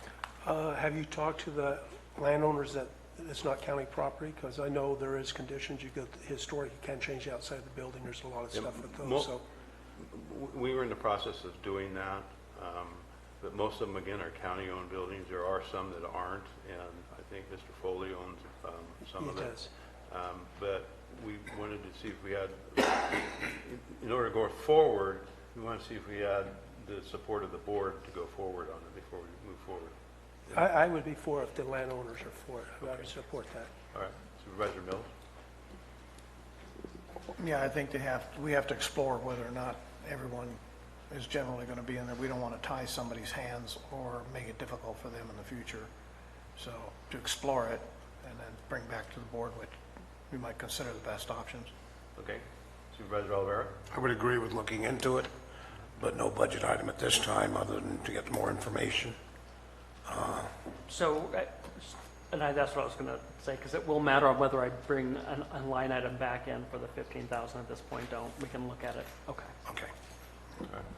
Do we have enough time on final budget approval to authorize that line item? That's the issue. They would have to come back after They have to approval, come and we back. can Have do to that. come back? We do it. Take it All up. right, I would be for it, but seeing we get it addressed. Okay. Yeah, I think it's a great idea. I mean, I think we ought to look at it. This is a great test case for a lot of other areas in our county. We own some of the key buildings there. They have some of the most complete archives in the state of California, buildings that are falling down. Our museum is important for tourism, and if San Andreas is standing up strong, it benefits the entire county. So, yes, wholeheartedly. Yeah. And to point out, we are struggling with some of the buildings that we own there and keeping them maintained. And this would open an area for us to at least get some CDBG grants, money to maintain those buildings. There's a lot of history in Calaveras on the main street in San Andreas here. So, okay. Other than that, any other board comments, deliberation before I open up the public comment? Do we want to take a break, or do Yeah. we want to keep going? I guess that would be the other Well, question. I thought we would There's take a just minute. there's one more item for the board in terms of just technical adjustments, and I had sent you the email earlier about moving, because right now, if you look at your Schedule 9s in your budget, there is a line item for appropriations for contingencies. Oh.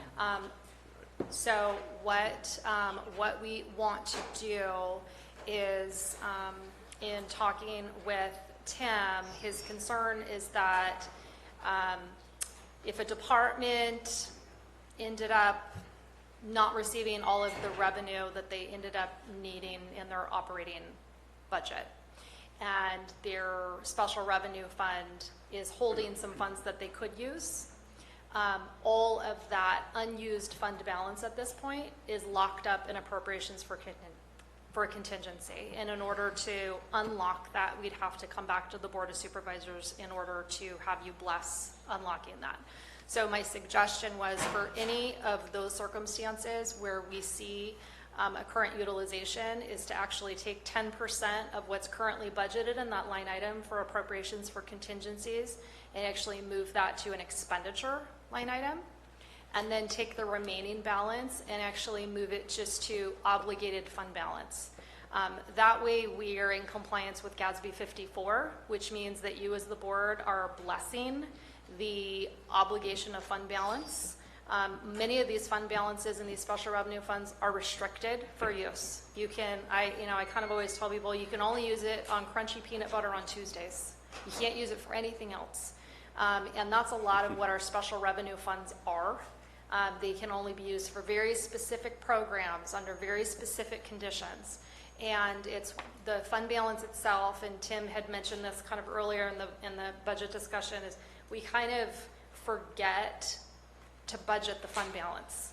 And so this is the mechanism to do that. So in order to give departments a little bit of breathing room, make those additional technical adjustments to bring back on the 25th for your adoption, doesn't change the total size of the budget. It doesn't change the, if you look at many of the schedules that are in there, it doesn't change anything other than we're just going to move it from one column to the other. And so I did send him my recommendation. He can go through, and if he wants to kind of shift anything around, but that would be my one other recommendation to the board. Does everybody understand what she's talking about? If any of that made sense. So Supervisor Clapp, are you in favor? Yes. Mills? Yes. Yes. Supervisor Olivera? No, I'd like to have board control over that expenditure as we do right now. No, you would. So what we would do, we would actually move it to an obligated reserve. And so in order for them to get it out of that reserve, it would have to come to the board.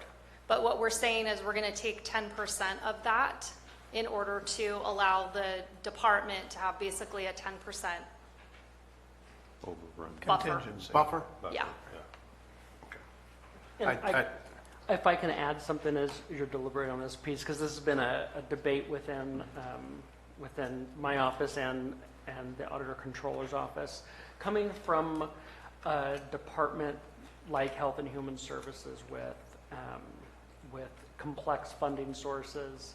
I mean, you do try and do your best, but there's also instances where you want to build in a cushion, and sometimes the fact that having to take something to the board delays you out 3 to 5 weeks. It delays response if it's about trying to get a payment on an appropriation line, or if we're at year end and we're running into a problem about being able to pay a vendor.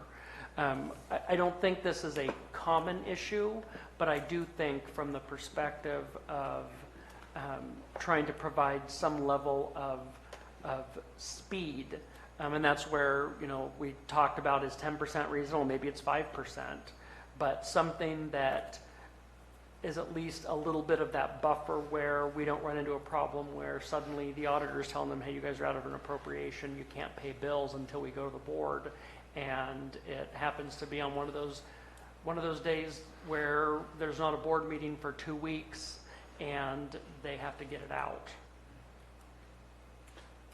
Is that written up in this document that we're looking at, this request? So currently, the document, if you go to the budget schedules tab, there is, I think it's on schedule 2.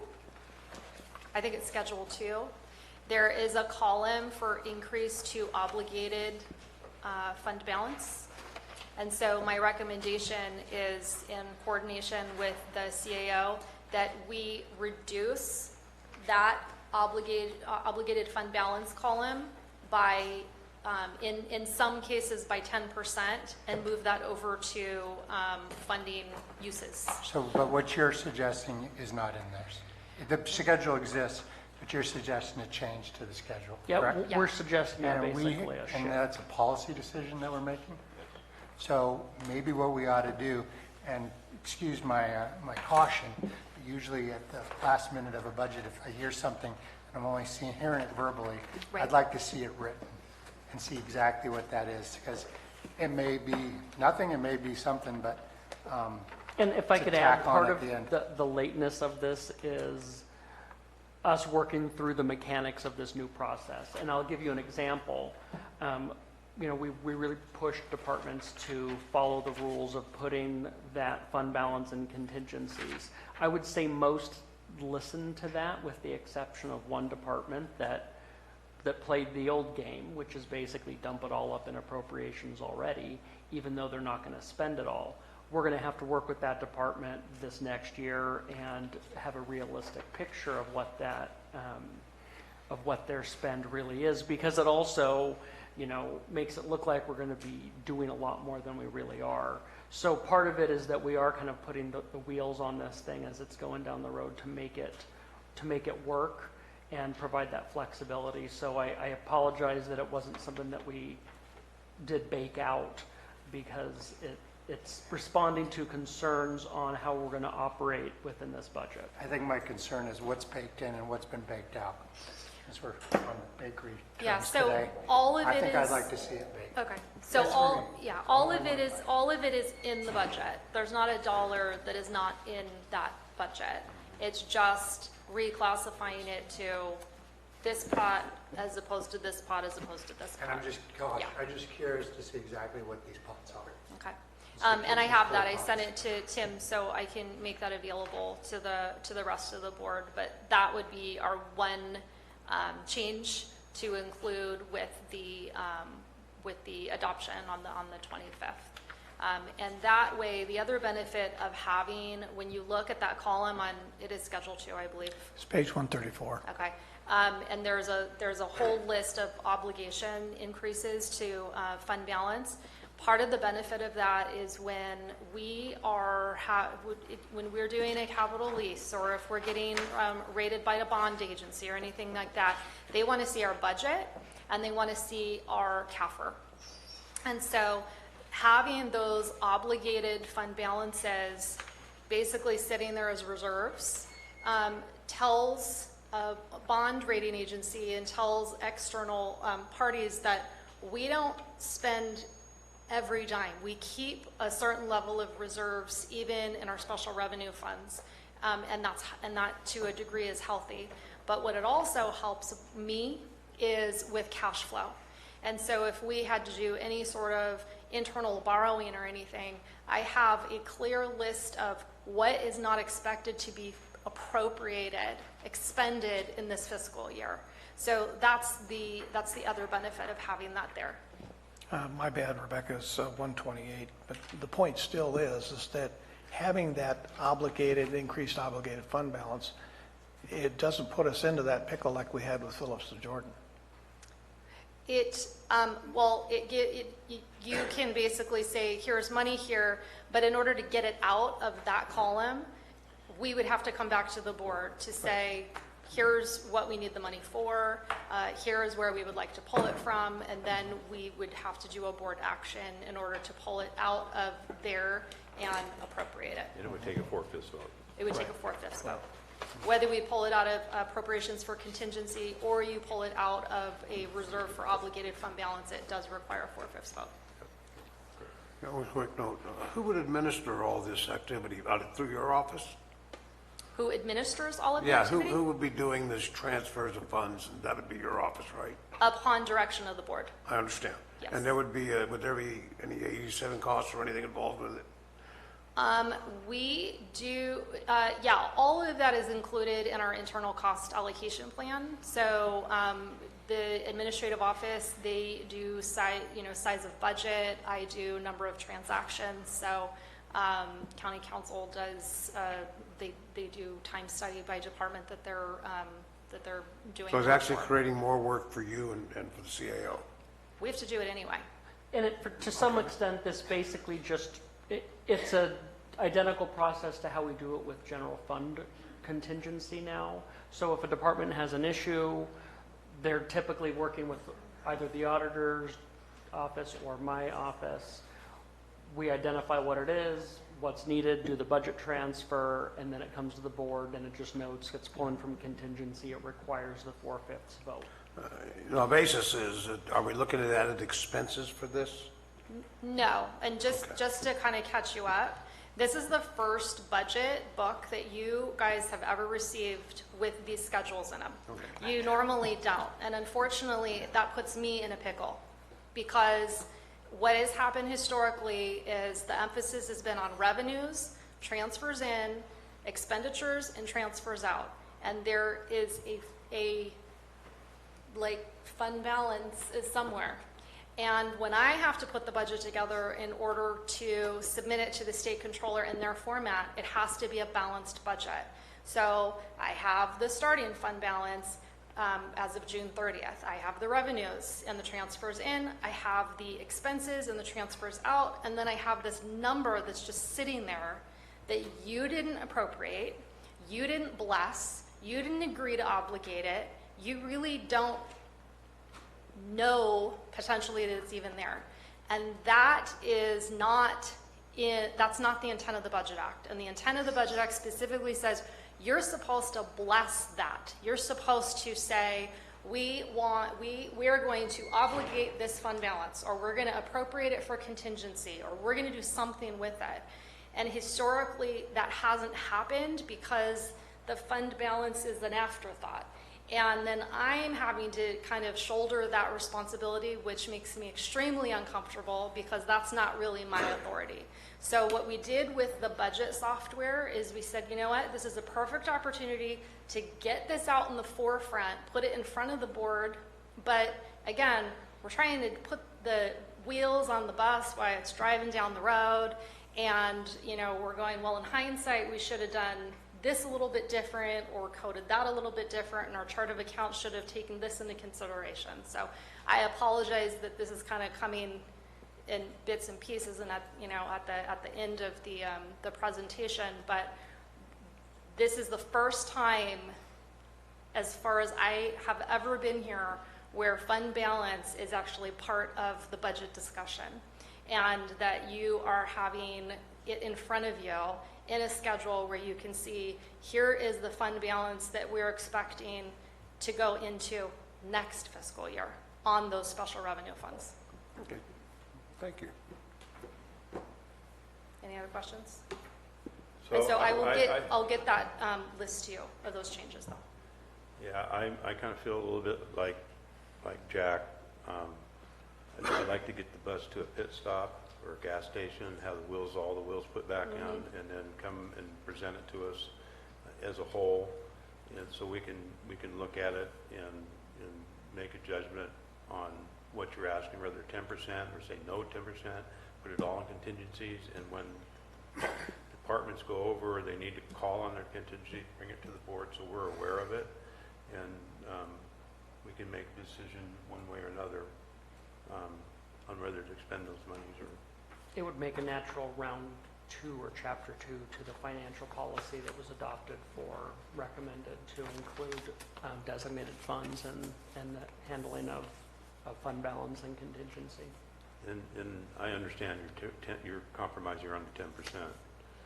Yeah, I don't really care. So, or your recommendation, not your compromise, but your recommendation. So, but is it possible to bring this back when everything's worked out, or? Yeah, absolutely. Okay.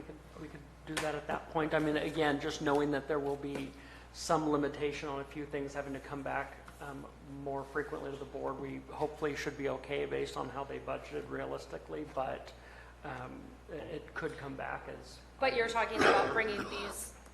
We're early in the budget, so it's not projected now. As we get further on, It would mostly be year end. Year end or mid-year or sometime when things are looking a little bit sideways. So because we're trying to figure out what we're putting forward in the final document. So is your recommendation to leave it the way that it is, which is just exactly appropriations for contingencies, and it is what it is, and then work towards making a transition to something different?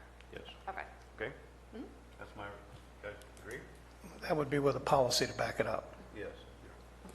I would agree. Agreed. All right. Well, that's less work, so good. All right. Okay. So, that it? That was it on my presentation, unless the board had specific questions for me or other direction. I think we should open it up for public comment. Mr. Chair? Can we take a break? Yeah, Sure. We can take a break, Madam Clerk. hold that thought, Al.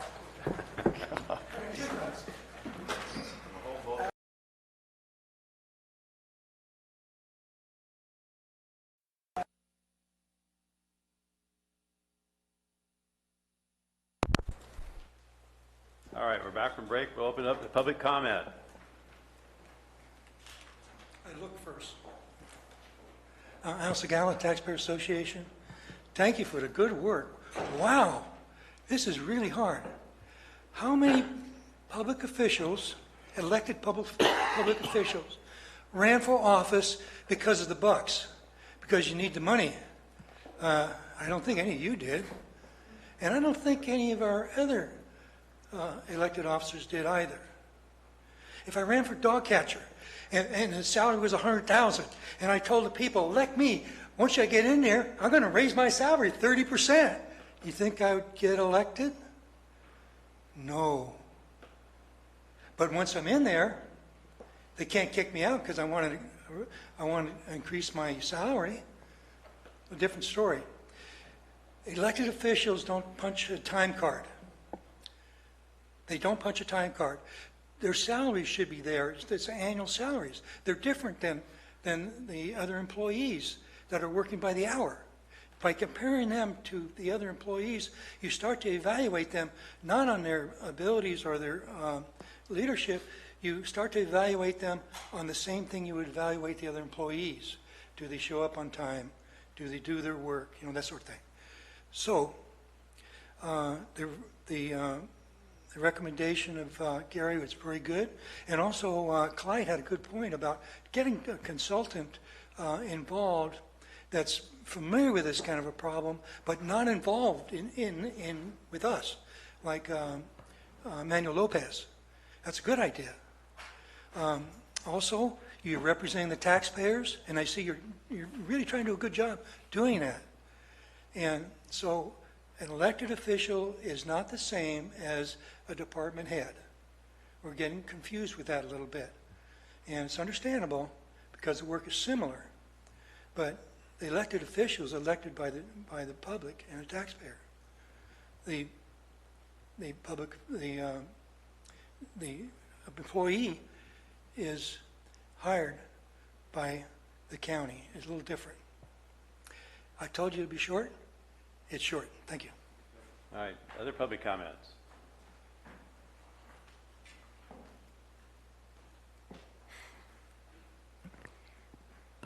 It's an interesting way of cutting 5% off the budget.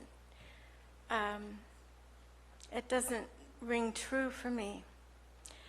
I think about the Butte fire victims, and I think about everyone else that owns property, and their property values have gone up as a result of people buying property to grow pot on. And they paid a high price for that. And so now the people that either buy that property or the other people that are Butte fire victims not only had their land assessed at a lot more, but now if they try to replace their house, they're not going to be protected by Proposition 13 if they build the same size house. That's my understanding. And so the budget has enough money that people think they can get more money for their salaries. And I think it's a bloodletting of the actual constituency of Calaveras, county citizens. Thank you.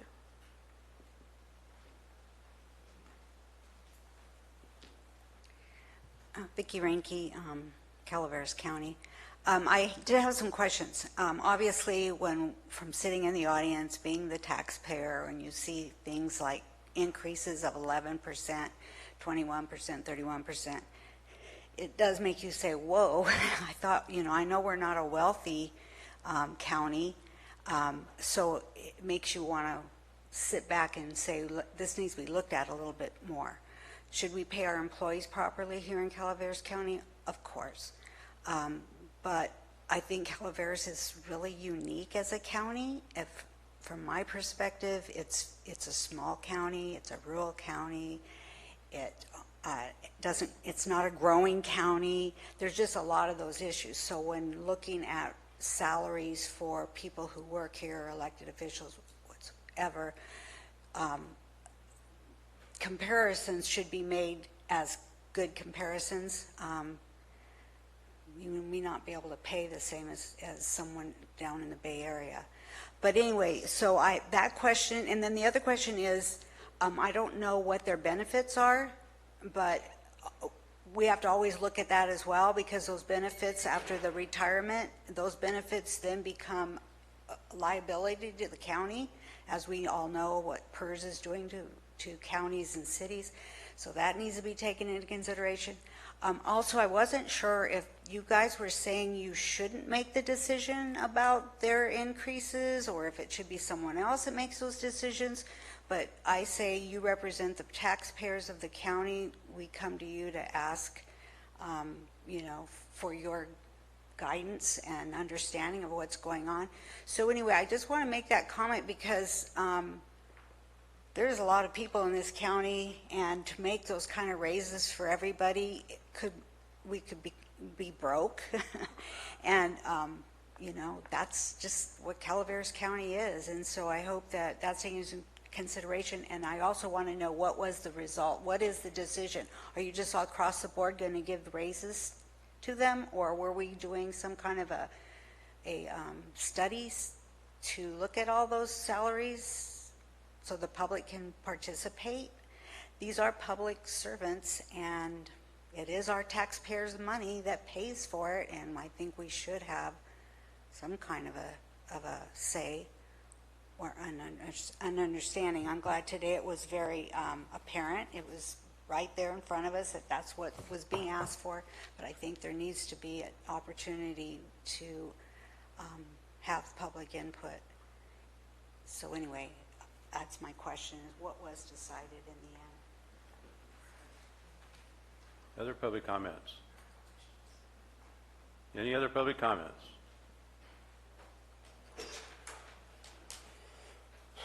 Neil McEwen, Calaveras County resident.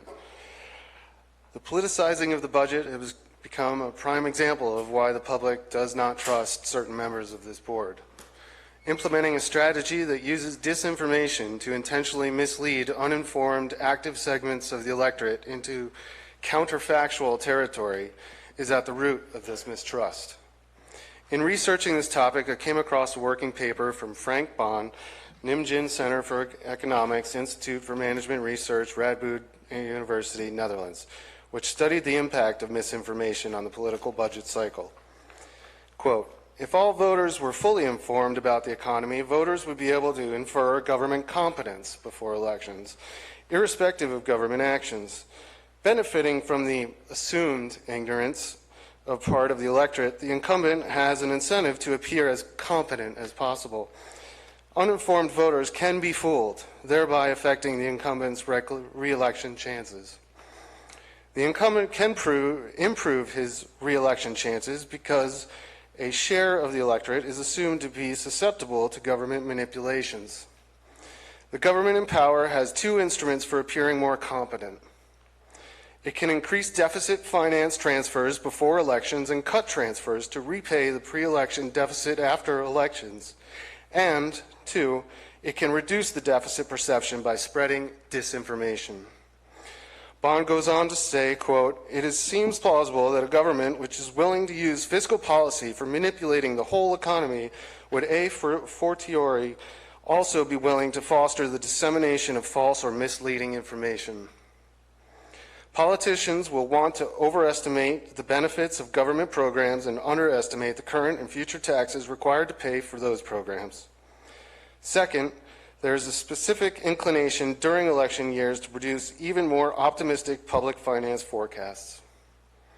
Dennis, Clyde, and Gary have chosen to eliminate $13 million in tax revenue from the county budget and utilize this model of disinformation to contradict the $9 million deficit predicted by the CAO. Political opportunism based on disseminating disinformation is why you have lost the public's trust. Continued miscalculations regarding how many people in this county you can deceive will be your downfall.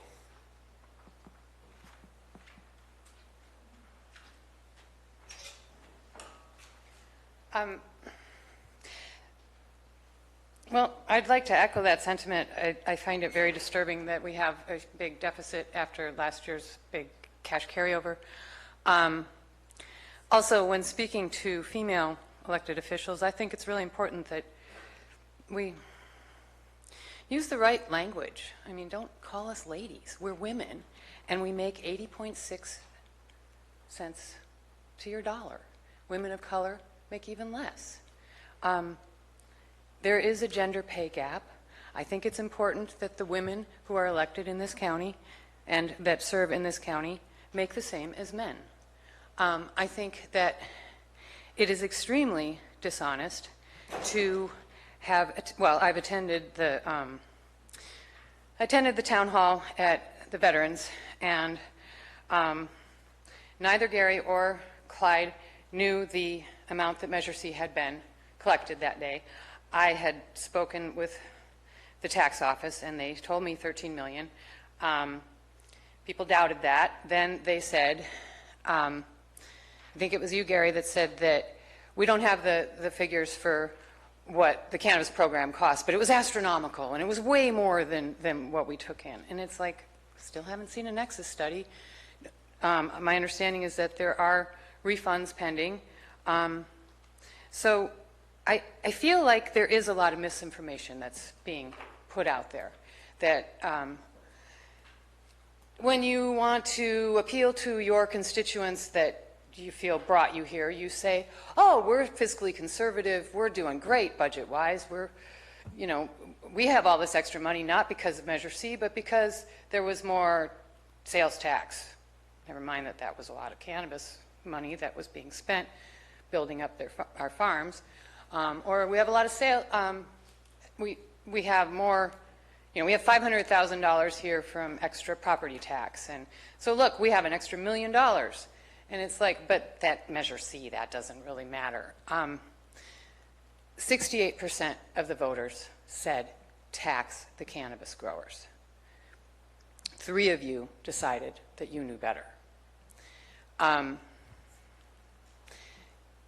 You need to reinstate that money because we cannot afford to go without it. We cannot afford budget deficits, and priority-based budgeting is not appropriate. It's like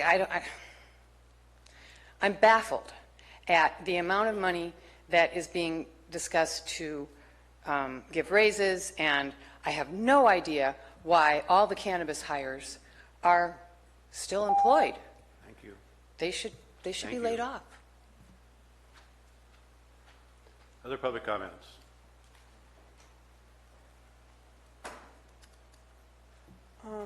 Sue Holbert, District 2.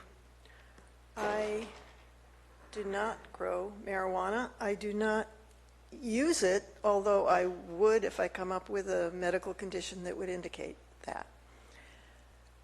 And it seems to me this budget is somehow so interwoven with that issue. It's not separate from it. One thing is it looked like there was something like $9 million extra, and then it was said that there was $9 million deficit, then $9 million extra, and now it's looking like it's $9 million extra. I don't know how that is calculated. I do not know the intricacies of bookkeeping and accounting and that kind of stuff. But it seems to me that it was stated that there was $5 million extra, and that won't be coming in. That's not expected to be coming in since the ban. But still, there's money it looks like the economic trajectory is painted as if it's going straight up, straight up, straight up from where it was. And what I hear from people who are running businesses in this county is they are hurting. I heard somebody who is making 10% of what she made last year and is worried about closing down. She's not the only one that are hurting. So where you're going to get the taxes from businesses in this county, I don't know.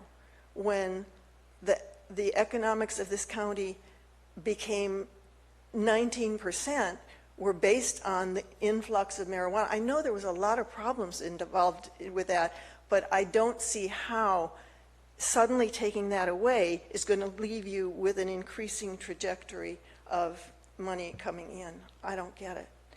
And I also saw that the code compliance is supposed to be now based on not getting rid of any of those people who were hired to do that, but on the people in that department raising their own salaries. And then I heard that, okay, this has been postponed, that will be decided next year sometime, but that amount is still in the budget, as if it had already been decided. What are you guys doing? It's not clear to me.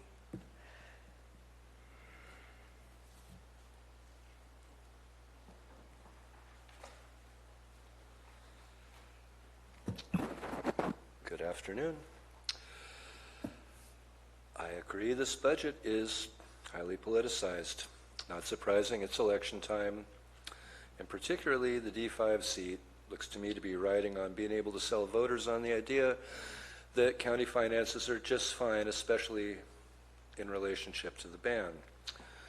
3 of you keep telling us how great the budget is thanks to your fiscally conservative practices, and some of you like to claim the county lost a lot of money on registration fees. I have video recordings of this numerous occasions. Despite various departments' documented best efforts to spend down those registration fees, even when they had to stretch the rules to the breaking point to do so, there's still what looks like the better part of $1 million left over that may have to be refunded. And I want to just point out on that note that at a campaign forum earlier, Supervisor Clapp said this was a huge expense on the county, that we really was losing money. And on the $5,000 permits we were charging, we were losing money. We didn't make money on the $5,000. We lost money on that. Well, by the way, you're not supposed to be a for-profit enterprise. Never mind that. He also said the county is doing well. It has a financial budget. We carry over $9 million into the previous year, and we're doing well. This is the first time since '07 that we didn't use teeter funds to balance the budget. I'll come back to that. An ABC 10 news story last Friday referenced statements made by Supervisor Mills. Quote, when asked to provide for his preferred solution to the increased budget deficit, Mills ventured into counterfactual territory, saying via email that the idea the county has a growing deficit is not corroborated by our financial condition, end quote. News 10, but it does have a growing deficit. County officials reported the budget deficit for the coming year is expected to be $9 million, almost exactly the amount of cannabis taxes paid by licensed growers last year, and also a fourfold increase over the last year's $2.3 million deficit. At the June budget hearings, we heard there was a $9.6 million structural deficit. Today, presented CAO's budget message says the budget is structurally balanced. And as Sue pointed out, today in the budget that I'm looking at, the code enforcement is still relying on the new 8.06 rules, which has been tabled till next year. And that hasn't been factored into the budget. And I didn't see where the several $100,000 in returned registration fees was factored into the budget. And this is a rear view mirror projection going forward, and that don't work. Any other public comments? Any other public comments? Seeing none, I will close public comments, bring it back to the board. Is there any other board comments? Well, for the sake of time, just to kind of remind the board that on the budget for this year, on the 615 positions that we have in the allocation, and this is approved underfill, I counted up 106 are vacant at the start of the year. That would leave us with, that was vacant and some underfills are in there as well. Last year, our vacant positions, just in general fund only, gave back $2.8 million into the budget, or into the contingencies. So that's not a method of developing reserves. I think that if we're going to consistently have vacant positions, we have to be looking at those departments that are carrying that vacancy load for the HR people. And that I said before that there needs to be some way of putting the HR costs into that department's budget where they're using an exorbitant amount of time. I think there's some A87 costs that are also at stake in that. And so it's just one of those areas that I'd like to see worked on as to how do we stop this 18% vacancy rate that we have right now. If you were in a hotel or motel, that wouldn't work. But this would just be a good example. It's back for board discussion. Is this okay? Yeah. Like we public comment on the meeting, right? On the budget. We just had public comment on the budget. This is the board discussion. I'd like to know from the CAO how we're going to deal with schedule. This is on schedule on page 252. Are we going to obligate that?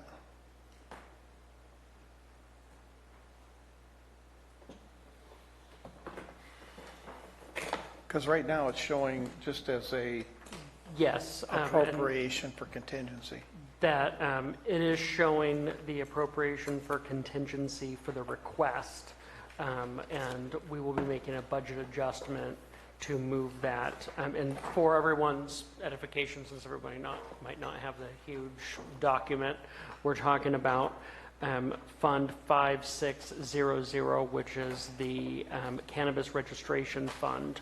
Right now, the fund balance for those 252. fees are 252. sitting, it's on page 252 of the budget book. It's not? Strange. We can get that corrected. Wow. Here. Sorry, apologize. So we have the budgeted $940,000 per the earlier discussion we had. It's sitting on the contingencies line for the board's approval.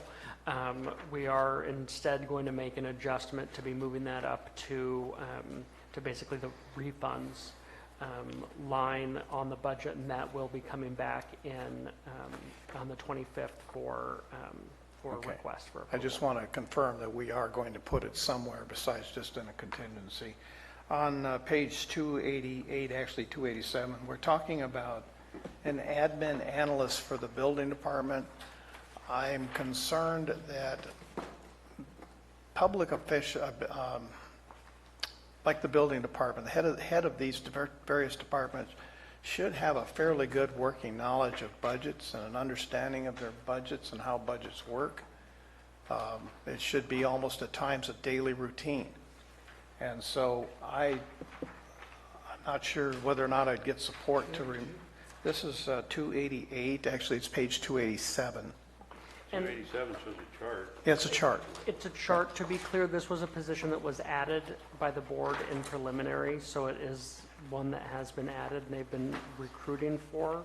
I guess from a broader discussion, the goal there was to provide somebody who, beyond the what the building official's doing, to provide more stronger fiscal support. The ultimate vision of it is to actually have that position cross-shared, doing some work in the planning department, doing some work potentially in environmental management, but all centered around budget and administration. And I know we had discussed that before in a previous meeting when we made that decision. I just am concerned that maybe a Budget 101 session might be in order for department heads who do not have a functional understanding, daily understanding of how budgets operate and where they fit within that scheme. I think there needs to be a lot of that training, yes. Okay, it's the only purpose of the conversation. Are we okay on page 303 with the recommended CIP? And I'm looking at the auditor here. On page 303, this is talking about the CIPs. Do we have each one of those funding sources as being correct? The only question that I have is, and I had left messages with your office in terms of the use of the COP funds for some of the stuff that is in CIP and in facilities. If we should evaluate the original statement, because when we did the refinancing on the certificates of participation, we did not change the list of allowable uses under the original statement. So making sure that those conform to that original statement, which was the reason we issued the debt to begin with. And if they're not, to swap funding out, whether it comes from Teeter, and that could be another adjustment to bring back before the Board of Supervisors, but that would be one of my main concerns, is just making sure that the certificates of participation line up with the intent of the projects that they're covering.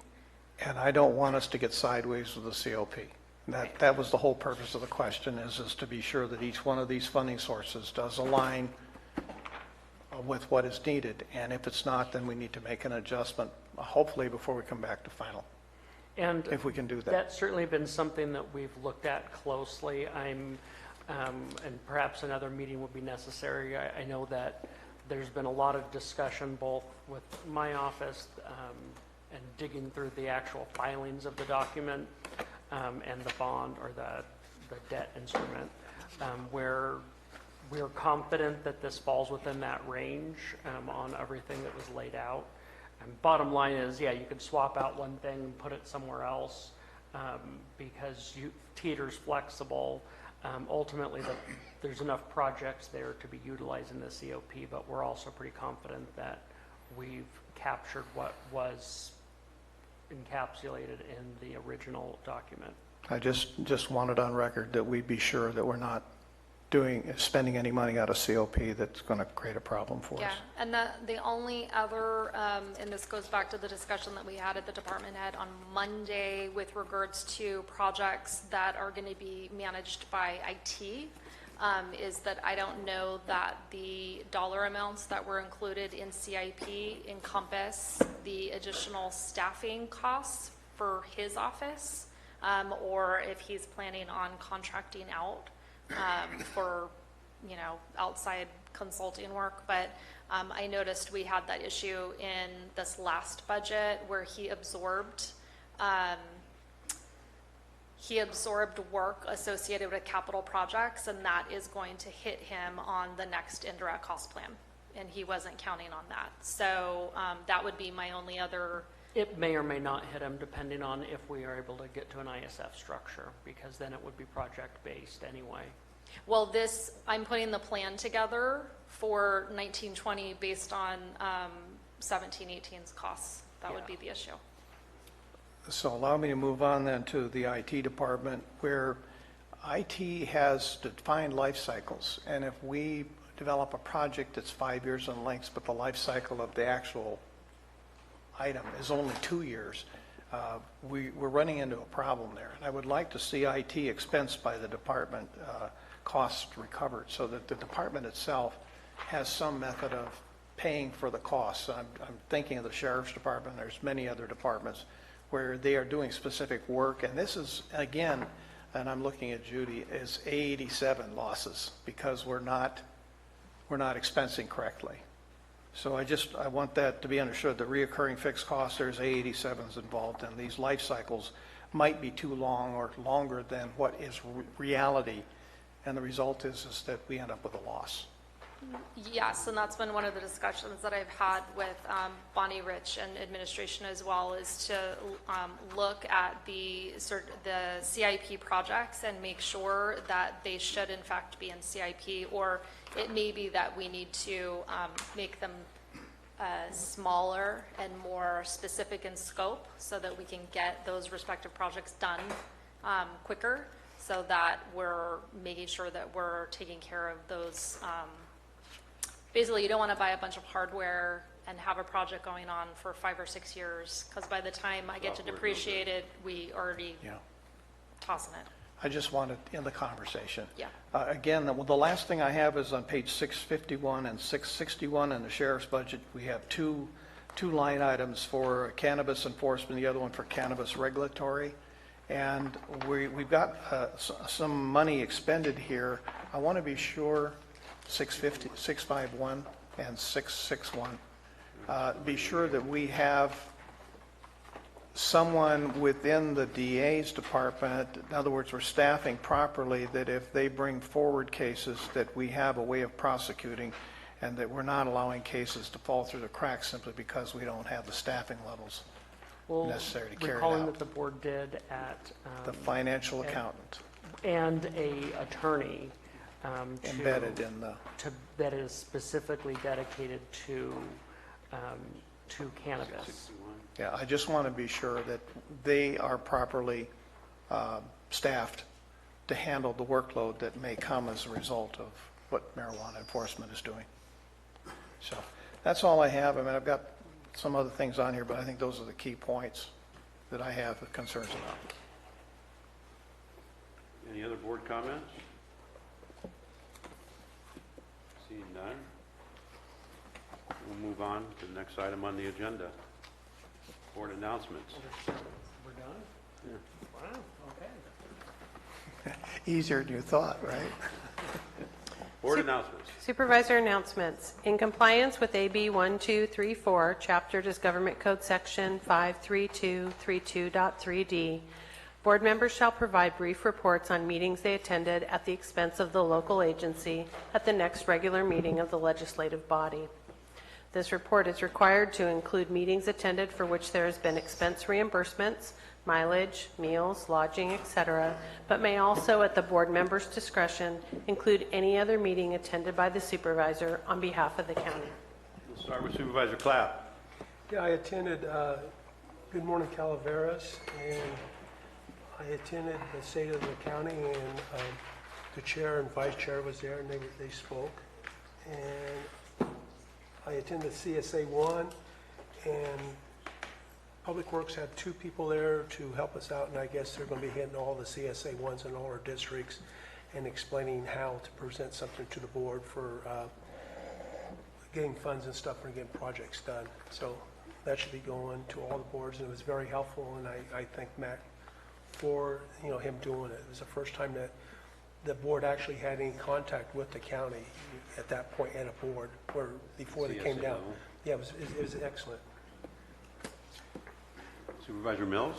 And I also attended Good Morning Calaveras and State of the County, and also had a conversation CSA 2 had with Public Works, and a very positive outcome. And then I also spoke before the Poker Flat Homeowners Association last Saturday and answered some of their concerns as well. Supervisor Oliveira. Thank you, Mr. Chair. On September 5th, I attended the Ebbets Pass Property Owners Committee meeting. This is a monthly meeting held with all the homeowners associations attending, and presentations are made by public safety, both Sheriff's Office, CHP, and fire departments, and CAL FIRE. We developed some information regarding the Arnold Rim Trail, status on that, and we were able to get a very intensive report from our OES director, Michelle Peterson, and she provided information on the status of our bridges on Blagan Road and on Murphy's Drive. Unfortunately, we are held up once again in the permit process from Fish and Wildlife. Also, I understand we got the report back from the hydraulic study. Those are things required for the RFPs to construction once we get authorization and a clearance to perform that work. That work should take an estimated 5 days, if you will, for Murphy's Drive. And the Blagan Road will be more intense because it's a removal of the temporary bridge and using those permits, which are being applied for both locations at the same time. On the 6th, I attended the CSAC board meeting in Sacramento. This was a general board of directors meeting where they took positions and notified our county supervisors of the actions of the lobbyists for various ballot entries in November. They indicated a strong opposition to Measure 6, which is the ballot measure to defeat SB 1, which was the transportation tax. And they also elected to provide some support for that in that campaign. They did discuss what funding is going to be. The budget has been signed by the governor, and they look to different transfers and shortcomings on some areas, but those areas will be detailed before the next meeting and available to all members, which we are a member of.